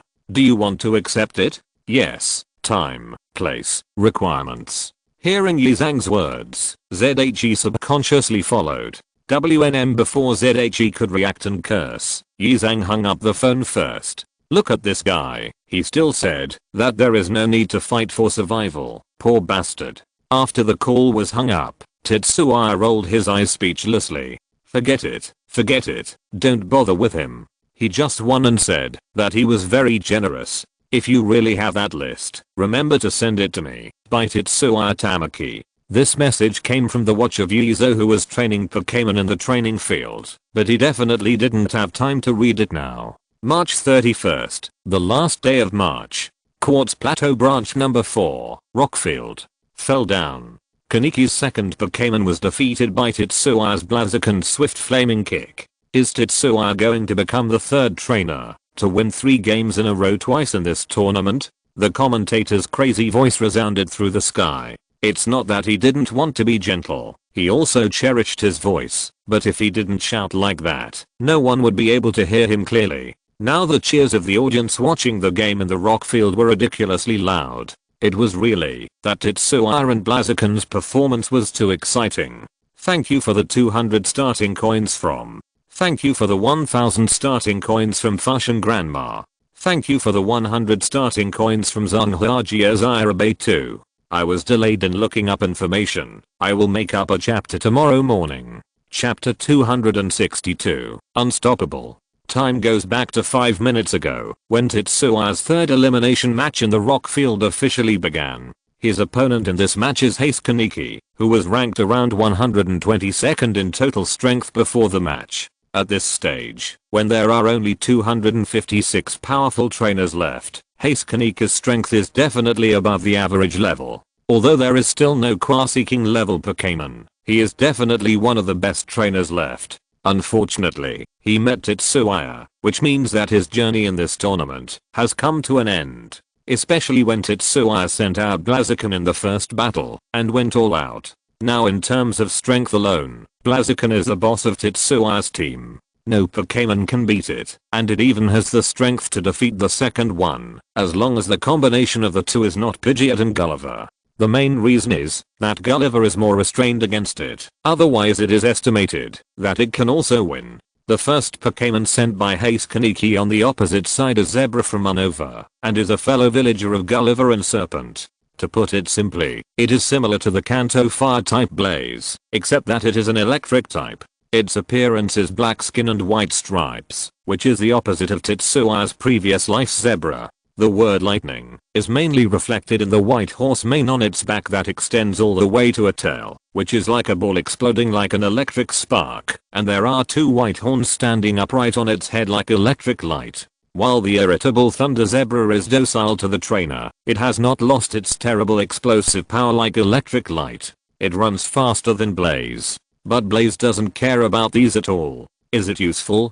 Give it some time, it can catch up with you, even if it runs backwards. What's more, Tetsuya's sword dance, which was completed almost instantly at the beginning, stunned Haze Kaneki. Haze Kaneki is not without a Pokémon that can do the sword dance move. It is still quite useful, but what is the situation with this weird completion speed? If it weren't for the obvious sword dance movements of Blaze, Haze Kaneki would not believe his eyes. It takes about 5 seconds for his Pokémon to complete the sword dance, but the opponent directly compressed it to more than 1 second. What the hell? Tetsuya thought about it carefully. The last time Flame Chicken used Sword Dance at the beginning of the game was when Hanglian and Kageyama were fighting. It was only the beginning of November at that time. Now it is the end of March. 5 months have passed, and Flame Chicken has barely compressed the release time of more than 2 seconds to about 1.5 seconds. This is quite reasonable, even a little slow. After all, a few months ago, Flame Chicken easily compressed the completion time from more than 5 seconds to more than 2 seconds. It can only be said that it becomes more and more difficult as time goes by, and it is still far from the goal of instant release. Tetsuya smacked his lips in a seemingly dissatisfied, but actually boastful manner. If compared with the speed of Flame Chicken's Sword Dance, it is about the same as the release speed of its Jet of Flame. Don't think it is slow. On the contrary, it is an absurdly fast data. The completion speed and release speed of status skills and high power skills are definitely slower than some low power skills. If it weren't for the advantage of matching attributes and incomparable proficiency, Flame Chicken would not be so fast when using Jet Flame. Not to mention the Sword Dance that didn't match the attributes. Only Tetsuya and Blaziken knew how much effort was put into this compression process. One was vomiting, and the other was vomiting. It was quite uncomfortable. It can be said that after the lead of the Sword Dance skill was stolen, Haze Kaneki was in a very bad mood. Originally, the hard power was not as good as the opponent, and the opponent added buffs in advance to fight with him. There was nothing he could do. Don't say that he didn't expect it. This is not something that a normal trainer can foresee. You can't assume that the opponent will always have one more buff than you when fighting against you.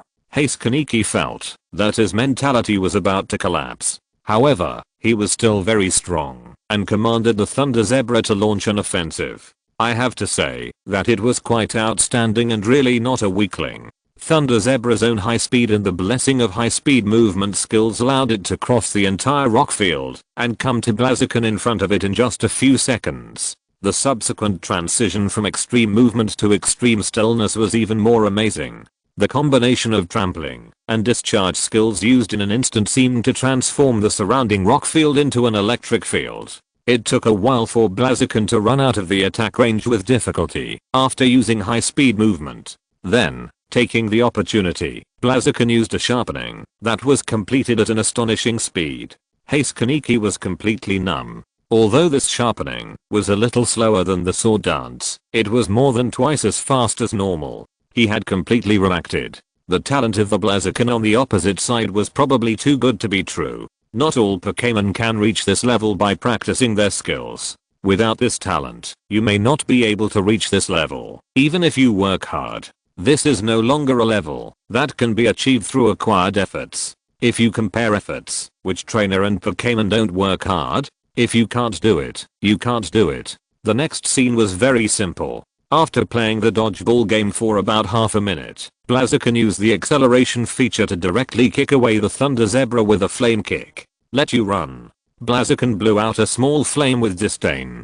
Haze Kaneki was very prepared to take back the Thunder Zebra. How normal. He didn't even want to calculate the theoretical maximum damage that the flame kick with attribute bonus, Sword Dance that greatly improved physical attack ability, and the effect of the next attack hitting the vital point after sharpening, could cause to the Thunder Zebra. Anyway, considering the Thunder Zebra's unfortunate defense and not so excellent physical strength, it would be a miracle if he could hold on. Then he sent out the second Elite Peak Pokémon weekly, the Grey Purple Scorpion King with the characteristics of a scorpion, tail, and a bat, head and wings. This is a Pokémon with ground and flying attributes found in both Sinnoh and Unova. From the perspective of attributes, Scorpion King has an incomparable advantage over Blaziken.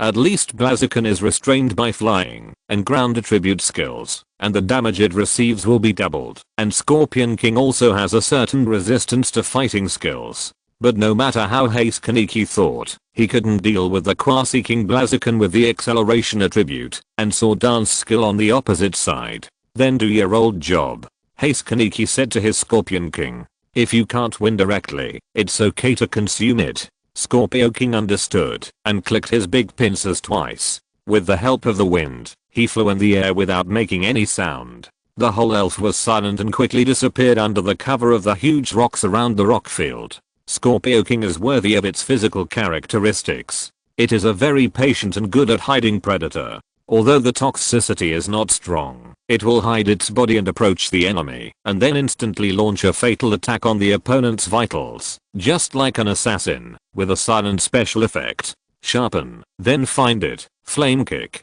Tetsua's instructions are almost the same as the previous game, except that he added an instruction to find the opponent's position. Compared with Scorpio King, who was sneaking up on him from nowhere, Flame Chicken used sharpening again on the spot, and then unexpectedly closed his eyes. Haze Kaneki suddenly had an ominous premonition. The next moment, looking at the blue light emanating from Flame Chicken, Haze Kaneki didn't want to say anything more, just destroy it. He is not an ignorant person, and he is still very familiar with Wava Guides. This ability is a bug in locating Pokémons. It is not as good as superpowers. There are still cases where superpowers cannot sense, but as long as you are still a thing, you will have Wava Guides, and you cannot escape the perception of Pokémons who can use Wava Guides. In this case, the Scorpio King, who is good at hiding, is a joke. Its active Wava Guide, which is many times stronger than rocks, is as dazzling as a small sun in the eyes of Flame Chicken. However, it is too outrageous that you are good at Wava Guides. Are you Lucario pretending to be one? It seems that it is not difficult to find people with Wava Guides, but it is actually quite difficult. It requires a high level of proficiency in Wava Guides. Basically, this ability is exclusive to the Lucario family. It is no wonder that Haze Kaneki couldn't restrain his surprise. Haze Kaneki didn't understand why Tetsuya valued him so much. He was just an ordinary player. This was only the third round of the elimination round. There was no need. Looking at the Scorpio King who was kicked back a few meters in front of him, Haze Kaneki silently took out the Pokeball and took it back after losing its combat power. What can we do about it? In the end, it's just a lack of strength. The cheers of the audience reached their climax at this moment, and the voice of the commentator also sounded at this time. Blazing Chicken wins. Should the blue team change Pokémon? The referee asked as usual. Yes. Tetsuya's answer made the experienced referee stunned for a moment, but he still indicated that he understood and let Haze Kaneki release the third Pokémon first. The last battle is left to you. Go, Tyranitar. Haze Kaneki threw out the last Pokeball that he had prepared long ago. Although he didn't know why he had to change, his choice would be the same, whether the opponent changed or not. Tyranitar, a Pokémon with very sharp fangs from the Johto region, appeared on the field. Blue scales and protruding rectangular scales covered its entire body. The beige jaw and abdominal bone armor looked extremely powerful, and the jagged red bone plates on the head, back and tail added to its ferocious momentum. Water cannon ready. Haze Kaneki was ready to make full use of Tetsuya's time to change Pokémon. Win this game calmly, Panzer. Tetsuya sent out a surprising Pokémon with a smile. The commentator wiped his sweat on the commentary desk. He used a rock-type Panzer to fight a pure water-type crocodile, and he took the initiative to choose the backhand. How can I explain this? The commentator has never encountered such an outrageous thing in all the games. He secretly complained. Sometimes it is not a good thing for players to do too much. The commentator remembered the advice given by the old senior to him before going to work. He sneered at it at the time, but now he thinks it is the truth. Of course, Tetsuya certainly does not think that he is doing something. He has always been doing things according to his own ideas, including sending out Panzer now. Among the main team, only Flame Chicken and Panzer have never played. We can't let these two kids sit on the bench. We have to treat them equally. We can't send Panzer to the last water field. Among the 4 fields, only this rock field is suitable for Panzer. The other 3 are not friendly to it. Haze Kaneki and Crocodile are very surprised, but then they are angry. No one would be able to stand this. Boom. The anger of the crocodile was fully reflected in this water cannon. The rock monster, which had just stabilized its body, was immediately attacked by the most annoying water type skill, and the powerful water cannon. Before the official battle began, its condition had deteriorated visibly. Oh, the situation of Tetsuya's rock monster is quite bad. The compatibility of rock and water is still too poor after all. The commentary was a bit dry. However, as the yellow sand began to spread on the field, the commentator's eyes lit up and finally had something to say. We can now see that the entire rock field has fallen into a sandstorm. This is because the sand-raising characteristics of the Pokémon such as rock monsters are caused. The most famous Pokémon with this characteristic is the desert tyrant quasi-god Bangaras. Greek monster, use solar beam. Tetsuya's command made the commentary unable to do it again the next moment. What a weird choice. The commentator secretly roared in his heart. If it weren't for his inferior strength to Tetsuya and his status, he would have wanted to curse out loud. In sandstorm weather, the power of solar beam is halved. Any trainer knows this. The commentator complained crazily in his heart. Moreover, the charging time of solar beam will become longer in sandstorm weather. This is a thankless task. Chapter 263 Double burst solar beams. Dust flew all over the sky, and Crocs involuntarily put his hands in front of his eyes for protection. In sandstorm weather, all Pokémon other than rock, ground, and steel attributes will receive continuous damage, similar to hail weather. In addition, limited vision is also a key point. In a field with flying sand and rocks, even the excellent sensing ability and vision of the elves are quite limited.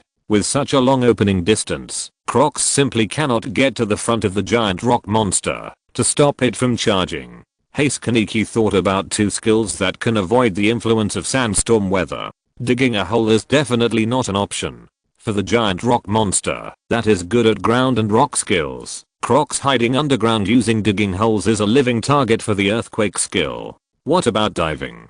Haste Kaneki frowned and stared at the small pool in the middle of the field not far from Crocs. The skill of Sunbeam is similar to that of Laser in performance. The density and number of dust particles in the air directly affect its attenuation, which is why this skill can only exert its maximum power on sunny days. In weather conditions such as rain, hail, sandstorms, and fog, Solar Beam, a grass-type ultimate move, will be greatly weakened. Hiding in the depths of the pool, while not being affected by the sandstorm, will definitely reduce the power of Solar Beam. However, the depth of the pool in the middle of the rock field is quite limited. Haste Kaneki is very worried that his crocodile will be restricted after entering it. After all, the opponent's use of Solar Beam is very irrational. Maybe forcing crocodile into the pool is the opponent's purpose. While Haste Kaneki was thinking frantically, a dazzling beam of light suddenly appeared in front of him and crocodile. In the stunned eyes of everyone, crocodile flew backwards without any preparation and let out a painful howl. This is impossible. The first sentence that Haste Kaneki blurted out was also exclaimed by the commentator and the audience. In the league's skill database, the average release time of grass-type Pokémon using Solar Beam is 4.9 seconds. In bad weather, this data will be slowed down to varying degrees depending on the degree of sunlight exposure. The slowest time is 8.3 seconds to release. You are a rock monster. Even if you are good at light skills, you can't release them so quickly in this weather. You have to know that it has only been 3 or 4 seconds since Tetsuya issued the order.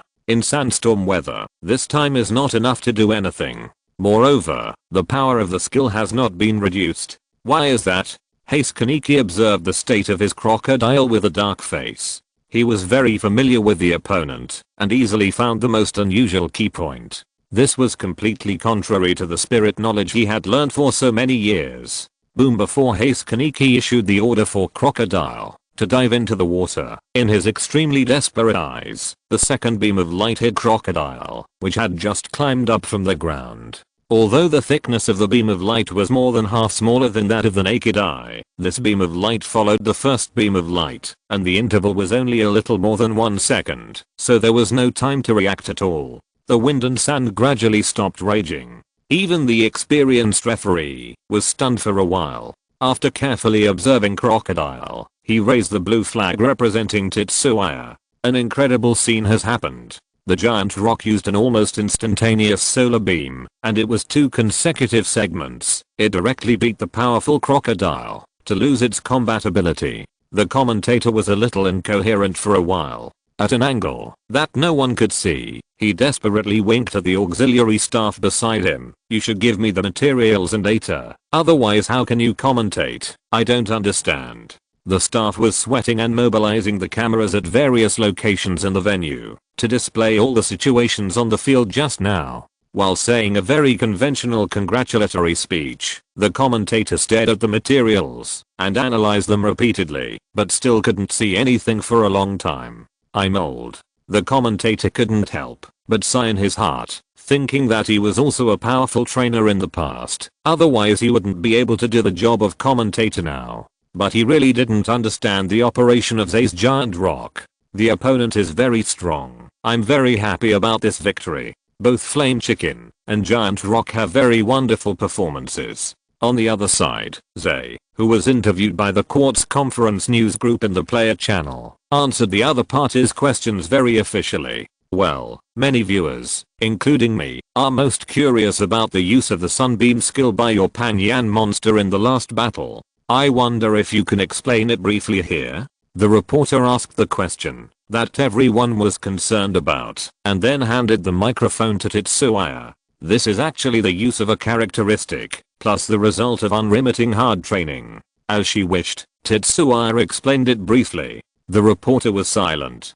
"To be precise, it should be the linkage of two characteristics." Tetsuya looked at her and added, "Okay, then I wonder what you, Tetsuya, are pursuing or what your goals are for this conference?" The reporter changed the subject at the right time. "As for the goal, the higher the better. As for the pursuit, is it probably victory?" Tetsuya replied with a smile on his face. "Okay, thank you Tetsuya for sharing. I hope you can have a better performance in the next game." Although the reporter's heart was beating wildly because of Tetsuya's smile, she ended the interview decisively. "So many words, it can be said that they are useless nonsense. This is not like a young man. There is no explosive point at all." They nodded to the photographer and reporter, then turned and left. Strange questions, he thought to himself. How could this reporter be so unprofessional? Asking official questions like "what do you think of this game?" is fine, but asking how to use skills is just looking for trouble.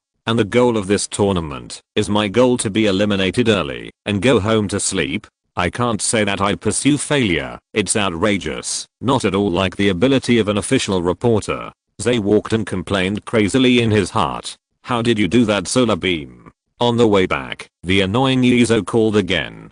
"Didn't I say it? The use of characteristics." Zay rolled his eyes and replied. He didn't lie. It was really just the use of characteristics. The reason why Panyangui was able to do the solar beam just now is entirely due to its combination of sand blowing plus sand power. Sand blowing creates sandstorms, and sand power controls sand and dust. If someone had just stood next to the giant, it would have been easy to see that there was an invisible barrier from its body to the sky above, as if a tube directly connected the sunlight to its body. The surrounding dust had no effect on it. The sunlight fell directly on the giant's body, just like a sunny day, and the condensation speed would naturally not slow down. The reason why the power was not reduced was the same as this, except that the vertical channel was turned horizontally, and the target on the opposite side was changed from the sun to the crocodile. ZHE did not explain it to Yizang in such detail, but Yizang could understand it to some extent, as he had a strong talent as a trainer. "What about the second shot?" Yizang asked with great interest. "This relies on the physical characteristics of the giant. In the first shot, a part of the light energy is stored in the orange crystal, and then it is shot out later." ZHE also said that this was not difficult at all, and any giant could do it. The operating ability is limited in a short period of time, so it is impossible to keep the power of the second shot, right? Yizang recalled the battle just now, and made a judgment. "Well, it's quite difficult to construct a horizontal channel. The giant rock monster can only maintain it for a moment. If it weren't for the light skill, it wouldn't be possible to pass through." Zaire opened the door of his room and replied. "It's interesting." Yizang muttered to himself, "but this thing has too high requirements. I don't think many people will use it except you." He almost said it was useless. Zaire agreed with Yizang's statement. Raising sand plus power of sand plus orange crystals that can store light energy plus solar beams. These requirements limit only a very small number of giant rock monsters to be able to perform double shot solar beams in sandstorm weather. In addition, no elves can meet these conditions at the same time. especially raising sand. This feature is actually the core of the whole process. Without the power of sand, you can use the characteristics of the elves themselves to supplement, such as Bangulus's ability to control sand and dust. Without the orange crystal, the worst case is a single shot. But without raising sand, it is absolutely impossible to create a sandstorm weather by releasing skills alone. Although there is no difference in the form of sandstorms caused by skills and characteristics, there is a big difference in essence. Only sandstorms caused by the sand raising characteristic can be used as one's own hand. Of course, it is also important to know Solar Beam. The other two Pokémon with the sand raising characteristic, Bangirus and Hippomon, cannot learn Solar Beam, the ultimate move of the grass type. In addition, there is the difficulty of training. ZHE also knows how much effort Pandora has put in for this. It is not an easy task to open up a pure passage in the crazy sweeping sand and dust. Okay, then I'll go prepare for my game. After a few simple words, the two ended the call decisively. ZHE also sat on the sofa and browsed the trainer forum boredly.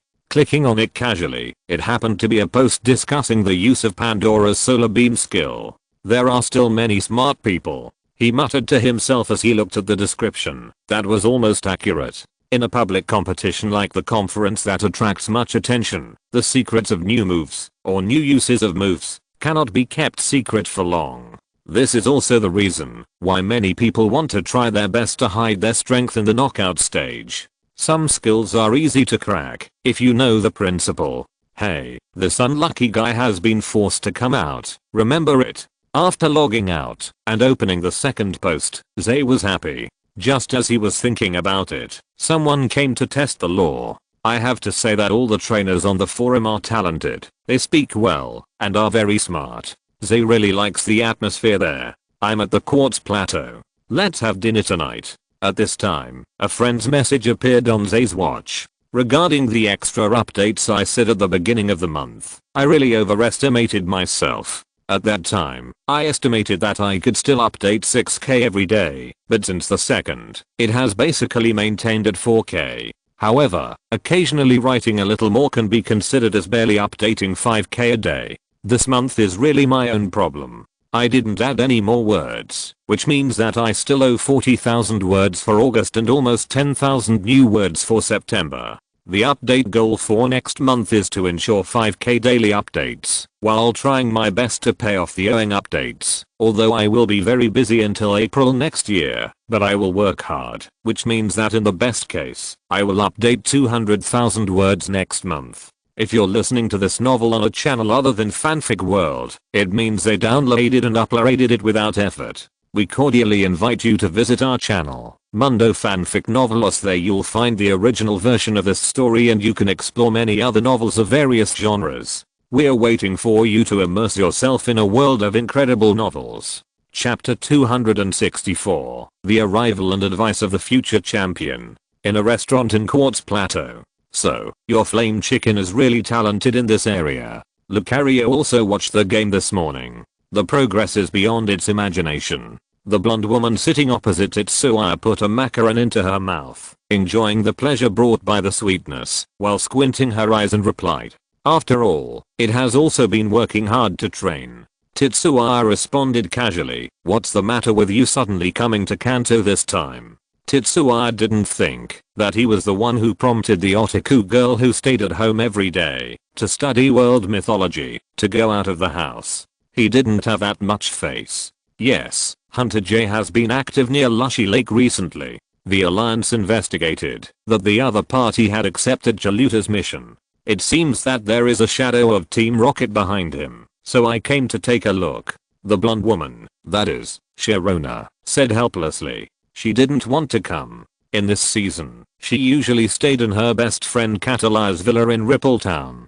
Except for a few other friends such as Wanlong, Aloe, Xiaoja, and Fenglu, she didn't see anyone. Lusty Lake, does the crazy collector have ideas about the 3 sacred mushrooms? Tetsuya tilted his head and thought for a while. First the 3 sacred birds, and then the 3 sacred mushrooms. Team Rocket is very brave. Is it because of the birth of Mutuo that they have more confidence? As for Jaluta doing such a thing, it is not surprising at all. This crazy collector is a man who has ideas about the sea god Lugia in the future. What is the 3 sacred mushrooms? Sharona happily ate another dessert, and no one knows how she maintains a perfect figure.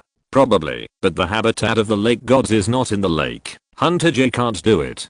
Her tone rose a little. In addition to the factor of Dr. Yamanashi, the reason why Sharona can chat with Tetsuya is more because the other party can understand what she says without her having to explain it with great effort. Most people who hear what she just said will at most be amazed that Jaluta and Team Rocket are together, but they will not directly think of the purpose and even don't know what Lushy Lake refers to. Lushy Lake is the ancient name of Lizhi Lake.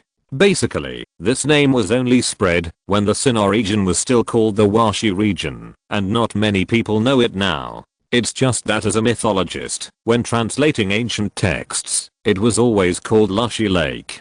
Sharona got used to calling it this way, and was too lazy to change it back. Not to mention the legend of the 3 holy mushrooms in the lake, namely, Yuxi, which brings wisdom to people, Imrido, which makes people learn emotions, and Akonome, which makes people have will. It is said that after Arceus created the mythical Pokémon that shaped the material world, he created the legendary Pokémon in the lake that shaped the spiritual world. The legendary Pokémon in the lake hatched from an egg. They once flew around and gave humans the wisdom that makes life colorful, the emotions of sadness and happiness, and the willpower to make up their minds to do things well.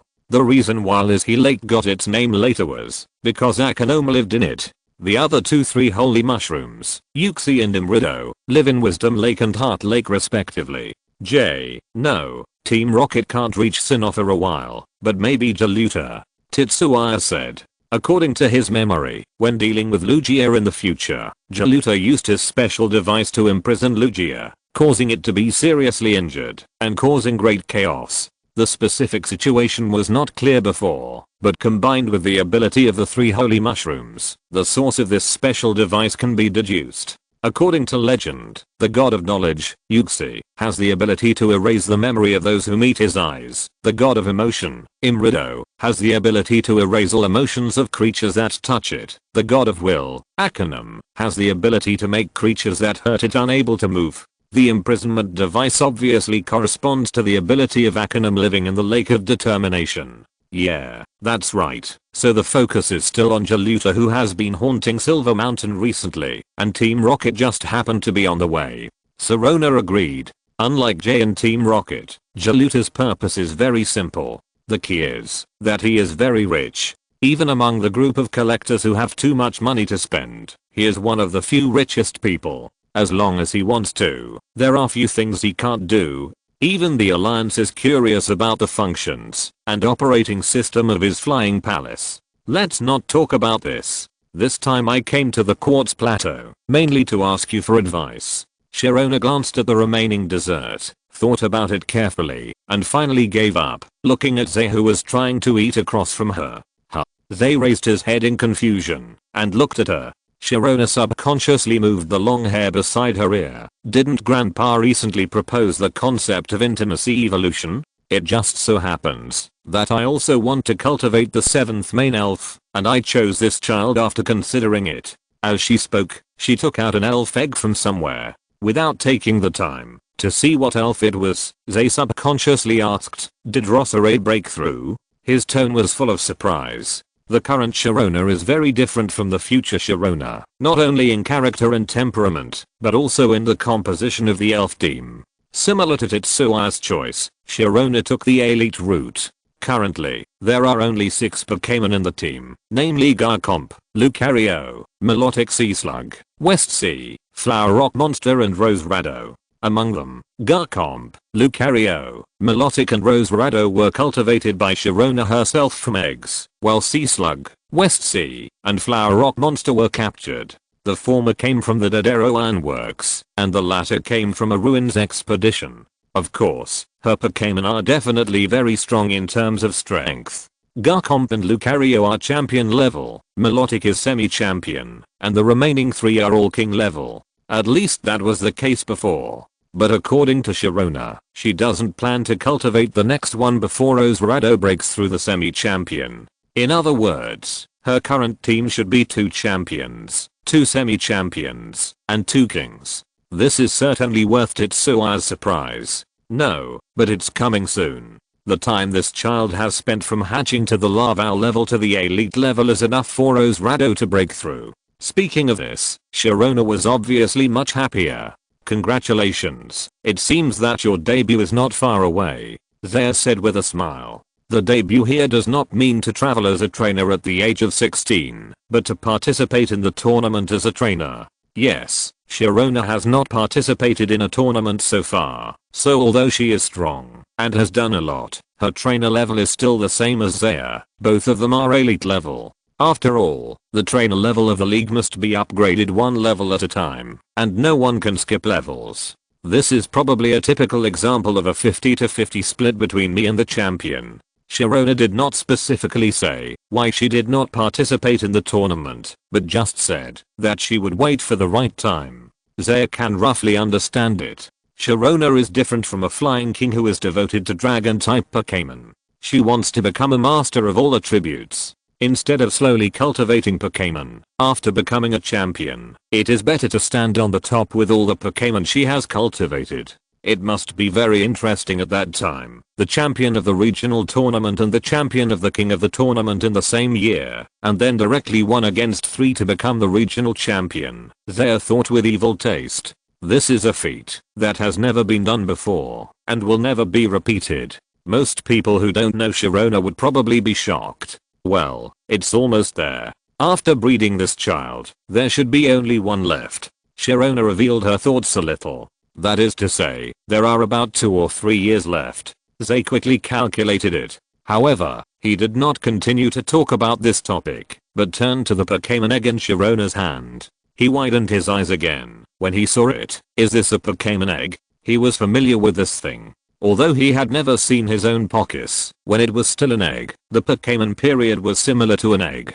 Besides, he had also seen the Pokémon egg that Wuneng exchanged in Dasha Valley before. Well, it was exchanged with a human with the dragon fang shed by Libite Garcomp.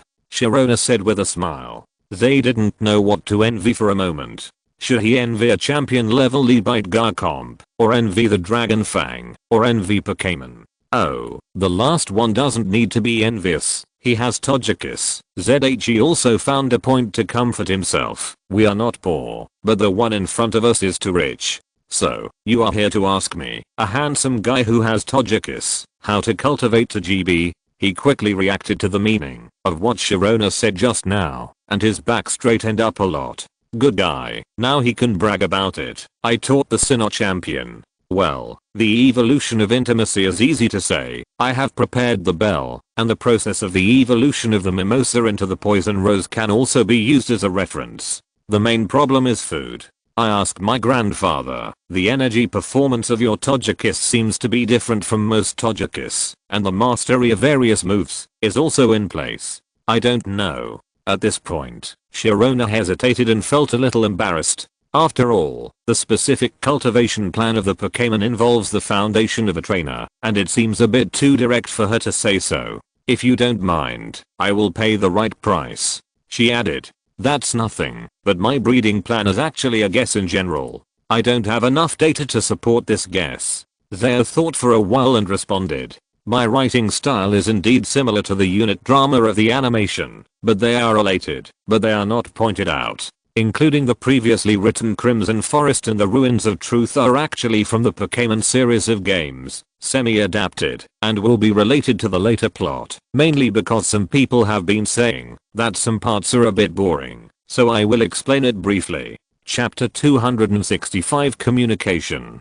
Energy with special properties derived from general attributes. After listening to Tetsua's detailed description, Sharona frowned. If this statement is taken a step further, it is actually inferred that there is a new attribute. It is not that Tetsua is the only one who has such an idea. The energy properties of the 2 attributes that have not yet been clarified, Steel and Fairy, exist in many elves, and many scholars are conducting research to prove this. The new form of Meowth and Bronze Elephant discovered in the Galar region. Sharona asked a little suddenly. These 2 are indeed a very strong proof. Maybe the 17th attribute will be released soon. Tetsuya nodded.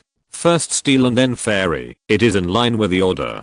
The key is that the difference between the fairy type and the general type is really not big, and it is difficult to distinguish. Speaking of it, the fact that the steel type has not been clarified long ago seems unexpected, but it is actually reasonable. The main reason is that before this, no elf has the characteristics of a single steel attribute. Excluding the super evolved Boscadora and some mythical beasts and fantasy beasts, there are only a handful of elves with a single steel attribute.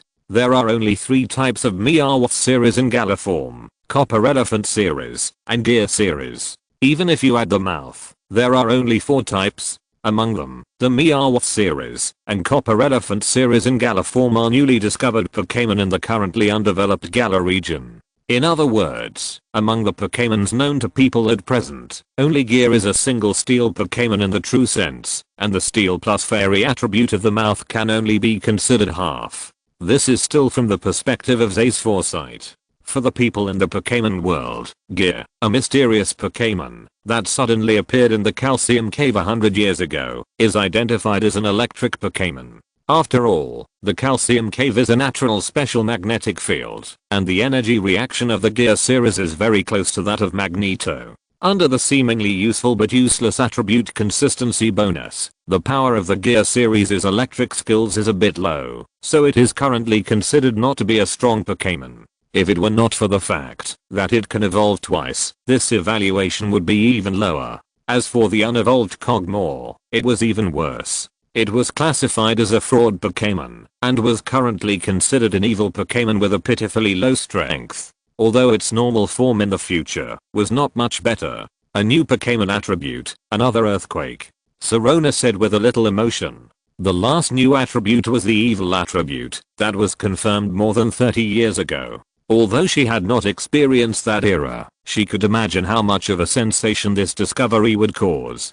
The discovery of a new Pokémon attribute would, at the very least, affect the cognition of Pokémon, and at the most, even affect the alliance and the world structure. The new and clear attribute restraint alone could change the outcome of a battle. ZHE also nodded silently in agreement. Of course, new attributes would definitely not appear in a short time, whether it was Steel or the Fairy, that had not been completely clarified. Confirming new attributes is a huge project. The workload of the Pokémon attributes, skill attribute classification changes, and the collection of data on the power of different Pokémon skills alone would make people's scalps numb. Not to mention the difficulty of it itself. It is almost equivalent to adding basic laws to several basic disciplines in the previous life. This kind of research is different from the evolution of Pokémons, which can be reversed by knowing the results. Universality is the key, otherwise many things cannot be explained. This is also one of the reasons why ZHE did not choose to go the researcher route. The difficulty is too great, and the energy consumed is only on the trainer. His goal is to be a Pokémon master, not a Pokémon doctor, but he does not have the energy to reach the top at the same time. Haven't you seen that even a strong man like Professor Oak has a decline in strength after investing in research? ZHE also feels that, even if he is reborn with a barely okay golden finger, he will not be so evil. But that is not very related to Pockets and others. The energy reaction fluctuations are different. ZHE also brought the topic back to the beginning. This kind of situation is easy to happen when two people with extremely wide knowledge fields chat. As long as it is not too urgent, it is inevitable to deviate from the topic while chatting. Sharona, who was sitting opposite, fell into deep thought. This kind of Pokémon cultivation is very serious, and it is natural to think it through. It is not that her choice phobia has come back again. ZHE did not care and continued to eat. Sharona had a small appetite, but he was different. He was not full. More than half an hour later, Zaya finished his third drink, and Sharona finally recovered from her thinking state. "Sorry, I took up your time," she said to Zaya embarrassedly. "It's okay, I don't have anything to do these days anyway." Zaya was very generous. It mainly depends on the person in the face. If it was Xiaogang and Yizo who did this, he would definitely slap them on the head to let them know what it means to suppress them with force. "I thought about it. I want to buy the formula of your energy cube that is specially for them to eat," Sharona said. They are naturally referring to the three types of Togepi, Togekigu and Togekiss. Zaya was also surprised. Compared with the beginning, a lot of things have been cut down, such as the formula of nutritious meals for targeted training. However, the formula of this energy cube is actually the key point, and it is the only one that is closely related to the fairy attributes. The rest of the formulas can only be regarded as extras. Even without Zaya's provision, with Sharona's ability, she can easily get it from other places, or make it herself. Why? Are you surprised? Sharona raised her lips with a smile. I'm indeed surprised. Feeling impolite, Zaya adjusted his facial muscles, and admitted it very straightforwardly. There was no way to hide it. It was not a big deal that Sharona wanted to cultivate Pockets. In his impression, even without him, the little butterfly, Pockets would still be in the opponent's main team. At most, he accelerated the process. After all, the progress of the concept of intimacy evolution should have been accelerated by him. The main thing was that the opponent was willing to use his energy cube formula after he explained it in detail, which made Zay a little confused. Normal people would definitely stay away from this energy cube formula made based on the speculation of new properties. He believed that he did know Sharona, and there was also a relationship between the two of them as Dr. Yamanashi. Moreover, since he was a fan of Sharona in his previous life, he also wanted to make friends with her during the process of getting along, but these could not be the reason for the other party's choice. The relationship between the two was at most ordinary friends who could chat with each other. He thought that Sharona would give up after listening to his statement. Although there are few trainers who have trained Pockets, it is easy to find one with Sharona's background. Last time when Grandpa borrowed your Pokégoo to improve the theory of intimacy evolution, Mr. Bellrich was mainly responsible for data recording. He told me that according to his analysis, the energy of your Pokégoo is universal. Sharona did not simply believe in Tetsuya. Although there is a certain relationship, she mainly believes in the judgment of Mr. Bellrich just mentioned, and she made a decision after a long consideration. Mr. Bellrich, one of Dr. Yamanish's assistants, although he is an assistant, his knowledge is definitely at the doctoral level. It's just that he has not done the relevant certification of the doctor. Because there is no need, it may sound a bit inexplicable. Becoming a doctor is a researcher's lifelong dream. Why not get the certification, if you can get it? But for Mr. Bellrich, doing research is more out of hobby. He does it because he wants to do it.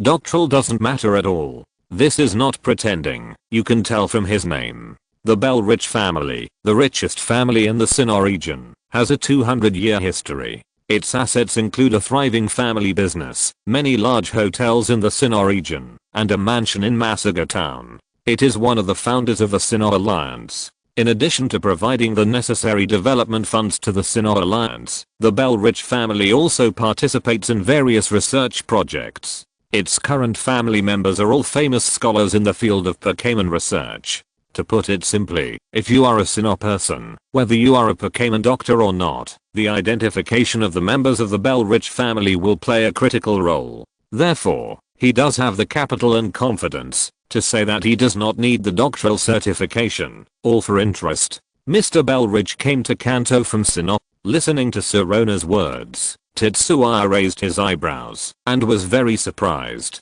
Related to the Bellrich family, from the Pokémon special, slightly modified, no less. Pay attention to the date. Chapter 266, Trading and Water Venue. Tetsuya has long been curious about this mysterious assistant. When Amana and other researchers mentioned him, they looked at him with admiration. However, Mr. Bellrich has always been in the family base in Sinnoh and has always been in video contact with Dr. Yamanashi, so Tetsuya has never met him face to face. Well, Mr. Bellrich is very interested in the concept of intimacy. Sharona replied. It seems that I can visit him after the conference. According to Dr. Yamanashi, it will take some time to study the quantification of intimacy. Mr. Bellrich will not return to Sinnoh in the short term, Tetsuya thought. Then I will go back and sort it out and send you the formula. Tetsuya agreed readily. Although it was unexpected, he had no reason to refuse. Sharona tilted her head. Aren't you going to make the energy cubes, and I will buy them directly from you? Huh. Tetsuya also tilted his head to express confusion.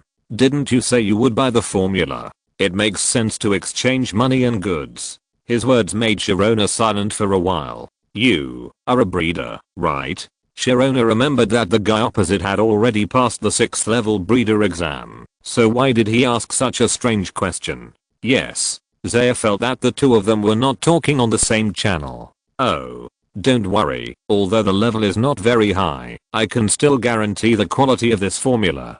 Zaya seemed to have suddenly figured out something, and patted his chest to guarantee. Sharona supported her forehead with a slight headache. She felt that the breeder opposite seemed a little unprofessional. I mean, you helped me make it, based on my elf data, and I don't have the qualifications and ability to make energy blocks. Sharona changed her words. Then, oh, just ignore me. Zaya subconsciously wanted to ask a question, but quickly reacted. He just subconsciously thought that Sharona could find other breeders to help make it, but it didn't seem to be very good, and there was no need. He was the one who was most familiar with this formula, so there was no need to go far away. Wait a minute, I'll ask. Zaya opened the Pokémon watch with a bit of embarrassment, and asked the breeder he knew. He really had never done any transaction in this regard. The breeding plan he discussed with Zaya gang before was a bit different from this one. After a while, he raised his head. Ahem. Facing Sharona's half smile, Zaya cleared his throat embarrassedly. He just asked about the transaction of energy cubes, which can be roughly divided into 3 categories according to the identity of the object: trainers, peers, that is breeders, and large companies. The purchase value and price of the same cube finished product and formula are very different for the 3 objects. Of course, the effect of the finished product, the preciousness of the formula, etc. are also related to the final transaction price. Sharona naturally bought it as a trainer, but it was different from the way ordinary trainers did it, so she said she was buying the formula. To put it simply, she bought the most expensive one. The formula of the energy cubes in the TGP stage is mainly based on the Romoi fruit, supplemented by a part of the Fulu fruit. The Wooking fruit and the Lingua fruit are added in the Tajekigu and Tojikus stages respectively. The specific proportion will be sent to you after a complete inspection after TGP is born. ZHE also quickly entered the state as a regular breeder, and said to Sharona.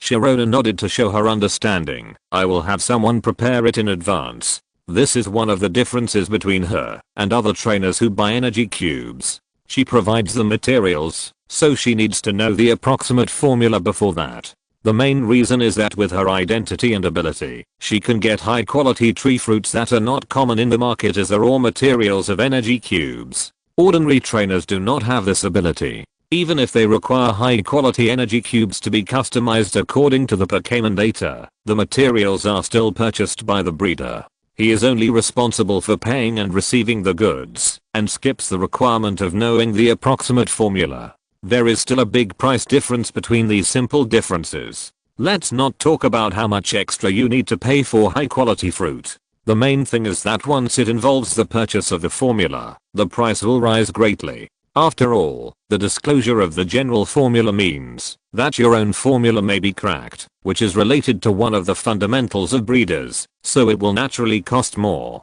In the breeder group, there is a set of special rules for the transaction of finished products and formulas. The purchase of formulas mentioned by Sharona is based on this rule. Who would have thought that Zay, a level 6 breeder who changed his career, knew almost nothing about these things? Who asked Zay to take the level 6 breeder exam mainly to save some money and make energy blocks by himself and to improve his personal value, and never thought of selling blocks to make a profit. People who specialize in breeders may make this their career, but Zay is also someone who wants to become a Pokémon master. It is a very complicated matter to analyze the specific data of a Pokémon and then make a special energy block. Zay's own Pokémon is enough for him to worry about, so he doesn't have that much time. As for Sharona, there is no such thing as busy or not helping each other. It is mainly for friendship. As for the reward, I will transfer part of it to you first, and then I will pay it regularly. Sharona took a sip of tea, made a simple operation, and said to Zaya. Zaya calmly transferred the 8-digit account information, looked at the time, and said, do you have any plans tonight? I will take you to walk around the neighborhood. I have an appointment with Kona tonight. We'll talk about it next time we have a chance. Sharona declined Zaya's invitation. Of course, the main reason was that she had already made an appointment with Kona. Okay, have fun then. Zaya was not surprised at all that Sharona and Kona knew each other. There were so few powerful female trainers, and it would be strange if they didn't know each other. The two chatted for a while, and then left in different directions. Regular payment, why does it feel like being kept? Zaya shook his head and threw this outrageous idea out of his mind. This was a labor-intensive effort. He returned to the room in a good mood, and the financial pressure was greatly relieved. Sure enough, no matter what world you are in, knowledge is the most valuable thing, and you can make money from it at the very least. He looked up at the time. 2 days left before it ends? Tetsuya muttered to himself. According to the scheduled arrangement, the elimination round will end on April 2nd, and the 64 trainers who have fought hard from each group will enter the main arena for a 6v6 full team battle. Of course, it's just an arrangement, and if something goes wrong, it may be slightly delayed, but it's basically the same. For example, the elimination round was originally expected to end on the last day of March, which is today, but in fact, various factors caused it to end 2 days later than expected. This is a very normal thing. The opponent in the next match is Atagakisa Dahisa, who was ranked 77th before the match. It is speculated that the first Pokémon to appear should be Warrior Hawk. It is best to let Pidgeot, which is also a flying type, to target the water field. If the data is correct, Warrior Hawk's characteristic is force, rather than sharp eyes, which means that, although the opponent's moves will not trigger additional effects, the power caused is higher, which is not a good thing for Pidgeot. Warrior Hawk's physical attack ability is extremely outstanding. Combined with its characteristics and skills, with Pidgeot's physical strength and defense, it may only be able to take 3 attacks head on at most. In addition, Warrior Hawk also has a hidden characteristic of not admitting defeat, which is equivalent to sealing Pidgeot's skills that can weaken it. Otherwise, its attack ability will be greatly improved under the effect of the characteristic of not admitting defeat, which is even more troublesome.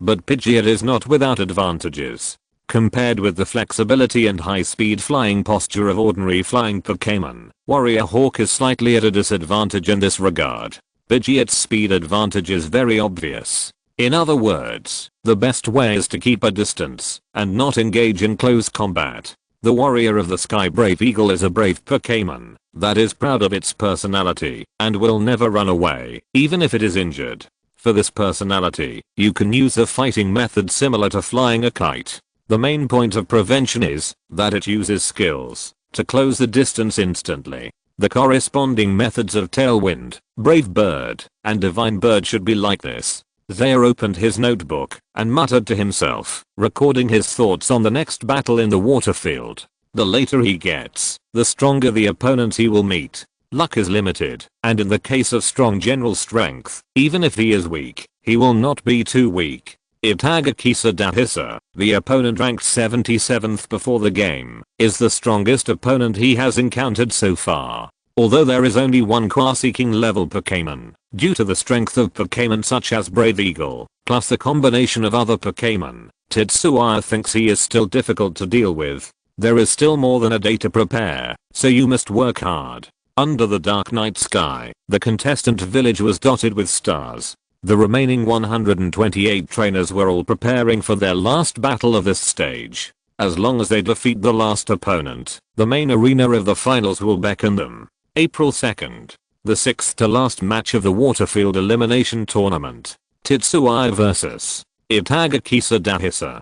Pidgeot, move at high speed to pull away. Facing the opponent's Warrior Eagle's Tailwind skill, Tetsuya calmly dodged according to the previous plan. Compared with high-speed movement, Tailwind consumes more physical energy of the Pokémon. Of course, the speed-up effect is also better, but who can blame Warrior Eagle for being much slower than Pidgeot? Even with the help of Tailwind, which has an extremely good speed-up effect, Warrior Eagle was gradually pulled away by Pidgeot, who used high-speed movement later. Itagakisa Dahisa looked very bad. This scene has been played out many times in 5 minutes. Although he was not without expectations, it was obvious that the opponent had considered tactics more specifically. He frowned. Warrior Eagle is a large bad Pokémon with a white crest consisting of 3 feathers on its head, and the roots are reddish brown. There are 3 white feathers on each side of its cheeks, a tuft of white fluff on the back of its neck, reddish brown feathers on its upper body and wings, navy blue on its chest, abdomen, legs and inner wings, and a yellow band and a blue band at the end of its reddish brown tail feathers. It looks a lot like the guardian beast of Tetsua's tribe in his previous life, and its personality is similar. It is an elf that pays great attention to unity, and the frontal wounds left to protect its companions are their medals. But its outstanding ability in close combat cannot cover up the lack of speed of this elf. In battles dominated by the sky, speed is the key factor in determining victory or defeat. Warrior Eagle, another ghost face. Itagakisa Dahisa issued an order. Thanks to Kunshin for awarding the character Sirona with 233 starting coins. ITM. It's out of date. I didn't notice it. Chapter 267 I calculated it. Ghostface, a transformation skill, can greatly reduce the enemy's speed ability after hitting. Itagakisa Dahisa was of course very clear that if this continued, Warrior Eagle would only be dragged down by Pidgeot's speed until he ran out of energy and lost. The situation on the field also made him realize that it was useless to just strengthen himself, and he also needed to weaken the opponent. Only with this increase and decrease could Warrior Eagle have the possibility to keep up with Pidgeot's speed. The main reason was that Itagakisa Dahisa underestimated Pidgeot's speed. Judging from the strength of Pidgeot in the previous game, according to his idea, Warrior Eagle could barely catch up with Pidgeot in a high-speed moving state after being blessed by Tailwind. In close combat, Warrior Eagle could easily defeat Pidgeot, but I didn't expect that even after the first elimination game, Pidgeot still had a lot of room for speed increase. At present, its regular speed on the field is at least 10 percentage points faster than before. This is a big gap. Although Itagakisa Dahisa also had a plan for retaining Pidgeot's speed, this data obviously far exceeded his expectations. Open up the distance in a flash. Tetsuya gave an order. He was quite troubled. This opponent is obviously also a guy who is good at collecting intelligence before the battle and making targeted plans. The strategies and methods at each stage are very good. This kind of trainer is the most difficult to deal with. Thanks to him for keeping a trick. On the field, Pidgeot, whose body was glowing white and instantly rushed a distance away, instantly dodged the ghost face of the Warrior Eagle. Unlike in the game, the transformation skill of Ghostface has a certain range. At least it must be used at close range to be effective. In other words, this skill needs to grasp a very precise timing to be 100% successful. Otherwise, it is relatively easy to dodge at a long distance. I said, don't run. Itagakisa Dahisa couldn't help but start to verbally provoke Tetsuya. I didn't run. We are fighting. You don't have to be so anxious to lose. Tetsuya responded without hesitation. It's just a psychological tactic. Who doesn't know how to use it? If I were you, I would let Pidgeot use swallow return attack. It's useless to use air slash from a distance. Punching to the flesh is the beauty of Pokémon fighting. Itagakisa Dahisa tried to persuade Tetsuya. No wonder your performance in the previous tournament was not good. It seems that your command level can't keep up. It's a pity for your Pokémon. Tetsuya was unmoved and even stabbed the opponent's aorta. Itagakisa Dahisa was very autistic. It's not because Tetsuya said that his command level was not good. Those who understand what he said just now will understand.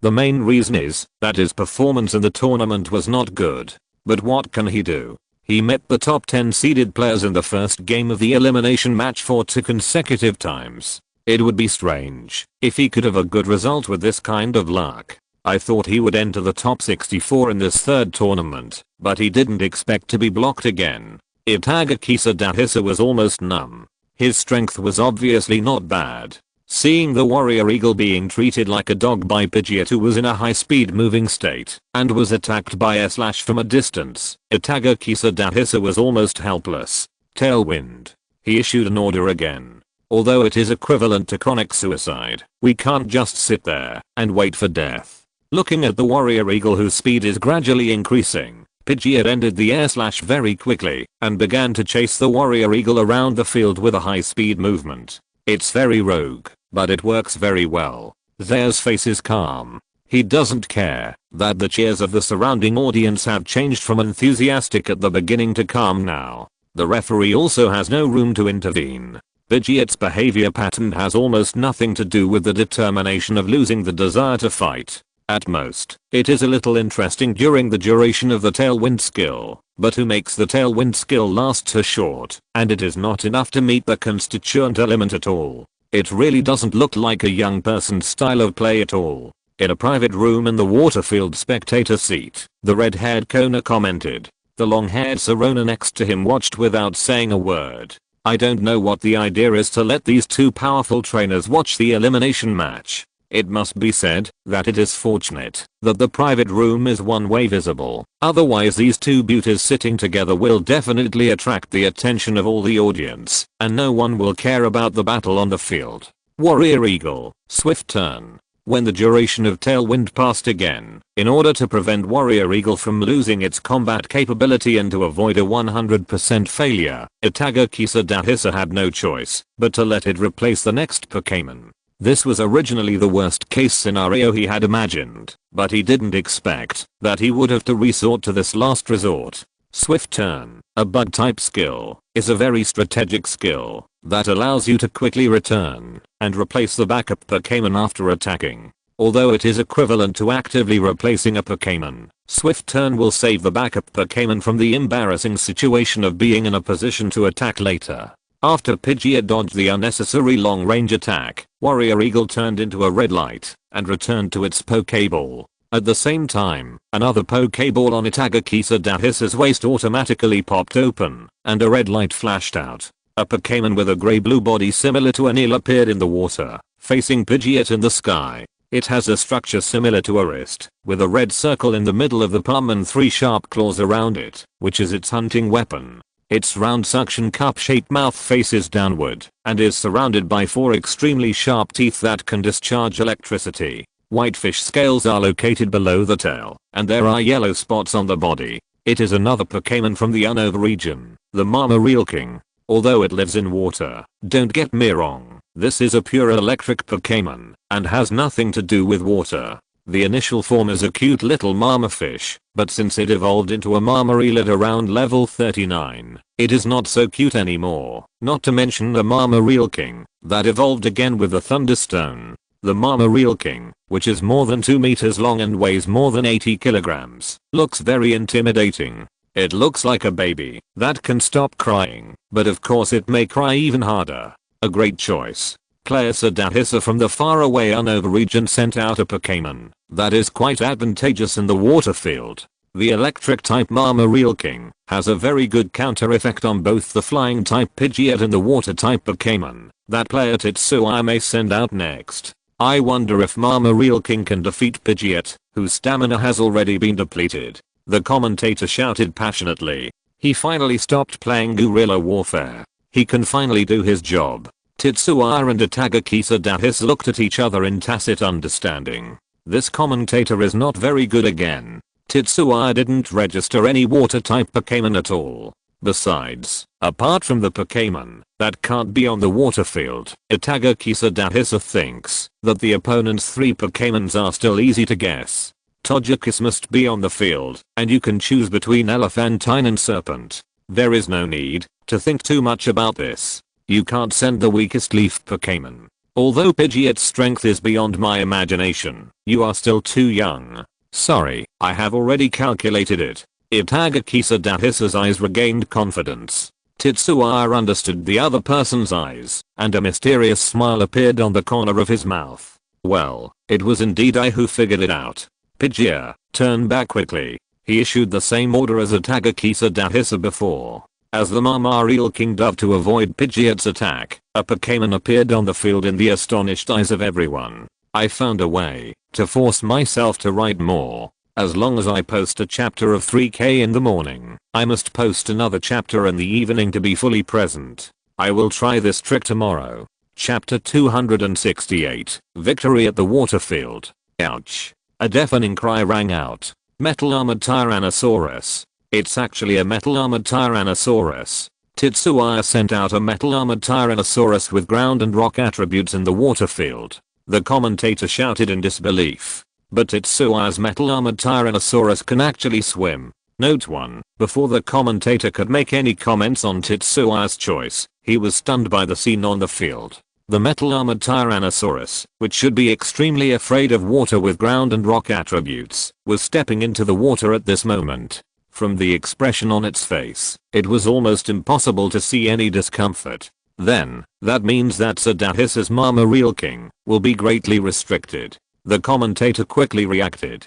Although he didn't know why the metal armored Tyrannosaurus, which should be afraid of water and stay away from water, could swim, no matter what the reason was, the fact was in front of him. This water-capable metal armored Tyrannosaurus restrained the electric type Mama Real King to a great extent. The reason why it is said to be restrained to a great extent, rather than completely restrained, is that the metal armored Tyrannosaurus is immune to the electric type, and the main reason is that the Pokémon Mama Real King is a special type. As a single attribute eel, the Mama Real King is only restrained by the ground attribute, but at the same time, since this kind of Pokémon has only one characteristic, floating, the skills of the ground attribute cannot cause damage to it. In other words, the Mama Real King is one of the few Pokémon that has no restraining attributes. No attribute skill can have a powerful effect on it, and it is also resistant to the 3 attributes of flying, steel, and electricity, which is extremely outstanding. In other words, some of the skills of the armored Tyrannosaurus are also restricted, but they are still within the controllable range. Moreover, this was originally one of Tetsuya's plans, and he had already made sufficient preparations for this. Ghostface. When Itagaki Sadahisa was shocked, Tetsuya calmly launched an offensive. The armored Tyrannosaurus, whose head was exposed in the water, screamed, attracting the attention of the Mama Real King, and its face became extremely terrifying under the effect of the skill. The Mama Real King, who subconsciously looked at the armored Tyrannosaurus, was frightened and slapped the water surface with his tail, and his body retreated involuntarily. Mama Real King, don't be afraid, use. Itagaki Sadahisa was stunned for a moment when he said this. What should he use? Not to mention that the electric type that he is best at is completely sealed. Mama Real King also has a second attribute that is good at poison, and it also has many poison skills. But unfortunately, the opposite side of the Tyrannosaurus Rex has 4 times resistance to poison, and the damage it can cause is negligible. So what is the third attribute that he is good at? It's still unfortunate news. Mama Real King's third attribute is the general type, and Tyrannosaurus Rex has 2 times resistance to it. Itagaki Sadahisa's face turned green. The key is that, although the power caused by the general type skills is more or less scratching, most of the general type skills that Mama Real King knows are close range attack types. Although the 2 can barely be considered of the same level in terms of body length and weight, if you let Mama Real King, an electric fish Pokémon, fight with Tyrannosaurus Rex in close combat, no trainer would do so. The race and physical characteristics determine that Tyrannosaurus Rex is absolutely better than Mama Real King in this regard. Mama Real King cast his helpless eyes to the trainer. Boss, this is not what you said before the game. Itagaki Sadahisa sweated a few drops and frantically searched for countermeasures in his mind.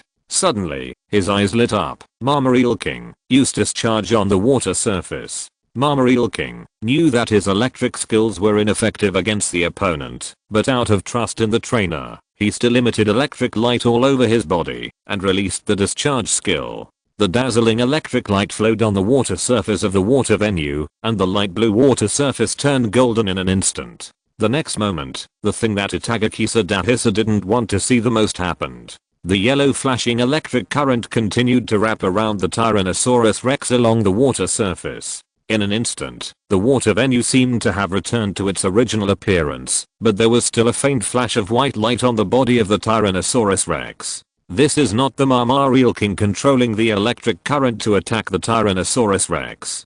On the contrary, it is trying its best to control the electric current from going to the opponent, but it is useless. The characteristic lightning rod attracts the electric attribute moves to itself to make them ineffective, and its own energy attack ability will be improved accordingly. Not to mention the enemy's electric skills, no one can use it. This characteristic does not distinguish between friend and foe. As long as it is on the field, all electric moves will be absorbed and become invisible. ZHE also smiled slightly. Who said that the lightning rod characteristic is useless in singles and can only be effective in doubles or triples? Anyway, it is definitely not him. As long as it is used well, the lightning rod characteristic, that is somewhat useless for the Tyrannosaurus Rex, can also play the role it should play. It's a good idea. Although the general Tyrannosaurus Rex is immune to electric damage, it still has little resistance to the paralysis effect. The flexibility in the water is already inferior. If it enters the paralysis state, even if the attribute is superior, your Mama Real King will find a chance to win. ZHE also praised out loud. It was indeed a quick reaction. When faced with this situation, most people would just try to fight in close combat to see if they could find a chance to win. Itagakisa Dahisa shook his head helplessly in response to Tetsuya's praise. Unfortunately, this idea was killed in the cradle by the lightning rod characteristic. This characteristic is ineffective against electric skills, not just attack skills. Even transformation skills will not work under its effect. The two of them tacitly did not mention Itagakisa Dahisa's other intention of letting the Mama Real King Eustace charge. Anyway, it was impossible to achieve. Rip Claw. Itagakisa Dahisa commanded the Mama Real King to charge. The Mama Real King dived into the water, and its huge body formed a shadow on the water surface, rapidly approaching the armored Tyrannosaurus. Along with the sound of the Mama Real King breaking through the water, a loud bang exploded on the calm field. Dung. The arm of the armored Tyrannosaurus that emitted white light and the Mama Real King's claws that also emitted white light collided with each other. Pa. The sound of falling into the water was heard. After resisting for a few seconds, the Mama Real King was hammered into the water by the arm of the Tyrannosaurus Rex. The sky was full of splashes of water, blocking everyone's view. Tetsuya narrowed his eyes, left rear brute force. The Tyrannosaurus Rex did not hesitate, his feet did not move, and he raised his tail with all his strength and smashed it hard in the direction of Tetsuya's command. Boom, a louder roar sounded, and the Mama Real King, who had just popped up and was about to attack, was smashed again by this sudden attack. Itagakisa Dahisa licked his dry lips. Ordinary elves need to consider how to use brute force when using it, but the physical characteristics of the Tyrannosaurus Rex determine that it can use it in the form of body collision, tail swing, and even through the sharp drill on its forehead. It can be said to be an attack without dead angles. Tyrannosaurus Rex, surf. Tetsuya didn't care about the opponent's thoughts and directly pursued the victory and beat the eel that fell into the water. Ouch. The Tyrannosaurus roared with great momentum, and its heavy body jumped up, strangely stepped on a huge wave, and rushed from one end of the water field to the other. The several meter high waves immediately dimmed Itagakisa Dahisa's vision.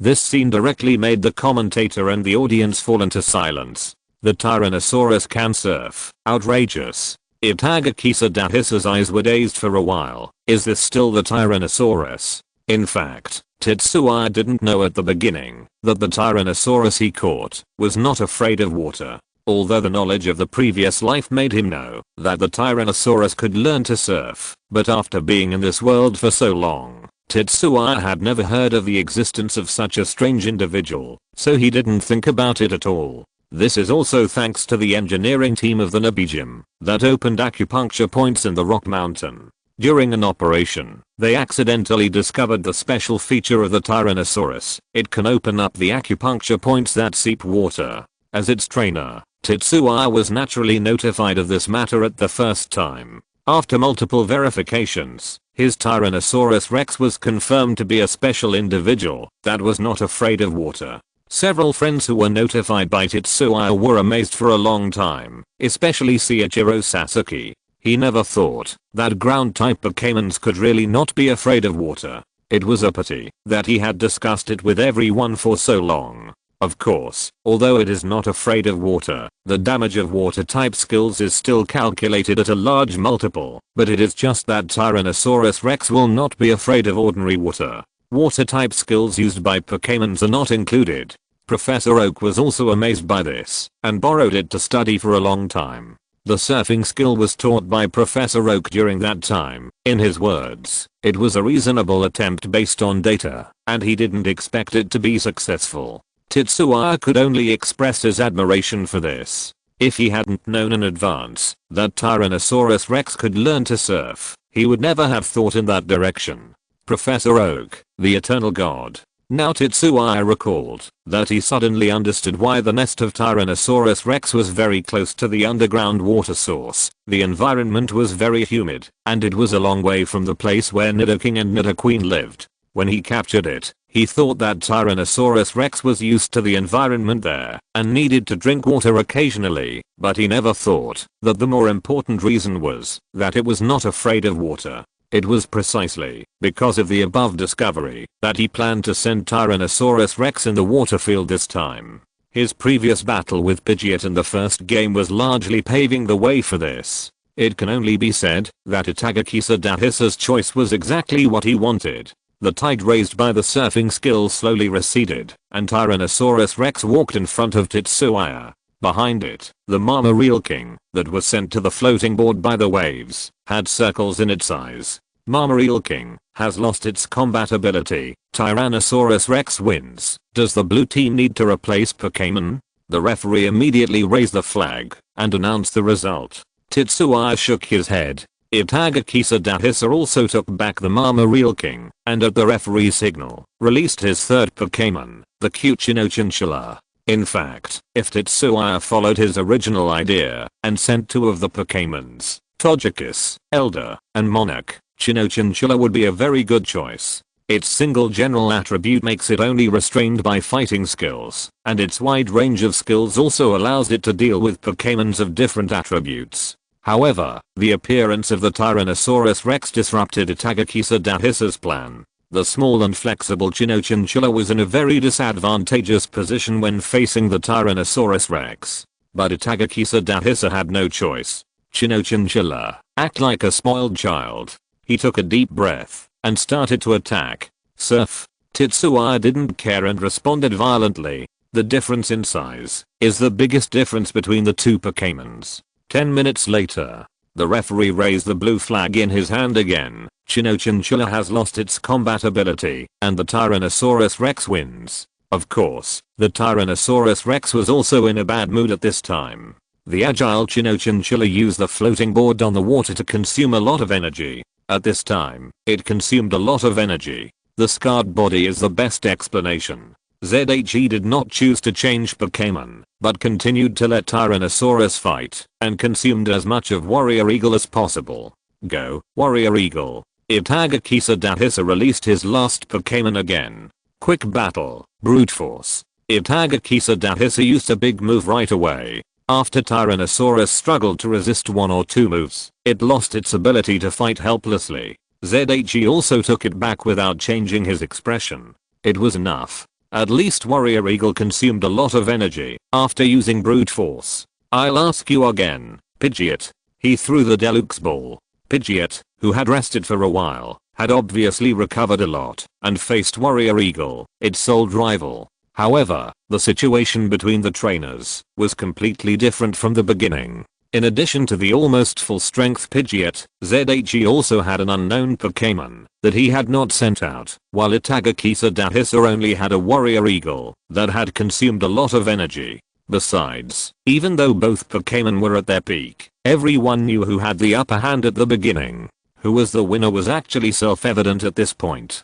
However, out of respect for the trainers and Pokémon, the audience and the commentator still watched the battle on the field with full concentration. The Warrior Eagle, who was speeding up to fight in close combat, and the Pidgeot, who was moving at high speed and attacking from a distance with their slash, presented a wonderful aerial duel over the water field. Then, congratulations to Tetsuya Tamaki from Kanto Tokiwa City for successfully defeating Itagakisa Dahisa from Unova City.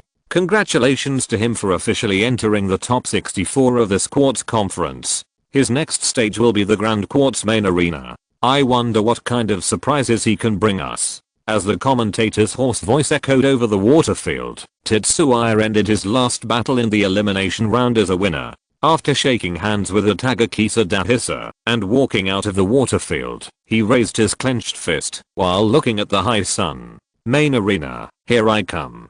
Note 1. The iron-armored Tyrannosaurus is not afraid of water. Episode 205 of the animation/game City. Chapter 269 Main Arena. Top 64 First Round. Cheers. Several transparent cups with different colored drinks clinked together, making a crisp sound. Well, it seems that the four of us are lucky. Yi Zhang smiled and took a sip of the red wine in his quilt.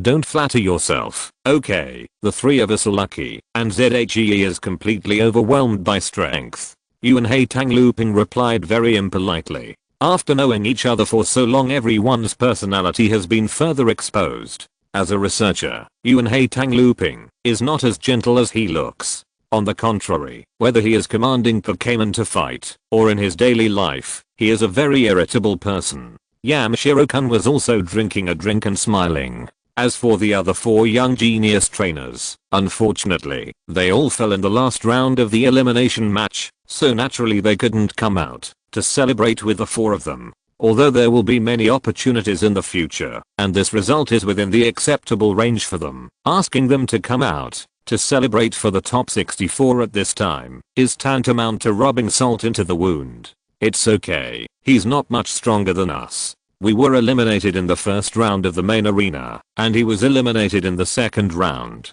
There's not much difference. Yi Zhang said calmly. That being said, we still have to have dreams. Yuan Haitang Looping agreed with what Yi Zhang said. There was no way, the strength gap was there. In the main team of Yuan Haitang Looping, Yamashiro Junior and Yi Zhang, only 2 Pokémons reached the Qua-seeking level. Among the top 64 players, this is the bottom level. In the 6v6 full player battle stage, the gap in hard power will be more obvious than before. The weak Pokémon in the main team will always determine whether you win or not, unless your strongest Pokémon can do 1-on-2 or even 1-on-3. But at the same stage, even if you have an attribute advantage, it is almost impossible to do 1-on-many. Besides, no trainer will always send Pokémons with unfavorable attributes to fight, and the tactics will not be arranged in this way. It is likely that, as Yi Zhang said, the three of them will eventually stop at the top 64. Tetsuya didn't show any reaction to Yizo's sour words. It was just pure jealousy. After Monarch Snake broke through to Qua-seeking, his main team had 4 Qua-seeking level elves, which were much stronger than Yizo. At least if nothing unexpected happened, there would be no problem in the top 32. Several people chatted casually to relieve their nervousness. It's okay, I'll go back first and prepare for tomorrow's draw. Yuan Haitang Looping was the first to get impatient and prepare to go back to his room to rest. What's there to prepare for the draw? Do you want to wash your hands and pray for better luck? The other 3 were speechless about his reason, and Tetsuya was the first to complain. Does washing hands work? Looping's eyes were shining. Tetsuya's face was full of confusion. Well, I wish you good luck tomorrow. Yamashiro Junai said so. Good luck. Asterisk 3 April 3rd. The gongs and drums were loud, the firecrackers were blasting, the red flags were waving, the crowds were huge, and the sky was clear and the weather was sunny. In short, it was a good day for drawing lots and competing.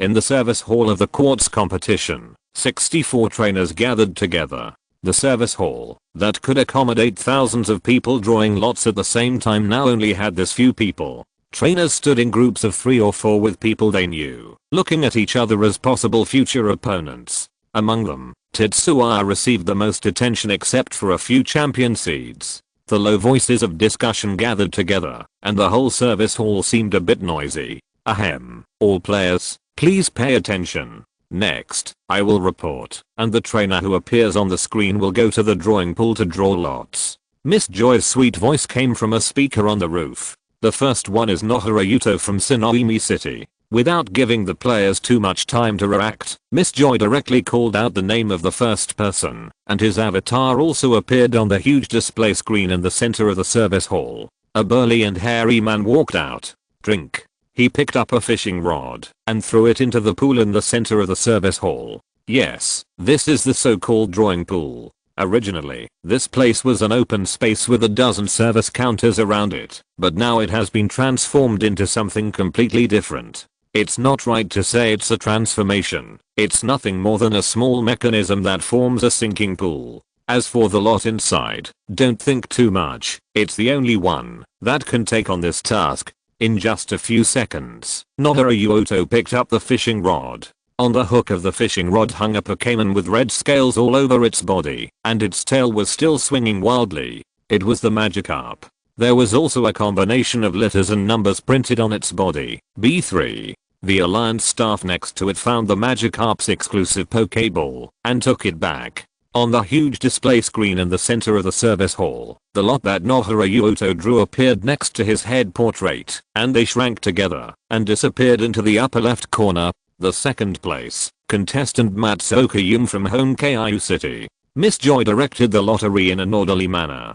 Please don't let me run into someone too strong. If not, it would be best if I run into Yizang. Yuan Haitang looping prayed nervously beside him. Yizang on the side was completely confused. What did you mean by it's great to meet me? You are very brave. This way of drawing lots does eliminate the possibility of cheating to a certain extent. Yamashiro Junai looked at the new way of drawing lots proposed by President Damaranshi and nodded unconsciously. If it were a superpower, it could still cheat, but those people would not be so shameless as to do such a thing. Yizang responded. These Magikarp are quite big.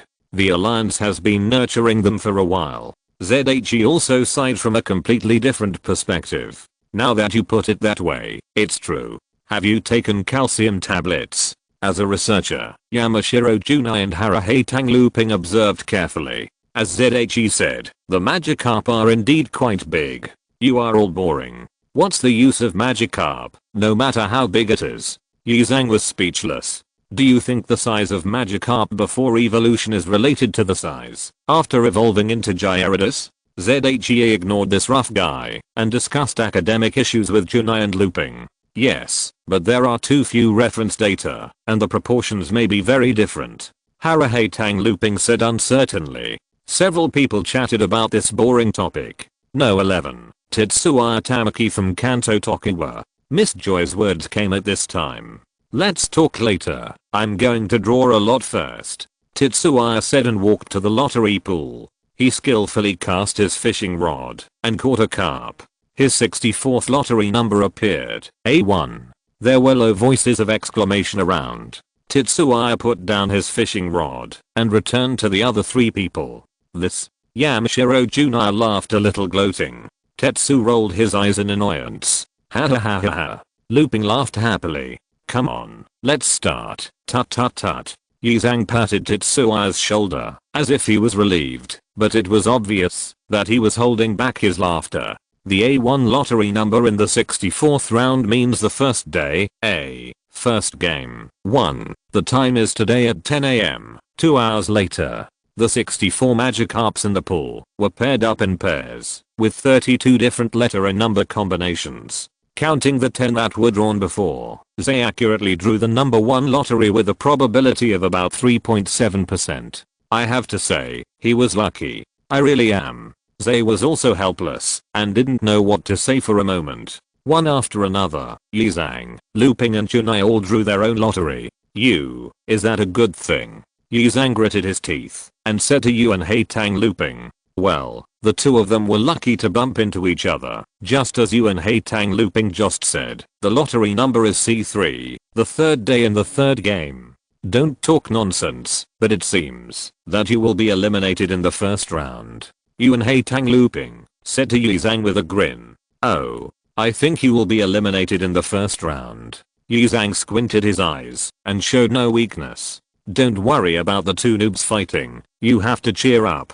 Zay patted Yamashiro Junai on the back with a little comfort. At the same time, the four people who were wandering around in the world had bad luck in drawing lots. Tetsuya was drawn to be the first to appear, and his two friends, Shikahi and Yizo, faced off. The worst was Yamashiro Junai, who met Shinagawa Shizuji. He was the number 1 candidate for the championship. The corners of Yamashiro Junai's mouth twitched slightly. He always felt that there was an eyebrow pencil among the four of them, and there was more than one.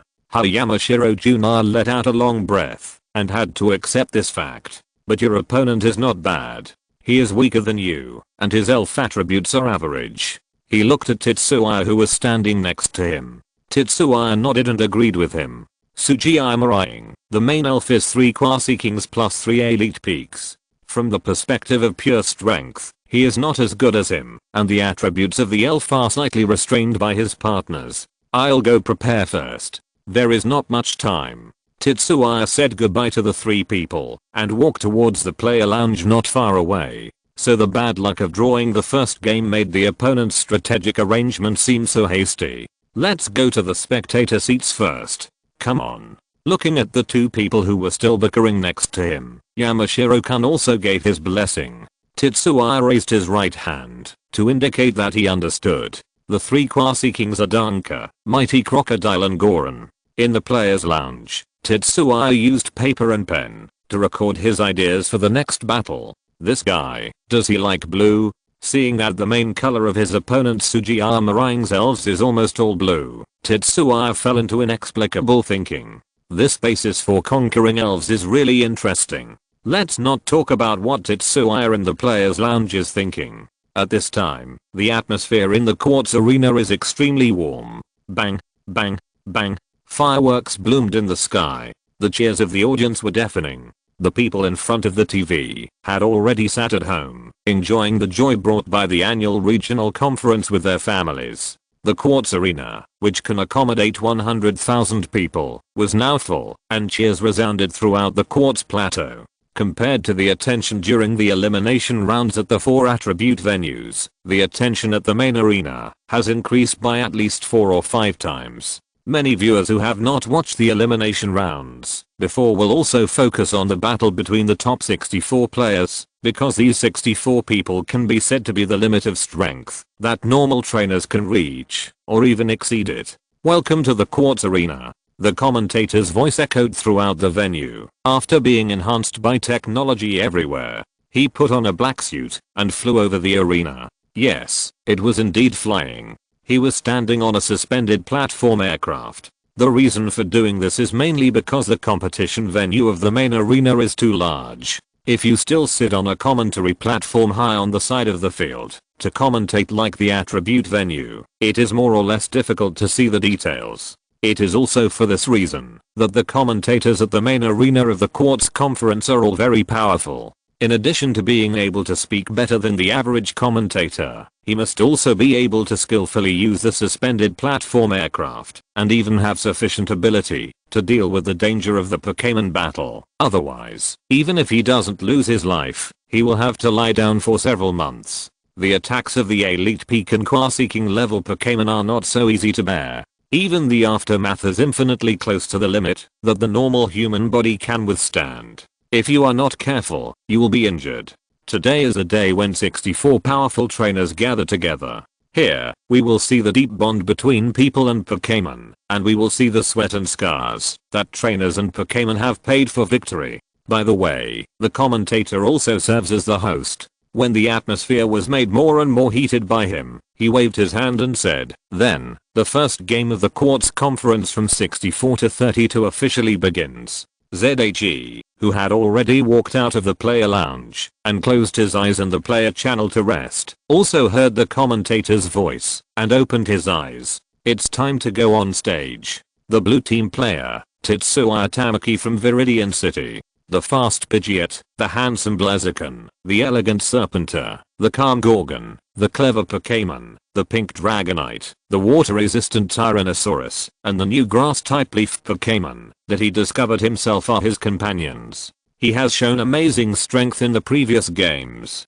In the 14 games, only Tyrannosaurus lost its combat ability once. Apart from that, all the Pokémons that Tetsuya played won without a single defeat. The most important thing is that this handsome young trainer is only 17 years old now. This Quartz Conference is the first conference he participated in his first year of debut. It is not difficult for us to imagine how brilliant his future will be. But the game is not about the future, but the present. Whether Tetsuya can defeat his opponent is the key to whether he can go on. All of this will be decided by him. Tetsua's figure slowly emerged from the darkness. At this moment, the cheers of the audience went up a level. I have something to do recently. From tomorrow, the update will become normal. Don't worry. It's okay to subscribe automatically, because the word count and price are the same, and will not change, but the content will change. Just refresh it, and you don't need to spend more money. Thank you Yige for the 1500 starting coins.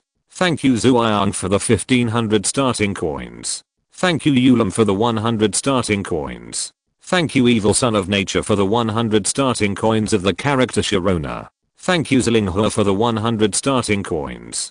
Thank you Liu Jar Daddy for the 100 starting coins. Chapter 270 6v6 all-member battle. At the same time, in the passage opposite Tetsuya, the figure of his opponent Sugiyama Kage gradually appeared. The red team is Sugiyama Kage from Johto. Quiet, free, fresh, loyal, and in love with blue Pokémon. Sugiyama Kage has a position determined by the size and length of his teeth. A Tyranitar that likes to bite the enemy with its large and powerful jaws. A gorilla that does not attack actively, but only rebounds attacks. A slow and leisurely Swamp King. An Adder Queen who loves her son and risks her life. A Golduck that swims in the water with an elegant posture. To rescue people who fall into the water. In the previous battles, these blue elves presented a visual feast for the audience under the blue sky. This year is the 10th year since Sugiyama Kage debuted, and this is also his second Quartz conference. I wonder if he can go one step further and defeat his opponent to advance to the top 32. Let us wait and see. Next, let us turn our most enthusiastic attention to the two players on the field. The commentator, who also served as the host, spoke very quickly. After introducing the general situation of the players, he got into the point without any hesitation. After the referee confirmed with the two contestants, he returned to his seat on the sidelines. Tetsuya Tamaki on the blue side and Kage Sugiyama on the red side. It's a 6v6 battle. Each team has 2 chances to change Pokémon. The first to attack will grab the Pokémon. The battle of all Pokémons of one team cannot be lost. The game begins. As the referee waved the flag, Tetsuya and Kage Sugiyama threw their Pokéballs at the same time. Go on gracefully, Serpentine. Crush it with confidence, Donkey. Okay, we can see that the Pokémon of both players have appeared. Player Tetsuya sent out one of the 3 starter Pokémons from the Unova region, the proud snake-shaped Pokémon, the grass-type Serpentine. This kind of Pokémon is not something that a common rookie trainer can command at will. They are proud by nature and have extremely strict requirements for the strength of their trainers. If they are not satisfied, they will stare at you with their noble eyes. Player Sugiyama Rying, send out a ground-type donkey from the Johto region. According to the data, the tooth length of this 7-year-old donkey of player Sugiyama Rying is 1.35 times the average of individuals of the same age group, which means that this is a male donkey. We all know that the teeth of a donkey will gradually grow larger and longer as it grows older. This is also the basis for distinguishing the internal status of a donkey in the wild group. The longer and bigger the teeth are, the higher the status in the group. Similarly, its strength should not be underestimated. The commentator moved his lips up and down at an altitude of more than 10 meters, explaining in great detail. He liked the 2 ground-based Pokémons the most, and the ones that were not good at jumping, so he could save a lot of energy and be safer. ZHE didn't pay attention to what he said, but carefully observed the short elephant-shaped Pokémon opposite. The appearance of Danka was like the extinct mammoth in the previous life, except that the main body was grey-blue, with a pair of long fangs that looked very dangerous, and the black nose extended all the way to the tail, as if covering the back with a layer of armor. The grass-type Monarch has a great advantage against the opponent's water plus ground specialized Pokémon. The opponent probably didn't expect Monarch to have broken through the Quasi King, so it has a small advantage. It doesn't matter whether Danka has the hidden characteristic of Sand hidden for Monarch, and Monarch, which is good at continuous output, has a restraining meaning for Danka with the strong characteristic, cannot be killed with one hit. The order of appearance is as I expected, so the next step is to deal with it normally according to the plan. ZHE also analyzed calmly. Everything was no different from what he had expected at the beginning. The opponent's trump card, the crocodile, must not be the first to appear, otherwise it will be powerless to recover once it fails. But the first elf cannot be too bad, so Dungia is the best choice. As a Quasi-King, Weng is indeed much more limited than Dungia. With his excellent eyesight, ZHE also found that the opponent was stunned when he saw his Monarch Snake. He probably didn't expect that the elite level Monarch Snake would be the first to appear. No wonder, Monarch Snake has only evolved for 2 months. The news that it evolved on the spot in the player village was easy to find. No one would believe that it could improve so fast. But I'm sorry, it's so fast. ZHE also narrowed his eyes. Monarch Snake, green grass field. With a soft hum, a green halo spread out, covering about 1/3 of the field. Not Quasi-King. Sugiyama Rang was stunned by this scene. The influence range of the green grass field of a normal Quasi-King level Monarch Snake should be about half the size of a standard battlefield, and this 1/3 should be the elite level. Although it matched his initial understanding, it was the opposite of the normal battle idea. Even with the attribute advantage, it is unrealistic for an elite to defeat a Quasi-King. The opponent cannot consume his own manpower for no reason. He has already assumed that the opponent's Monarch Snake has evolved from a fresh evolution to a Quasi-King in just 2 months, and the opponent has done this to him again. Sugiyama Rang hesitated for a moment. Dungia, turn round, and then roll to charge.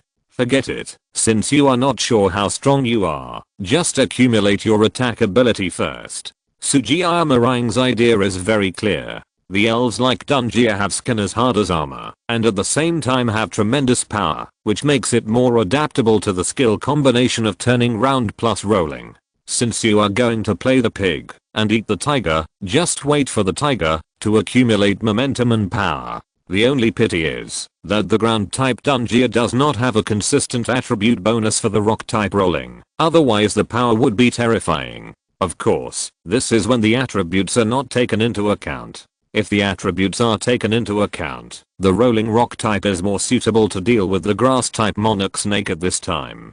After all, the grass type has resistance to the ground type, but not to the rock type. If the rolling is a ground type, it is hard to say how much damage can be caused by the increase and decrease. Don't be fooled. Zay felt sorry for a while, but he didn't take it seriously. It was just a try. But if you want to slowly accumulate power, isn't it too much to take the Monarch Snake blessed by the green grass field seriously? Zay unconsciously rubbed his sweaty palms. Monarch Snake, Magic Leaf. The Monarch Snake's red eyes condensed slightly, and green leaves covered with blue and purple light appeared one after another beside it. But unlike usual, these magic leaves were all controlled by the Monarch Snake, and did not fly directly to the target Dungia. Indistinctly, the sound of the air being torn by the flying magic leaves came out. As the magic leaves gathered more and more, the sound became louder and louder. They smiled and looked at Sugiyama Rang opposite. Everyone accumulated power together. Guess who will be more unlucky? Of course it's himself. Sugiyama Rang understood the meaning of Zay's smile. He felt something was wrong, and got the answer at the first time. The blessing of the green grass field plus the double restraint of the grass system on the ground system plus the attribute of the same skill of this system. This kind of power, plus the number after charging. This magic leaf can be renamed as the Magic Leaf Storm. The most important thing is that, although the power of the round and rolling after charging is very large, it is impossible to be as accurate as the Magic Leaf. Overall, the Magic Leaf is definitely the one that can't charge. Still acting, which elite level grass type elves can have such controllability. Looking at the green grass field with no change in coverage, Sugiyama Rang couldn't help but complain in his heart. Now it can be completely confirmed that the opponent is a Quasi-King. Although it is stronger, Sugiyama Rang can't help but let go of some worries in his heart. At least he doesn't have to think about what the opponent's plan is to send elite level elves to the field. Calculating the time, the power of the rolling skill under the blessing of the round is already very considerable at this time, and the number of the opponent's magic leaves is still within an acceptable range. Sugiyama Rang immediately ordered, "Go up, take the Flame Fang." That's right, the pair of teeth that look extremely dangerous are not just for show. It is very good at the two skills of Flame Fang and Lightning Fang, which use teeth to attack. This gives it a lot of room to operate when it is against water or grass Pokémon that restrain it. Moreover, under the bonus of rolling momentum, the damage that these sharp teeth can cause will be even more terrible. Boom boom. After hearing the command, the Dongia who was rolling in his own half of the standard battlefield immediately found the direction and rushed towards the monarch snake with great momentum. Smoke and dust were everywhere, and it was almost impossible to see the specific location of Dongia. The petite body of only 1 meter became the most effective helper for it to hide itself at this time. Without Tetsuya's order, the monarch snake consciously released the control of the magic leaves, and a group of blue-purple leaves like wasps swept out directly. The magic leaves with automatic locking function attacked somewhere in the green smoke and dust in a very regular manner. Bang bang bang. A dull collision sound rang out. However, the magic leaf did not stop the progress of the Dongia, and the smoke and dust were visibly approaching the monarch snake. ZHE was not surprised at all. Although the Dongia was weak in energy attack and defense compared to physical attack and defense, it was not so easy to deal with. What's more, in the case of mutual impact, the power of turning into a circle plus rolling offset a considerable part of the attack of the magic leaf. Of course, it was more than that. ZHE also snapped his fingers. Monarch snake, make a grass knot. Sugiyama pushed his glasses on the bridge of his nose. The grass knot can indeed have a great damage effect on the Dongia weighing hundreds of kilograms and moving rapidly. The 5th gear power of 100 plus restraint and bonus can almost beat the Dongia directly to lose its combat ability, and it can only rely on the strong characteristics to survive. However, a very important point is, how can the monarch snake capture the position of the Dongia? Sugiyama is also very clear about the weakness of the Dongia, and it is precisely for this reason that he lets it create meaningless dust during the rolling. In this environment, any skill that is not 100% accurate will be more difficult to hit and damage Dongia, not to mention the skill of Grass Knot, which requires extremely high timing and position. Before Sugiyama could react, a loud noise broke his thoughts. Boom, his face suddenly became very bad. Did the grass not hit? The smoke and dust slowly dissipated, and the wounded Dongia appeared on the field. It was upside down, and was trying to turn over with its nose, but its weak body seemed to be unable to support it to complete this idea quickly. Not far behind it, a grass knot that broke out of the ground was torn in half, and the rock and soil brought up fully demonstrated the strong impact of Dongia just now. Sugiyama observed it, and finally understood why. Did you unknowingly use the smoke and dust to expand the range of the green grass field? Sugiyama pushed his glasses again. What a sinister opponent. Of course, the most important thing is not this. The expansion of the range of the green grass field will affect the release speed of the grass knot at most, and it will not help the accuracy. As for the power, since they were all directly used to make the Tonka develop the sturdy tray, there was no difference between 100 and 130 or even 140. Sugiyama eyes were on the scattered leaves around Tonka, and the blue-purple light covering their surfaces slowly dissipated. Under the blessing of the green grass field and the influence of the smoke and dust just now, this light was invisible without paying attention. They use the tracking effect of the magic leaves. The main attack in the cultivation direction is the manipulation of grass-type energy. Although the first game was clearly defeated, Sugiyama still analyzed the opponent's strength and characteristics very calmly. He couldn't let down the information that Tonka exchanged for himself. Parasitic Seed. ZHE didn't give Sugiyama the slightest chance to resist. When the monarch snake recovered from the stalemate, after using the skill, Tonka, whose physical strength was maintained at a very low point due to the sturdy tray, still failed to successfully turn himself over. ZHE also decisively commanded the monarch snake to attack. A green seed flew out from the leaf vine near the neck of the monarch snake and landed on Tonka. In an instant, tiny vines stretched out and tied up Dongia tightly. The next second green light shone on Dongia and King Serpent at the same time. However, their reactions were completely different. Dongia didn't even scream and his eyes turned around, and he lost his ability to fight. King Serpent stood up slightly, and the recovery of his physical strength made him feel a little comfortable. He really didn't miss any opportunity. Sugiyama felt a little powerless when he saw the skills used by the opponent.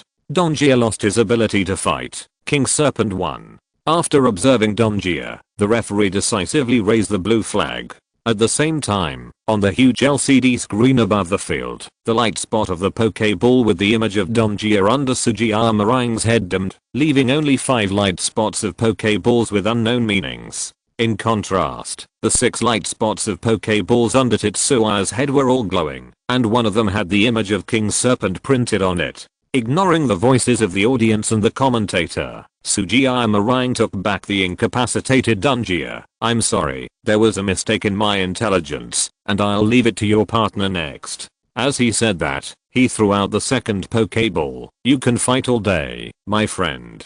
So Nansu, the blue Pokémon that appeared, shouted and saluted. It's okay to subscribe automatically in the past 2 days, because the number of words and the price are the same, and will not change, but the content will be changed. Just refresh it without spending extra money. If you're listening to this novel on a channel other than Fanfic World, it means they downloaded and uploaded it without effort. We cordially invite you to visit our channel, Mundo Fanfic Novelos. There you'll find the original version of this story, and you can explore many other novels of various genres. We're waiting for you to immerse yourself in a world of incredible novels. Chapter 271 vs. Fruit God.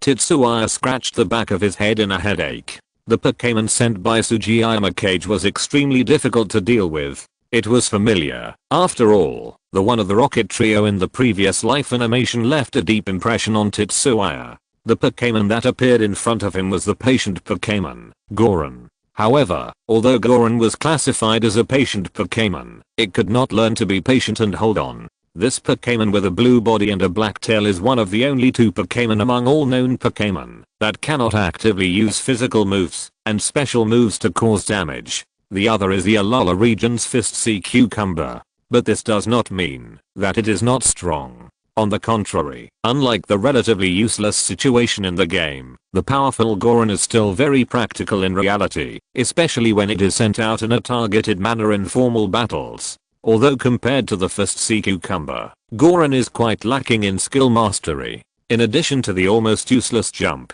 Goron can only learn 7 skills, acting like a spoiled child, doing it again, instant amnesia, double return, mirror reflection, mysterious protection, and the most disgusting opponent's same fate. But that's enough. With the high physical strength unique to the race of the Goron, and the decent physical and energy defense capabilities, these skills are enough to make the trainers and Pokémon who are its opponents never want to see it again after a battle. Its core skills are naturally the double return of physical damage and the mirror reflection of double energy damage. The way for Goron to defeat the enemy is endurance. After enduring the damage, it will directly and unreasonably return it to the opponent at double the amount, giving the enemy a heavy blow. Unless Goron can be killed with one blow, there is a high probability that the opponent will fall to the ground before it. Of course, it is also possible that it will be killed with one blow and then be killed together. And the difficulty of killing Goron with one blow is really too high.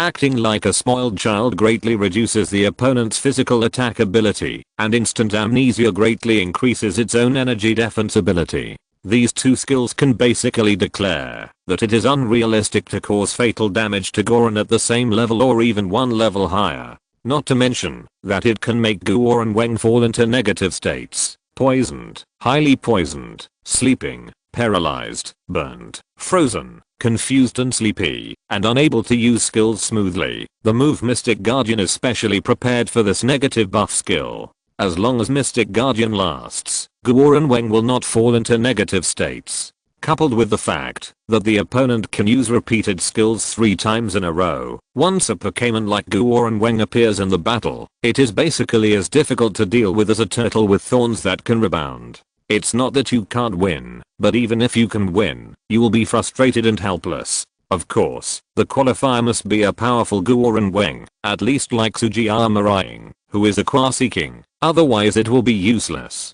After all, the passive side is always the weak side. Moreover, only Goron Weng who has been cultivated for a long time can master the few skills he knows to perfection. Otherwise, the interval and speed of skill release are enough for many Pokémon who are good at seizing opportunities to cause damage to it without being rebounded. Seeing that the moment he appeared, he used his shadow to step on something, Zay quickly put his right hand down on his waist. Zay's characteristic, stepping on shadows, uses the control of shadows to prevent the elves on the field from being collected into instruments such as elf balls. This is another characteristic that is particularly disgusting, and it is a perfect match for Zay. The meaning can be roughly understood as either you die or I live. If it really doesn't work, I will drag you to death together with you. Anyway, don't even think about running away. Let's try it first. Zay muttered. Monarch Snake, Super Absorb. This is the skill with the lowest power in Monarch Snake's skill list, and it also has the effect of feeding back physical strength. Even if it is rebounded, the injury is minimal. Of course, his purpose is not limited to this. Soniously looking at the green light flying towards him, Zay saluted leisurely. His eyes were empty in an instant, and white light flashed on his blue skin. Then, at the moment when Super Absorb touched it, Zay's body immediately flashed with an almost transparent light.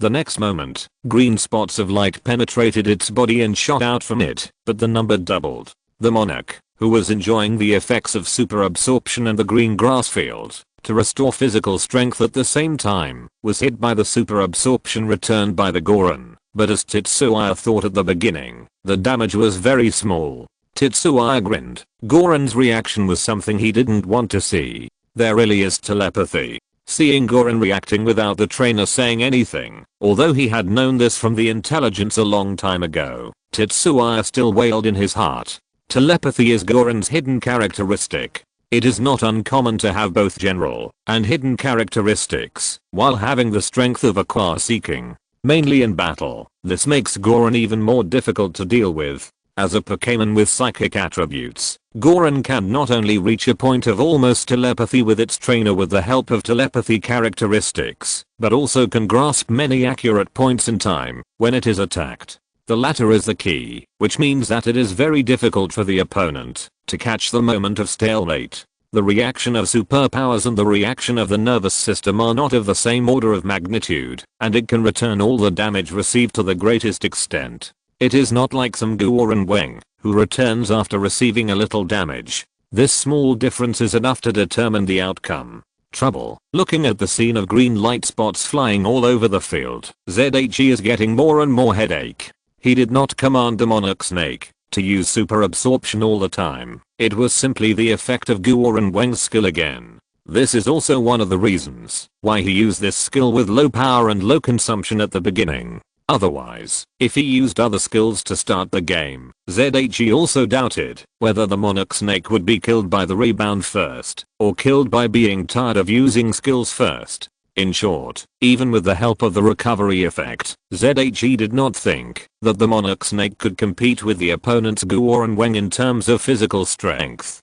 The green light spots gradually stopped, and it seemed that the opponent gave up the idea of using one more time. After all, using skills also consumes energy, and using too many skills again is not a good thing for Goron Weng. Even worse is the Monarch Snake. Including the super absorption at the beginning, it has used the skill 7 times. The King Serpent is already breathing slightly. It cannot use it actively when sleeping, because it cannot talk in sleep. Otherwise, if it uses it a few more times, the referee will intervene and directly judge the King Serpent as losing the desire to fight. Speaking of which, the situation where the consumption caused by releasing its own skills is greater than the consumption caused by receiving damage can only be seen when facing a Pokémon like Goron. It is worthy of being a fruit god of the same family as Pikachu. ZHE also subconsciously licked his lips that were a little dry due to nervousness. It is still not strong enough,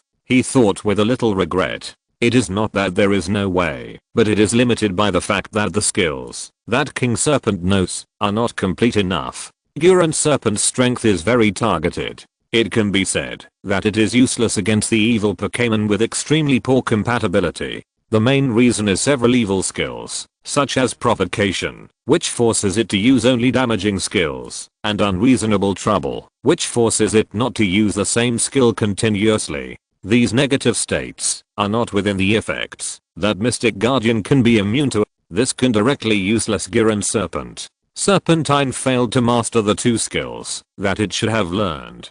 It was still too young, and it only had enough time to learn most of its own grass attribute skills. It was obvious that Sugiyama Kage had done some research and analysis. Otherwise, he would not have sent the Quasi King level Serpentine to the field. Once Serpentine learned one of these two skills, the only thing that Serpentine of the Quasi King level was stronger than ordinary Pokémon of the ordinary level might be its durability. It was self-evident who the winner was. Unfortunately, there was no if and no once. The fact was that Serpentine was almost helpless against the hedgehog-like Serpentine in front of it. Serpentine had not yet mastered the poison-type gastric juice, otherwise it could have eliminated the characteristics and replaced a Pokémon. ZHE also smacked his lips. It seemed that there was only the worst way left. Fortunately, he was not unprepared, and he sighed silently. Most of the main players in Sugiyama Kage's team had water or ground attributes.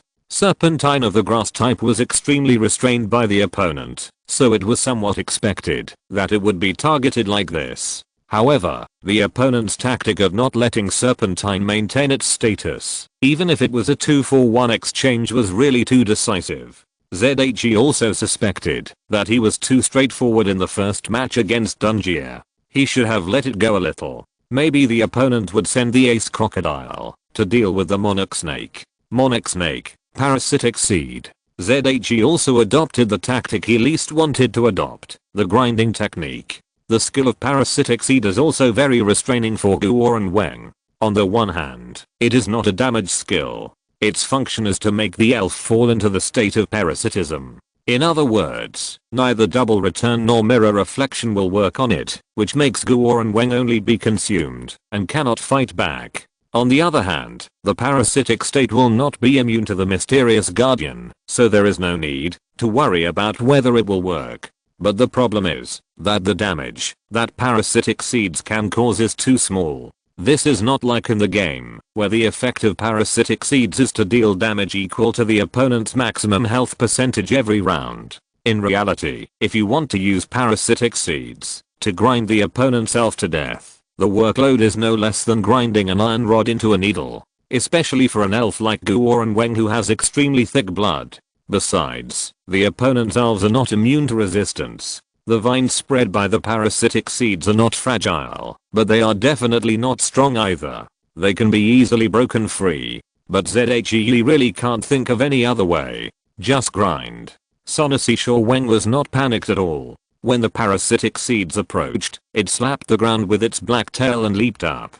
Continue the parasitic seeds. ZHE had no expression on his face. Another problem with the skill of parasitic seeds is the hit rate. Although Shao Weng will not attack actively, it is not an immovable target. The speed is not fast, but the parasitic seeds are slower. So, all skills are useful, even a useless skill like jumping. With the help of the jumping skill, Shao Weng jumped around on the field to avoid the parasitic seeds. In short, no matter how you look at it, it takes a long time to use the parasitic seeds to make Shao Weng lose his fighting ability. Half a minute, 1 minute, 5 minutes, 10 minutes, 15 minutes. Time passed by. The commentator had already said all the words that could describe the elves' evasion, and also described the way that the King's Serpent used the parasitic seeds. But the two elves on the field continued to fight. The audience stood up in 2s and 3s. This was like the time to go to the bathroom during a movie.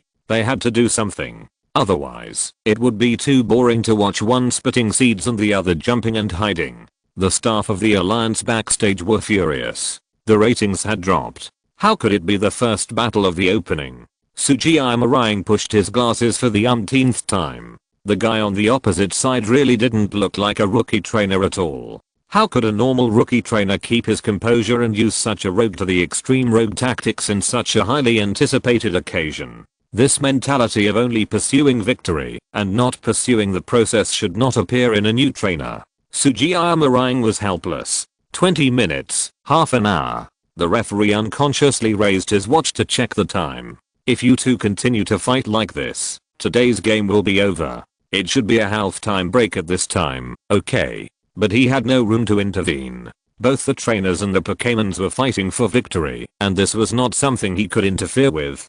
Tetsuya was sweating, and Serpent was panting. The glasses frame on the bridge of Sugiyama Cage's nose kept sliding down, and the frequency of the jumps of the golem became much slower than at the beginning. Consumption. This battle was not only a torture for the two Pokémons on the field, but also for the trainers. Tetsuya had to constantly adjust the angle of Serpent's use of the parasite seed, and also look for the opportunity to see if he could defeat the enemy with one strike. Sugiyama Cage had to use telepathy to let Golem beware of the parasite seeds shot from different angles, and also beware of the opponent's sudden attack. If it didn't work, he had to order the use of the same life. This kind of mental and attentional concentration for a long time was very painful. Suddenly, Golem's black tail softened, and he was unable to use the jump smoothly. One after another, the parasite seeds hit its body. In just a moment, its blue body was surrounded by green.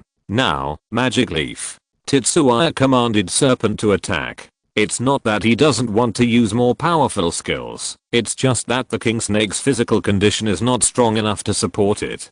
10 minutes ago, even the green grass field was cancelled by it. Sugiyama Rying said nothing, his eyes more focused. Chapter 272 First Half. A trap? This thought flashed through Tetsuya's mind as he gave the order. But no, the way that Gurren Weng looked just now didn't seem to be pretending. As an expert in cultivation, Tetsuya could see that the opponent's condition was indeed extremely bad, or if the King Serpent's condition was so bad, the opponent's condition couldn't be much better. Besides, he couldn't think of any trap that Gurren Weng could set. The magic leaf with the blue-purple light attacked Gurren Weng, who was entangled by green vines. Without the white light, reflected by the mirror, Gurren Weng seemed to have lost his ability to fight, and stood still to endure the impact of the magic leaf. If it weren't for the green light flowing on the parasitic seed vines showing that it still had physical strength, the referee would have wanted to stop the King Serpent from continuing to attack. Did he not want to drag it out, but wanted to use the same fate to die together directly? Tetsuya frowned. If the elf was attacked by the opponent in a very short time, after using the ghost type same fate, it would also put the opponent in a state of near death, and it was inevitable. The key is that unlike general non-damaging skill effects that are limited by the level difference between the user and the user, the effect of the same life can take effect across a stage. That is to say, an elite level elf can also use the same life to replace a qua-seeking level elf. But compared to this kind of cheating effect, its disadvantage is that the timing of release is extremely difficult to grasp. If it is too early, the damage will not be enough to make both parties lose their combat ability at the same time. If it is too late, the damage will be too much, and you will faint and unable to use the skill. And after the first use of the same life, the success rate of the next use is almost zero, regardless of whether the effect is effective or not. This is even more demanding than the protection skill. At least after multiple uses of protection, the success rate of each use is at least 1/3 of the previous one. Whether it can be blocked or not is another matter, at least it can be released, and the same life can't be used at all. Therefore, although in theory the elite level can also use the same life to replace the qua-seeking level elf, in reality it is extremely difficult to operate. The reaction and skill release speed of the qua-seeking level elves are completely higher than those of normal elite level elves, and the latter find it difficult to use the same life in time. But when the level is almost the same, there is no such worry. Monarch Snake, use bind. Tetsuya suddenly changed the command. The opposite side, Sugiyama Rying and his Goranen, remained silent. However, the Monarch Snake on the field did not use the Vine Whip to bind Goranen and cause continuous damage to it as Tetsuya commanded. A large number of blue-purple magic leaves were involuntarily generated around it. Another skill effect. Mistake. Tetsuya thought in his heart with annoyance. When he realized that the opponent wanted to use the same fate, he should use a continuous low damage skill to attack instead of using the magic leaves with moderate power. The continuous damage caused by bind plus parasitic seed can greatly interfere with the timing of Goranen using the same fate. In simple terms, it is to make it not know whether its remaining insignificant physical strength can support the next attack. This will undoubtedly make the opponent more passive. Purely subconscious reaction made Tetsuya make the wrong choice. This kind of thing is inevitable.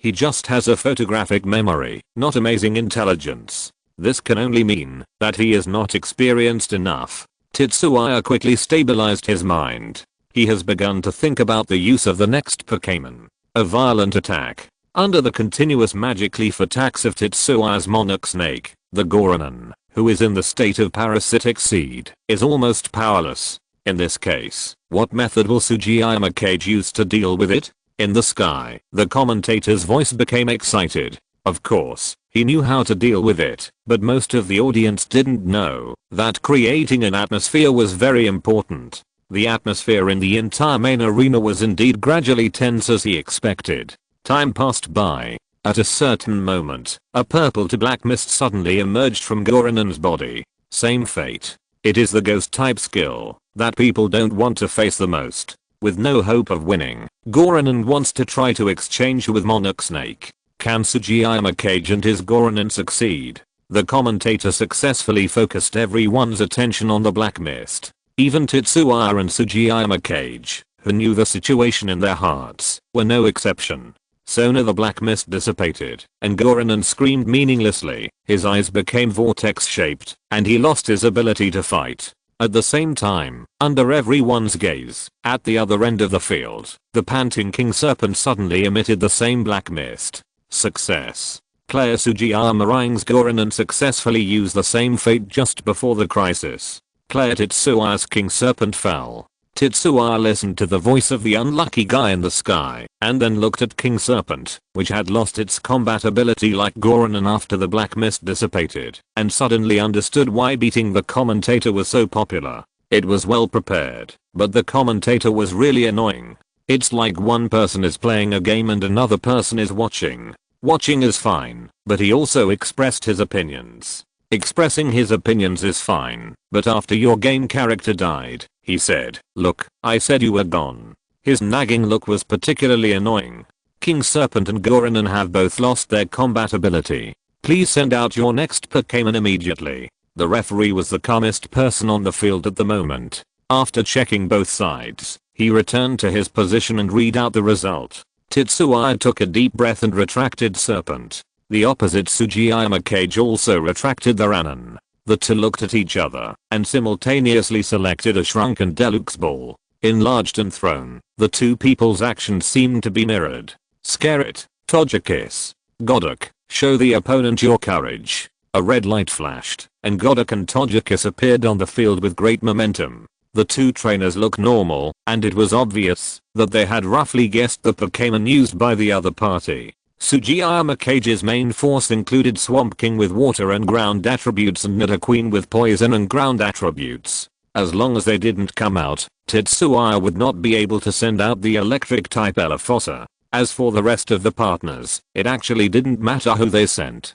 After all, water and ice have never been separated, and flying type can also be seen as being restrained by water type Pokémon in a certain sense. As for why Yamashiro-kun thought that Tetsuya's attributes were superior before the game, isn't it common sense that fire overcomes water equals asterisk. Tetsuya would definitely send the weaker Togekiss first. The remaining 3 Quasi-King level companions are stronger than it, even if their attributes are severely restrained.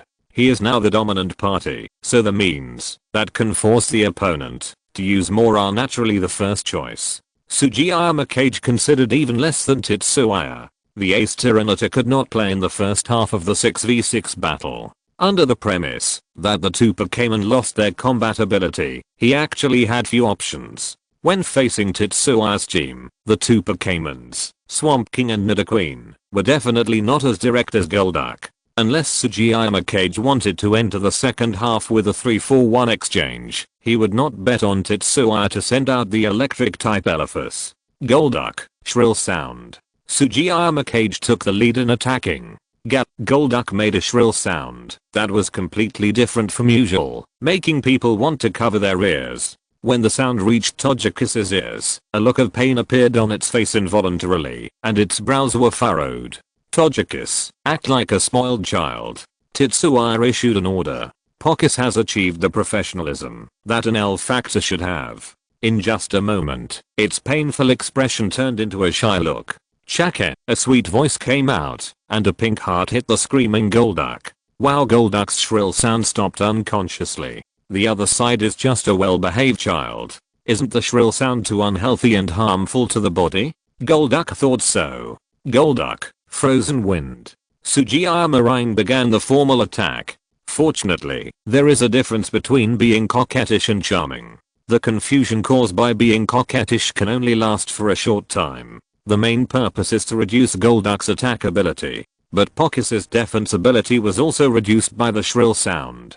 After a while, the difference between the attack and defense of the two is actually no different from the beginning. Golduck quickly woke up and realized that this is a battle, and it doesn't matter whether it is a child or not. Its eyes condensed, its long duck beak opened, and a light blue freezing wind whistled out. Fly. Tetsuya chose to let Togekiss withdraw from the opponent's attack range first. Togekiss' triangular wings spread out, and in an instant it came to the sky. Just talking about the rapid rise up and down, Togekiss' speed may be faster than the flying Pidgeot. How the freezing wind swept under Togekiss' body. The hairs on Togekiss' tail trembled involuntarily. It was a bit cold. It's our turn next, Infinite S-Lash. Tetsuya waved his hand and chose the European Emperor's playstyle. Why is it called this name? Those who understand will understand. But in other words, the grace of heaven plus the proof of the king. This actually has little to do with whether it is European or not, unless you are too unlucky. Otherwise, the shrinking state caused by the half success and failure rate after hitting is enough to make the opponent unable to resist. As for whether Togekiss is unlucky or not, this is a false proposition. Chaco Togekiss called confidently in the sky, spread its wings, and slashed out with a white air blade. At this time, Golduck had quickly arrived at the pool in the middle of the venue below.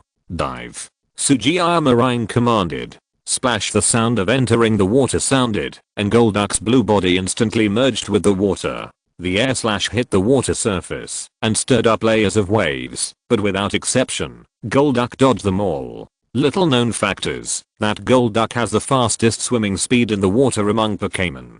Golduck, a swimming champion, was seen dodging the air slash attack from Togekiss in the small pool. In fact, the air slash is not so easy to dodge. No matter how fast you are, it still flies very fast. But unfortunately, Togekiss is now in the sky, and the distance in the middle is not short. This time is enough for Golduck, who has excellent superpowers, to react. This is also the advantage of Golduck as a single water Pokémon. It has a powerful superpower that ordinary water type Pokémon do not have. Once the red bead on its forehead lights up, and it is fully exerted, it can compete with psychic elves for a while. The only flaw may be that it is not durable enough. Find the right time and use the immobilize skill. Looking at Golduck, who once again dodged the air slash, Sugiyama's eyes flashed and he commanded. Use it. Look at me. Tetsuya responded instantly. Golduck, which floated to the surface with its flippers, was about to use the immobilize skill on Togekiss in the sky, but its slightly red eyes suddenly dimmed again. Look at me. A general skill is used to attract the opponent's attention. In doubles and triples, its effect is to help teammates attract firepower, while in singles, it can interfere with the opponent's use of skills. Of course, Tetsuya can't let Golduck use the immobilize skill. The psychic type immobilize skill can seal the skill that Togekiss used in the previous step, that is, air slash. Then his European Emperor's playstyle will be completely useless. Fortunately, his reaction is fast enough. Sugiyama was not discouraged. Go the duck, stir up the muddy current. Since we can't seal your skills fundamentally, let's limit your vision first. You can't hit yourself without vision. Go the duck sank into the water without a sound. The next moment, the muddy current with mud rushed up into the sky. Wow, it's really a very powerful ability to master water.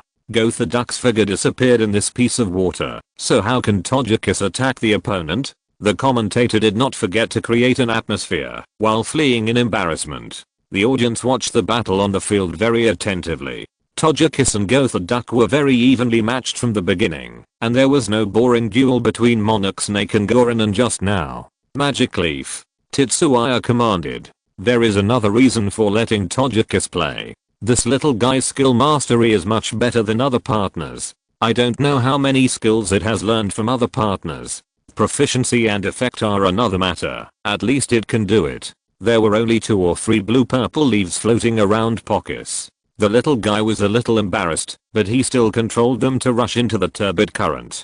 Although the magic leaf could not fly far under the impact of the turbid current, the direction was still clear. In the small range of the turbid current, this was equivalent to exposing his position.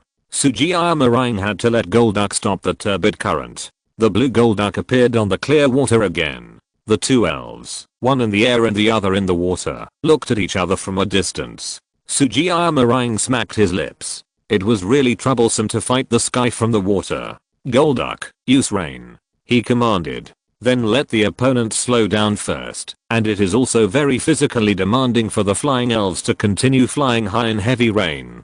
Thank you Feng Xiang Liuan for the 100 starting coins. Thank you for the 200 starting coins from the angel. Thank you for the 100 starting coins from the gentleman's toy. Chapter 273. The second half begins. Although Sugiyama Meringue's Golduck does not have the hidden characteristic of swimming freely, rainy weather is still extremely beneficial to it. As for why it does not use hail, which has a greater impact on Togekiss. It is true that ice and water are inseparable, but the rules will not change. The water-type Golduck is not immune to the continuous damage caused by hail weather like ice-type Pokémon. Tetsuya curled his lips.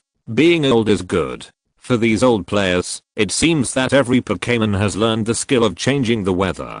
Tetsuya also wanted Togekiss to use Sunny Day to compete with the opponent in weather control, but unfortunately the little guy can't do it yet. Among the 6 Pokémon in his current main team, only Panyanki can really be regarded as mastering sandstorm weather. Moreover, even if Togekiss can barely use Sunny Day now, it should not be able to offset the effect of Golduck's Rain Prayer. The strength is similar, but the main difference is that the proficiency is too big. Unlike the game where the weather skills of the backhand cover the original weather, in this Pokémon world, the competition for the weather on the battlefield is related to the Pokémon's own strength and the mastery of skills. However, if the difference in strength and proficiency is not big, the result is usually to cancel each other out. That is, nothing happens. The original weather will only change to what it should be on that day, and will not cover the effect. Therefore, in the regular battles of stronger trainers, it is difficult for the audience to see the tactic of grabbing the weather, and the benefits are relatively not very high. Some Pokémon who are particularly good at controlling the weather are another matter. The situation in the wild is also another matter, unless you can convince the enemy who wants to kill you to have a regular 1v1 battle with you. Just thinking about it, you know that this is impossible. This rule effectively avoids the strange scene of hail and sandstorm on the battlefield, and also avoids Pokémon hiding in their own weather and unable to fight remotely, or you and I use a light ball to change the weather on the field twice in a second. On the field, Golduck in the pool held a small blue light ball in each hand, and then closed it, and a large light ball shot up into the sky. The drizzle soon fell. The next moment Golduck's operation surprised many people.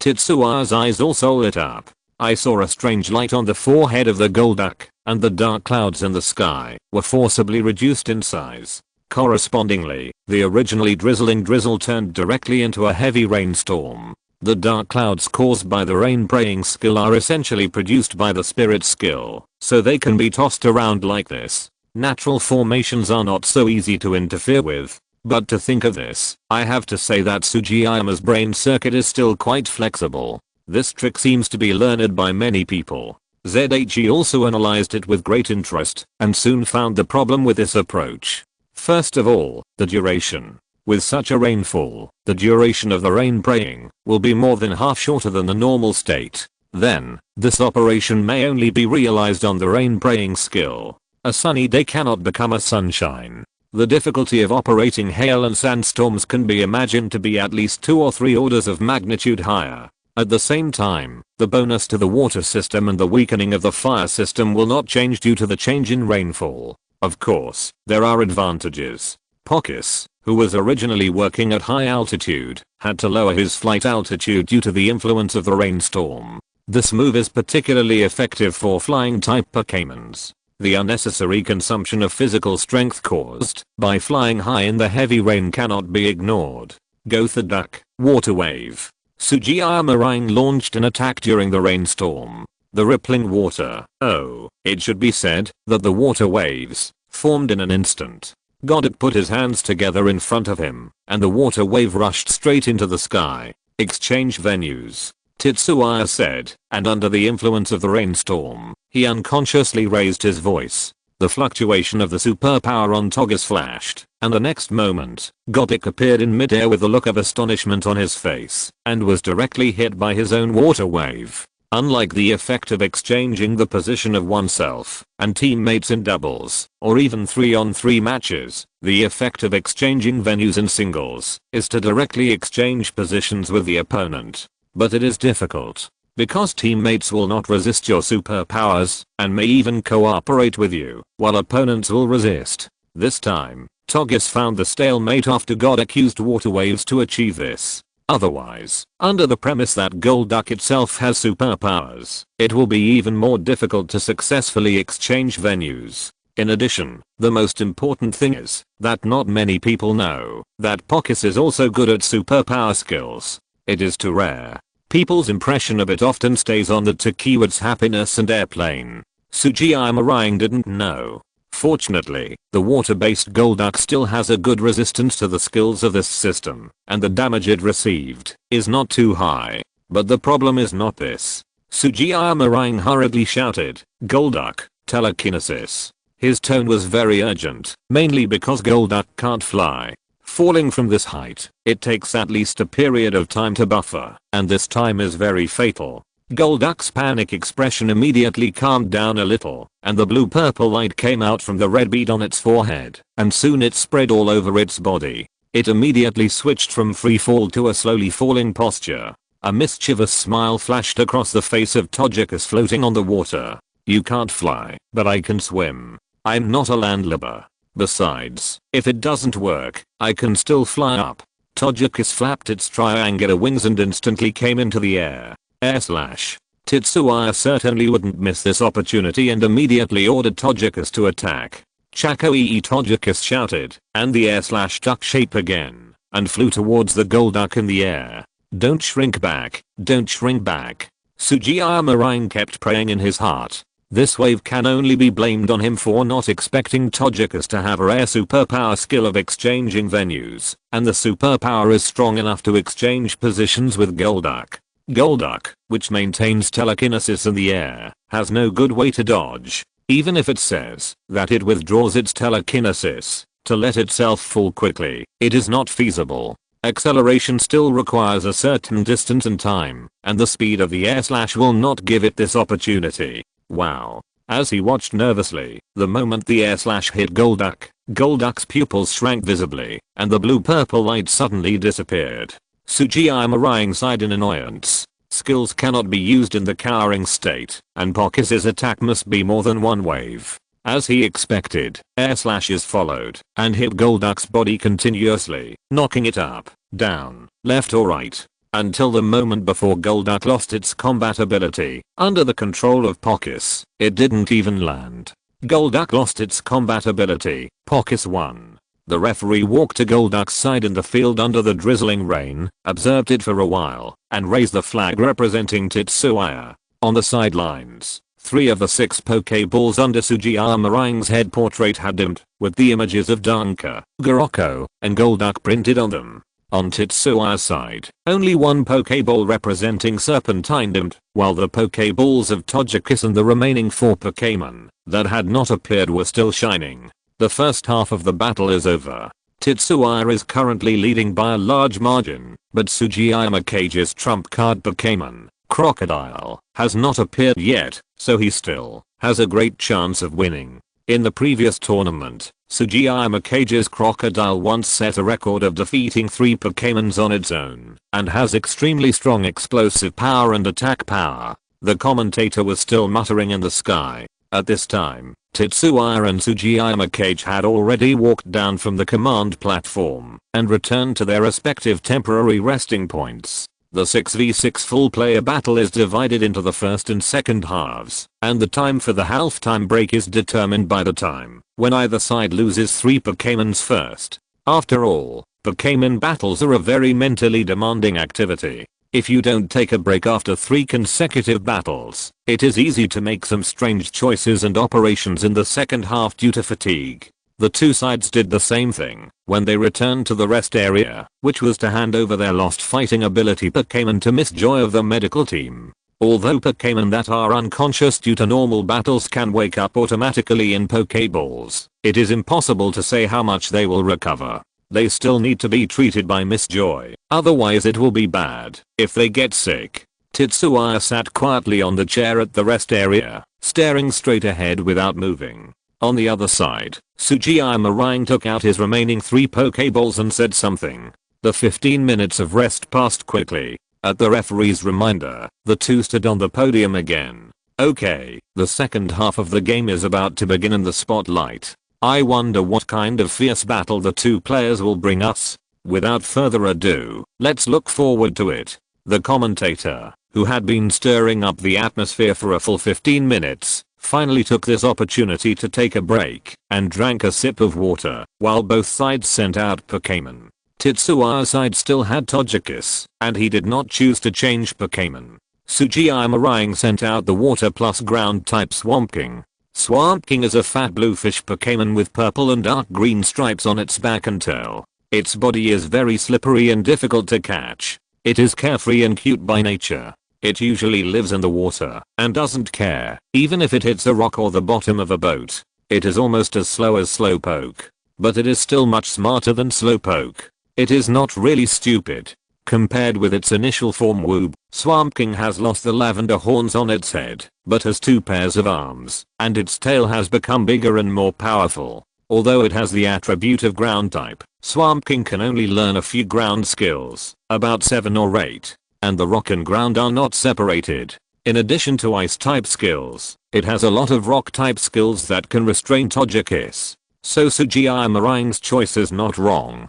Togekiss, Air Slash. Tetsuya's tactics have not changed at all. One trick is enough for Togekiss in singles. Instant Amnesia. After the intermission, the flustered Sugiyama Rang obviously recovered a lot and calmly gave orders to the Swamp King. The Swamp King was silent, his smiling mouth widened even more, and his sesame eyes could not see the logic of his actions. The Air Slash on his body had no effect at all. For a moment, ZHE couldn't even be sure whether it was in a state of shrinking. The Swamp King's reaction was not fast, and the instant amnesia would make the elf's brain blank for a period of time. Considering the improvement of energy defense ability, it was normal that it could not be seen. Empty city plan. ZHE thought about it and continued to order Air Slash. No matter whether you are really shrinking or not, it is definitely right to hit you. And ZHE has full trust in Pockets' luck, just like he believes in his own luck. Boom, the sound of rolling boulders sounded, and a pile of messy stones appeared in front of the Swamp King. Just now, Pockets' first Air Slash was indeed not so lucky, and Swamp King failed to enter the shrinking state. However, Sugiyama Cage had explained it to it in the middle, so Swamp King still maintained its appearance. But it certainly couldn't take it the second time, so it used Rock Blockade to block in front of itself according to Sugiyama Cage's instructions in the middle, and hid in it. The biggest difference between reality and games is that basically all skills can be used in a variety of ways. Golduck's telekinesis indirectly controls itself, which is an average level. Rock Blockade is a skill that can be used to complete defense against enemies. It is a piece of cake. It is precisely because of this that the elf battle is so interesting. ZHE also smiled. Pockets, Wave Missile. Blocking the field of vision, is it useful? He looked at Swamp King, who was hiding somewhere inside the rock formation and didn't care about it at all. Wave Missile, must hit. A blue ball of light appeared at the corner of Pockets' mouth, and it seemed that blue light spots flashed on the people present. But it dissipated in the blink of an eye, as if it was an illusion. No one noticed it, and everyone was watching the battle on the field nervously. The blue ball of light grew bigger and bigger, and soon reached the size of a football. Pockets tossed his head and headed the wave missile towards the rock. The wave missile with built-in aiming shuttled freely in the cracks of the rock. Bang, a dull sound rang out, and the Swamp King was directly knocked out. With the help of Flame Chicken, Pockets learned the wave missile very quickly, and compared to Flame Chicken, it was also very talented in this aspect. After all, Pockets is a Pockets that has a strong wave guide talent. Isn't sensing so-called happiness one of the abilities of wave guides? So the power of the wave missile it uses is no less. Even after the defense bonus of the instant amnesia skill, Swamp King's dull face could not help but show a look of pain. Sugiyama Rying felt more and more difficult. Does a rare Pockets have so many skills? Chapter 274, Showdown Between Aces. The key is not that Pockets has many skills, but that the skills it has mastered are extremely rare and difficult to deal with. I won't say much about the exchange of venues. Psychic skills are difficult to deal with under any circumstances. As the most intuitive skill to materialize the power of Wava Guide, the wave missile is not only powerful, but also has the effect of searching the enemy. According to Sugiyama Rying's initial idea, Pockets just used a similar type of high-speed star.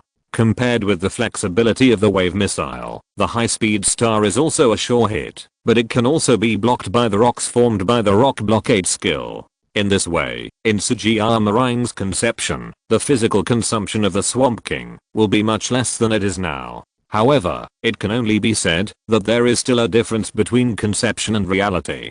Sugiyama Rying touched his nose. Swamp King, Sludge Bomb. As a water and ground type, Swamp King actually has a lot of experience in poison, which can be seen from its name. Sludge Bomb, Acid Bomb, Sludge Wave and even Poison are all Swamp King's specialties. Tetsuya rubbed his thumb and index finger involuntarily. Now that the fairy type has not been confirmed, he is probably the only one who knows that Togekiss will be restrained by poison type skills. In other words, Sugiyama Rying accidentally chose the skill that is most beneficial to Swamp King for some unknown reason. Psychic Shock. Defeat it. Tetsuya ordered. Anyway, his proficiency in superpowers has been exposed, so there is no need to cover it up too much. It is a normal method to use superpowers to counter poison type skills. The actual telekinetic waves and the black and purple sludge collided in the middle of the field. Hiss, the sludge fell on the field, and obvious traces of corrosion appeared, which fully demonstrated its strong toxicity.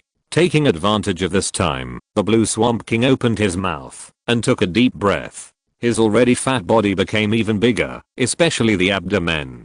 Tetsuya's face changed. The genetic skills of this Swamp King are too outstanding. Togekiss, use Solar Beam. The urgency in his words was very obvious. Togekiss immediately flew high in the sky, and the sun shone on its body, and the dots of light gradually gathered 4 times restrained should be enough to kill with one strike. Tetsuya thought as he looked at Togekiss who was preparing. He must pursue a one-shot kill. Although Togekiss's mastery of the grass type ultimate move Solar Beam was not satisfactory, who made Swamp King so restrained by the grass type? Even if he used the flying type ultimate move that he was good at, the damage caused by Togekiss to it was estimated to be far less than that of the unskilled Solar Beam. As for why Tetsuya was so anxious, it was entirely because Swamp King's performance just now represented that the skill it used was charging. This skill is not strange when viewed alone. It takes more time to improve the user's physical defense and energy defense ability, which is not as good as using 2 different skills, and the time may be shorter. But charging and the other 2 skills can produce completely different results when combined with each other. One is swallowing, and the other is ejecting. Every time you use charging, the elf can not only improve its ability, but also accumulate strength once, up to 3 times. Of course, the more you use, the harder and slower it is. This is like you are full and still force yourself to eat. It's good if you don't explode. After charging, you swallow. The recovery effect on the user is determined by the number of times the power is charged. According to the data, if you can complete 3 charges, swallow can restore the user to almost 100% of the state. If you use spray, it will cause damage to the enemy. The damage caused by 3 charges can be said to be devastating. It is not difficult for elites to defeat the Qua-seeking. However, unless you ambush in advance in the wild, charging twice in a regular battle is basically the norm and limit. A single charge is not very meaningful, and the preparation time for the 3rd charge is enough for the opponent's Pokémon to reward your Pokémon with 3 sets of skills that are enough to lose combat ability. Pokémon like Swamp King cannot learn these 3 skills by themselves, and can only rely on the inheritance of their parents. So ZHE also praised the good genetic skills of Swamp King. and according to research, these 3 genetic skills are usually packaged. In simple terms, either one does not know or all 3. Sugiyama Rang is also in a dilemma at this moment. Swamp King's first charge is completed. Judging from the concentration of the solar beam energy by the opposite Pockets, the remaining time should not be enough to support Swamp King to complete the second charge. So, should he choose to use the spray attack to attack Pockets directly at this time, to make it consume a lot of physical strength, or should he choose to let Swamp King continue to charge up, to resist the solar beam, and try to charge up a second time, before spraying to make Pockets lose its combat ability? Sugiyama Rang frowned, and had to make a decision quickly. He didn't have time to think too much. He looked up at the big screen above the field, that represented the number of Pockets, and gritted his teeth. Swamp King, charge up. Fight. Sugiyama Rang's eyes were full of determination. In his current situation, only by fighting can he usher in the dawn of victory.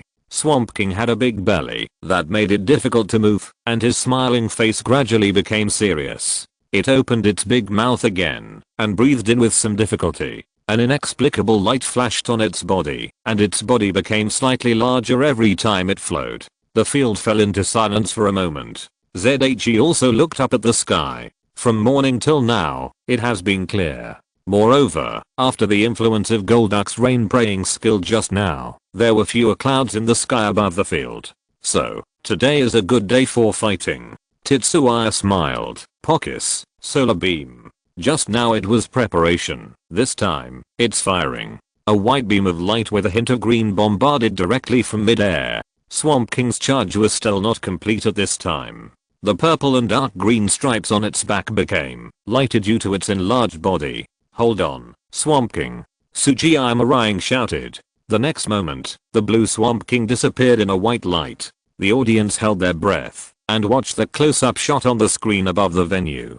Pockets was lingering in the air. The stiffness after using solar beam made it unable to move. Its shadow perfectly covered the position of Swamp King. The light dissipated, and Tetsuya said TSK. Swamp King, use spray. Sugiyama Rang also quickly saw Swamp King's body still upright, and gave the order with a happy face. But Swamp King did not move. Swamp King couldn't help but spit out a white smoke from his mouth, and then his upright body fell straight forward to the ground. Sugiyama Kage's face rose. Tetsuya was also relieved. He really thought that Swamp King had not lost his ability to fight. With Togekiss' current state, he couldn't avoid the spray. 2 charged sprays were enough to make it lose its ability to fight. Swamp King was completely relying on the last willpower to stand upright. Tetsuya thought about it and thought that this statement was not right. The instant amnesia and the increased defense ability during the charging process should have had a great impact. Otherwise, Swamp King would not be able to do it, no matter how strong his willpower was. Swamp King has lost his ability to fight. Togekiss wins. The referee raised the flag numbly. He had only raised the red flag representing Sugiyama Kage once so far, and his right hand was a little sore. Tetsuya won again. Togekiss defeated its second opponent. Sugiyama Kage is in danger. The commentary echoed in Sugiyama Kage's ears. Sugiyama Rang took several deep breaths before calming down. Looking at Tetsuya, who still had no intention of changing his Pokémon, he threw out his 5th Pokéball. Please, Crocodile. Gotcha. The extremely ferocious crocodile appeared on the field. As expected of an ace, the momentum is completely different. Tetsuya moved his shoulders and sighed at the appearance of Crocodile on the field. Crocodile shook its head lightly, giving people the feeling that it was very slow, but in fact this was its disguise. When it hunts, its speed is so fast that no one can match it. Crocodile, Water Cannon. Sugiyama Rang came up with a water type ultimate move. Gotcha.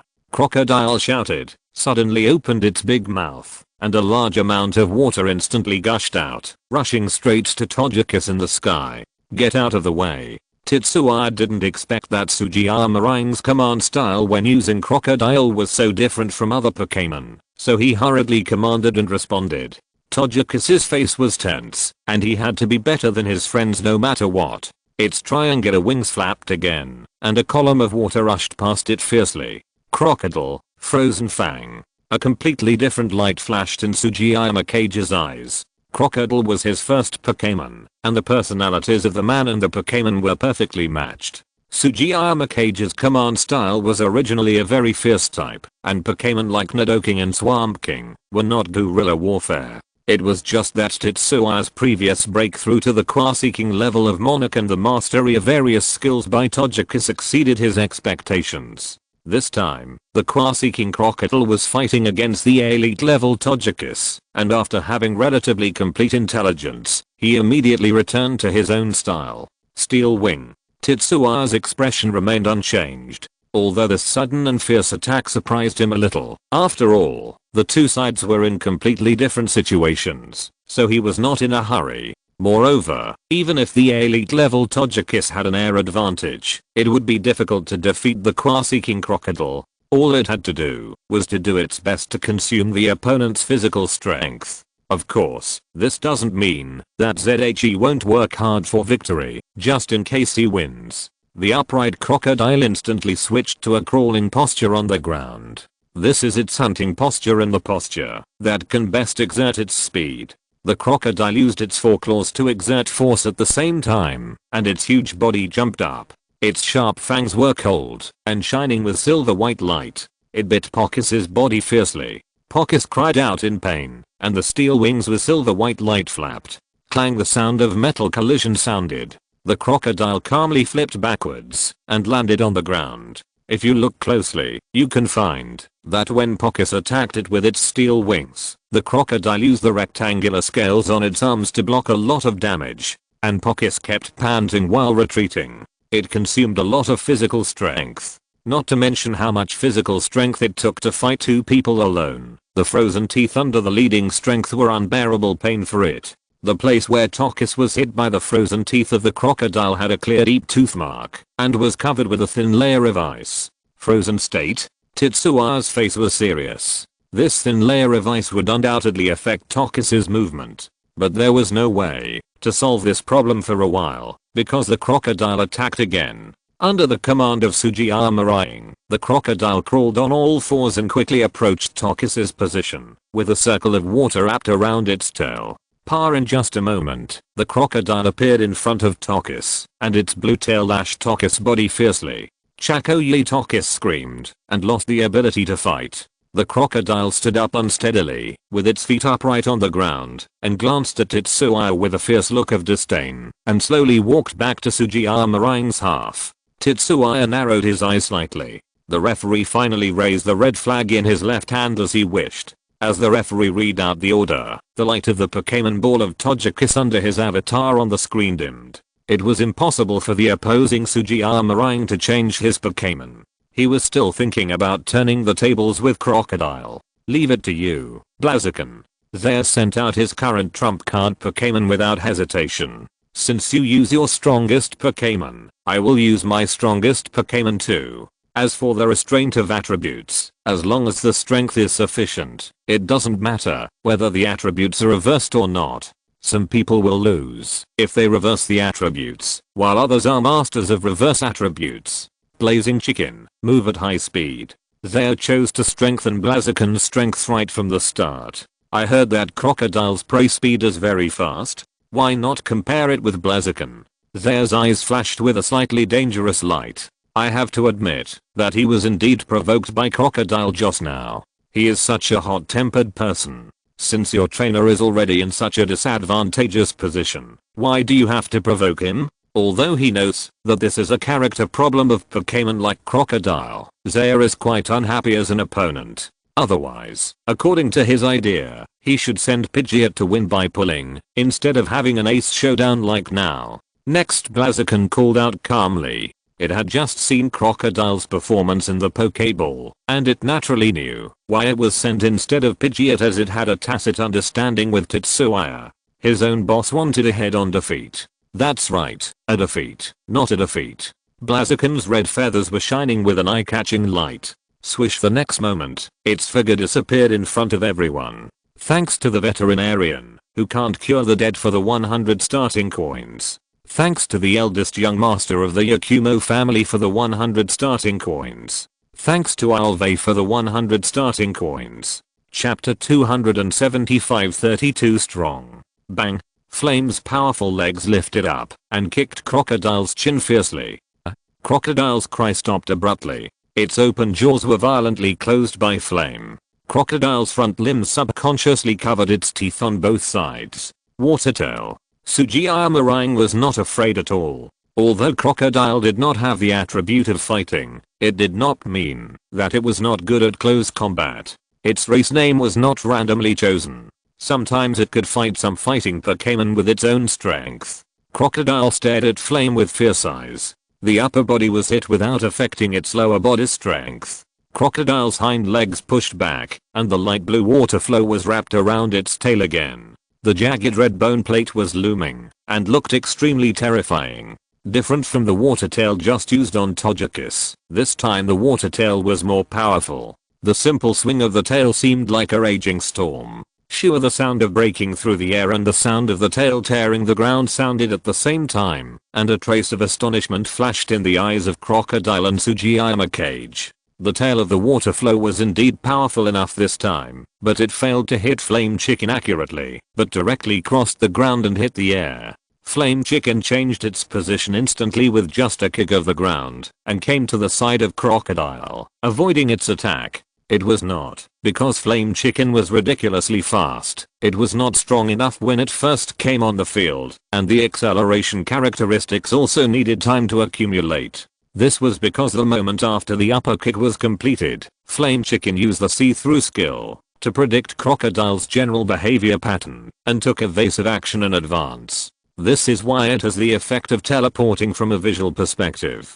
Thunder Fist. At this time, Crocodile had just used the skill, which caused it to be exposed to Flame Chicken's eyes without any protection. Of course, ZHE would not miss such a good opportunity. The perfect tacit understanding between Blaziken and Tetsuya was also revealed in this instant. Tetsuya had just said the first word when arcs of electricity appeared on Blaziken's claws. When Tetsuya's order was issued, the claws wrapped in dazzling electric light had already swung out quickly. Gyutale. After being hit by the lightning fist, the Crocodile trembled and screamed. Electric skills are always the best means of attacking water-type Pokémons, regardless of whether the Pokémon used has electric attributes. Although it did not fall into a paralyzed state, the Crocodile lost its ability to exert force for a while. It was numb all over, and could not use its powerful strength at all. Stick to it, brute force. The offensive of Tetsuya and Blaziken seemed to be a real storm, and it never stopped.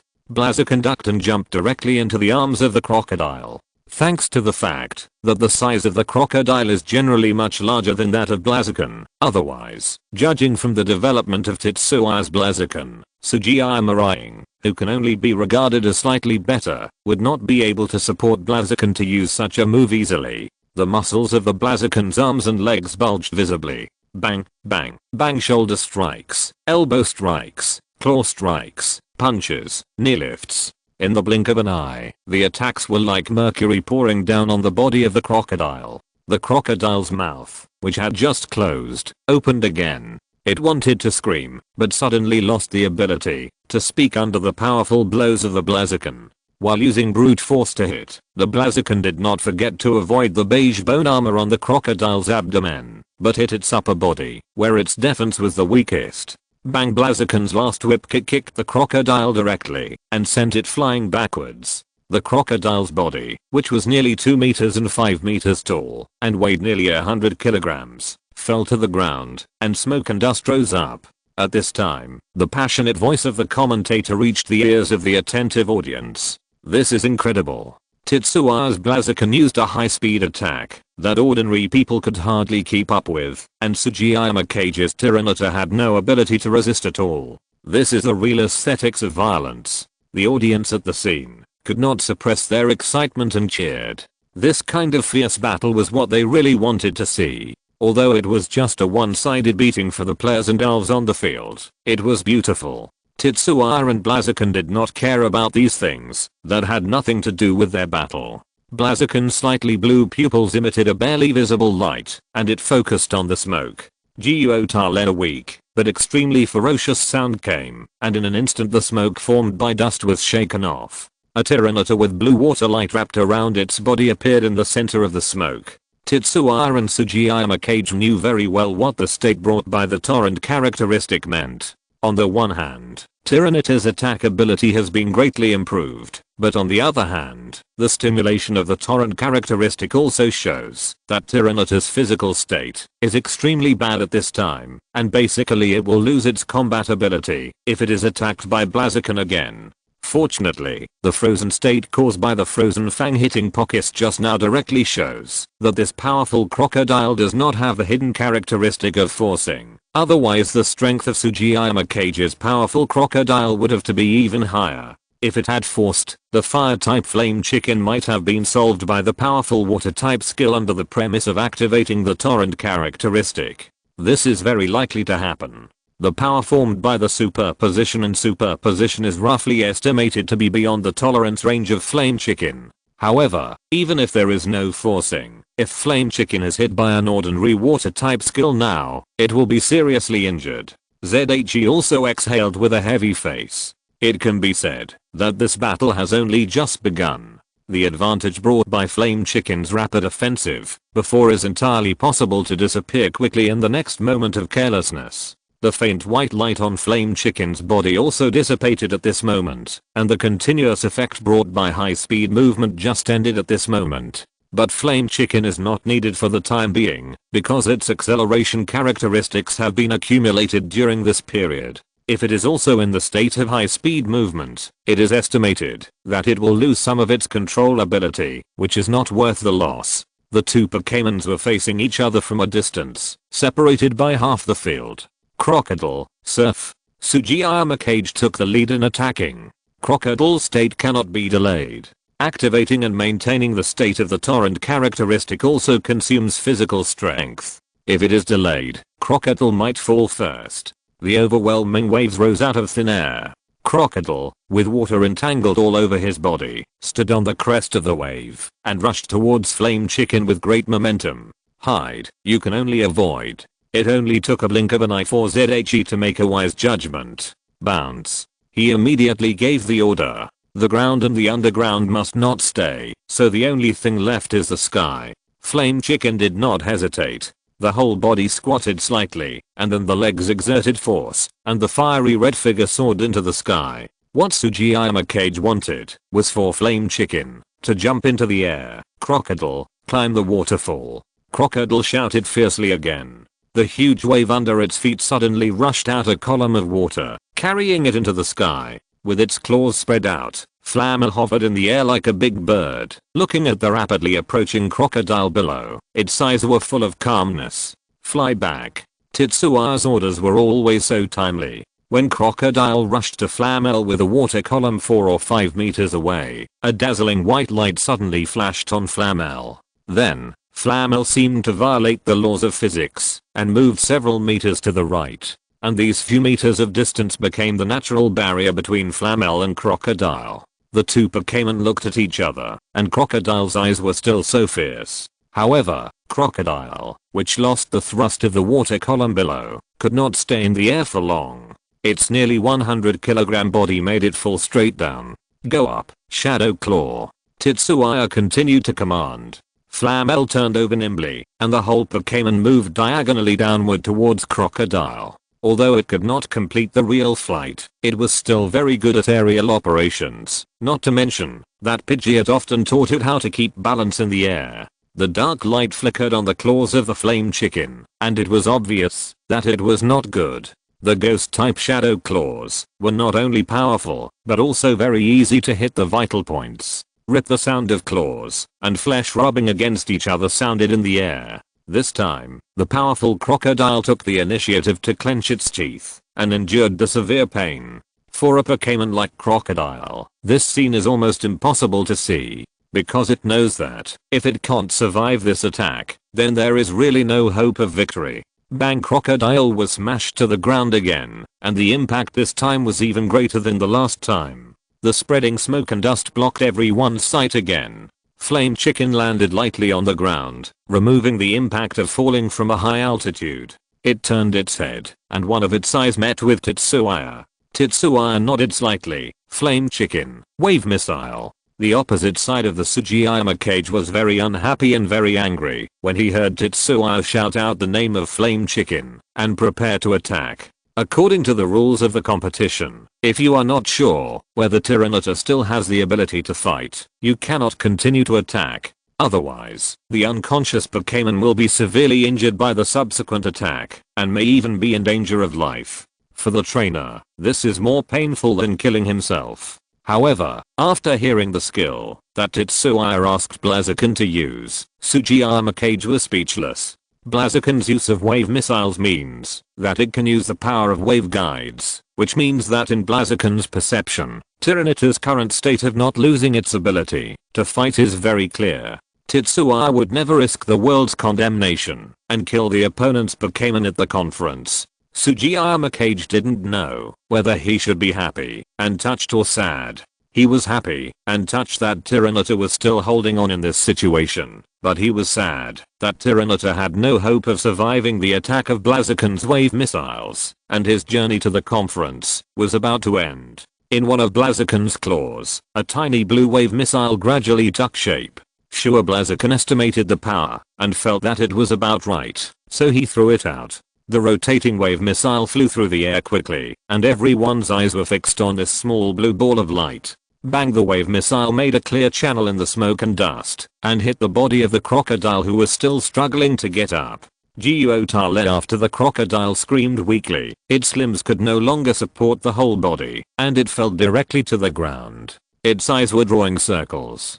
Crocodile has lost its ability to fight, and Flame Chicken wins. The referee raised Tetsuya's blue flag without hesitation. Wow, the whole venue cheered. Flame Chicken and Crocodile fought a truly high-level battle. The audience is not stupid. They watch the game every year, and they also have their own ability to distinguish. They clearly know that the quality of the battle between the two is rare even in the main arena. Moreover, the strength of Sugiyama Cage's Crocodile should never be underestimated. In this case, Flame Chicken defeated the opponent at the cost of almost no injury, which can better reflect the strength of Flame Chicken. Sugiyama Rang's face darkened. He took back the powerful crocodile that had lost its ability to fight. After comforting him for a few times, he released his lost Pokémon. The cheers of the audience did not calm down because of this. This was the most basic respect they gave Sugiyama Rang. Although even the dumbest people knew that Sugiyama Rang could not win unless he had a king level Pokémon that could defeat Tetsuya's remaining 4 Pokémon in a row, it did not affect their blessings and cheers for Sugiyama Rang.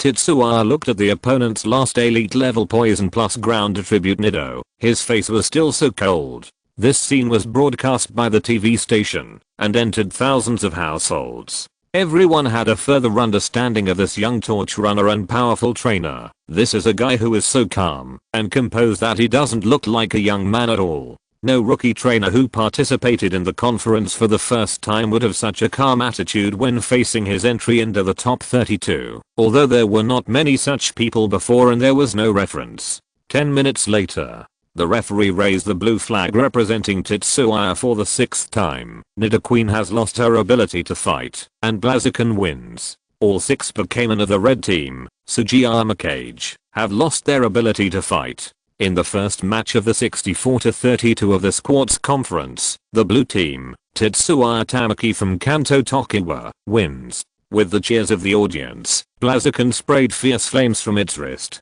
This was more or less a recognition of the 2 opponents just now. They were quite strong, and it was very enjoyable to fight. On the huge LCD screen above the venue, Sugiyama Cage's head and the 6 Tim Pokeballs below completely disappeared, and Tetsuya's head occupied the entire screen. Let us congratulate Tetsuya Tamaki for entering the top 32 of this quartz conference. The commentary's voice is always so passionate. End of this chapter. Thank you very much for reaching the end. Don't forget to like. Looking for more exclusive content and immediate access? Subscribe to our Patreon. Remember, every like, subscription, or donation encourages us to continue.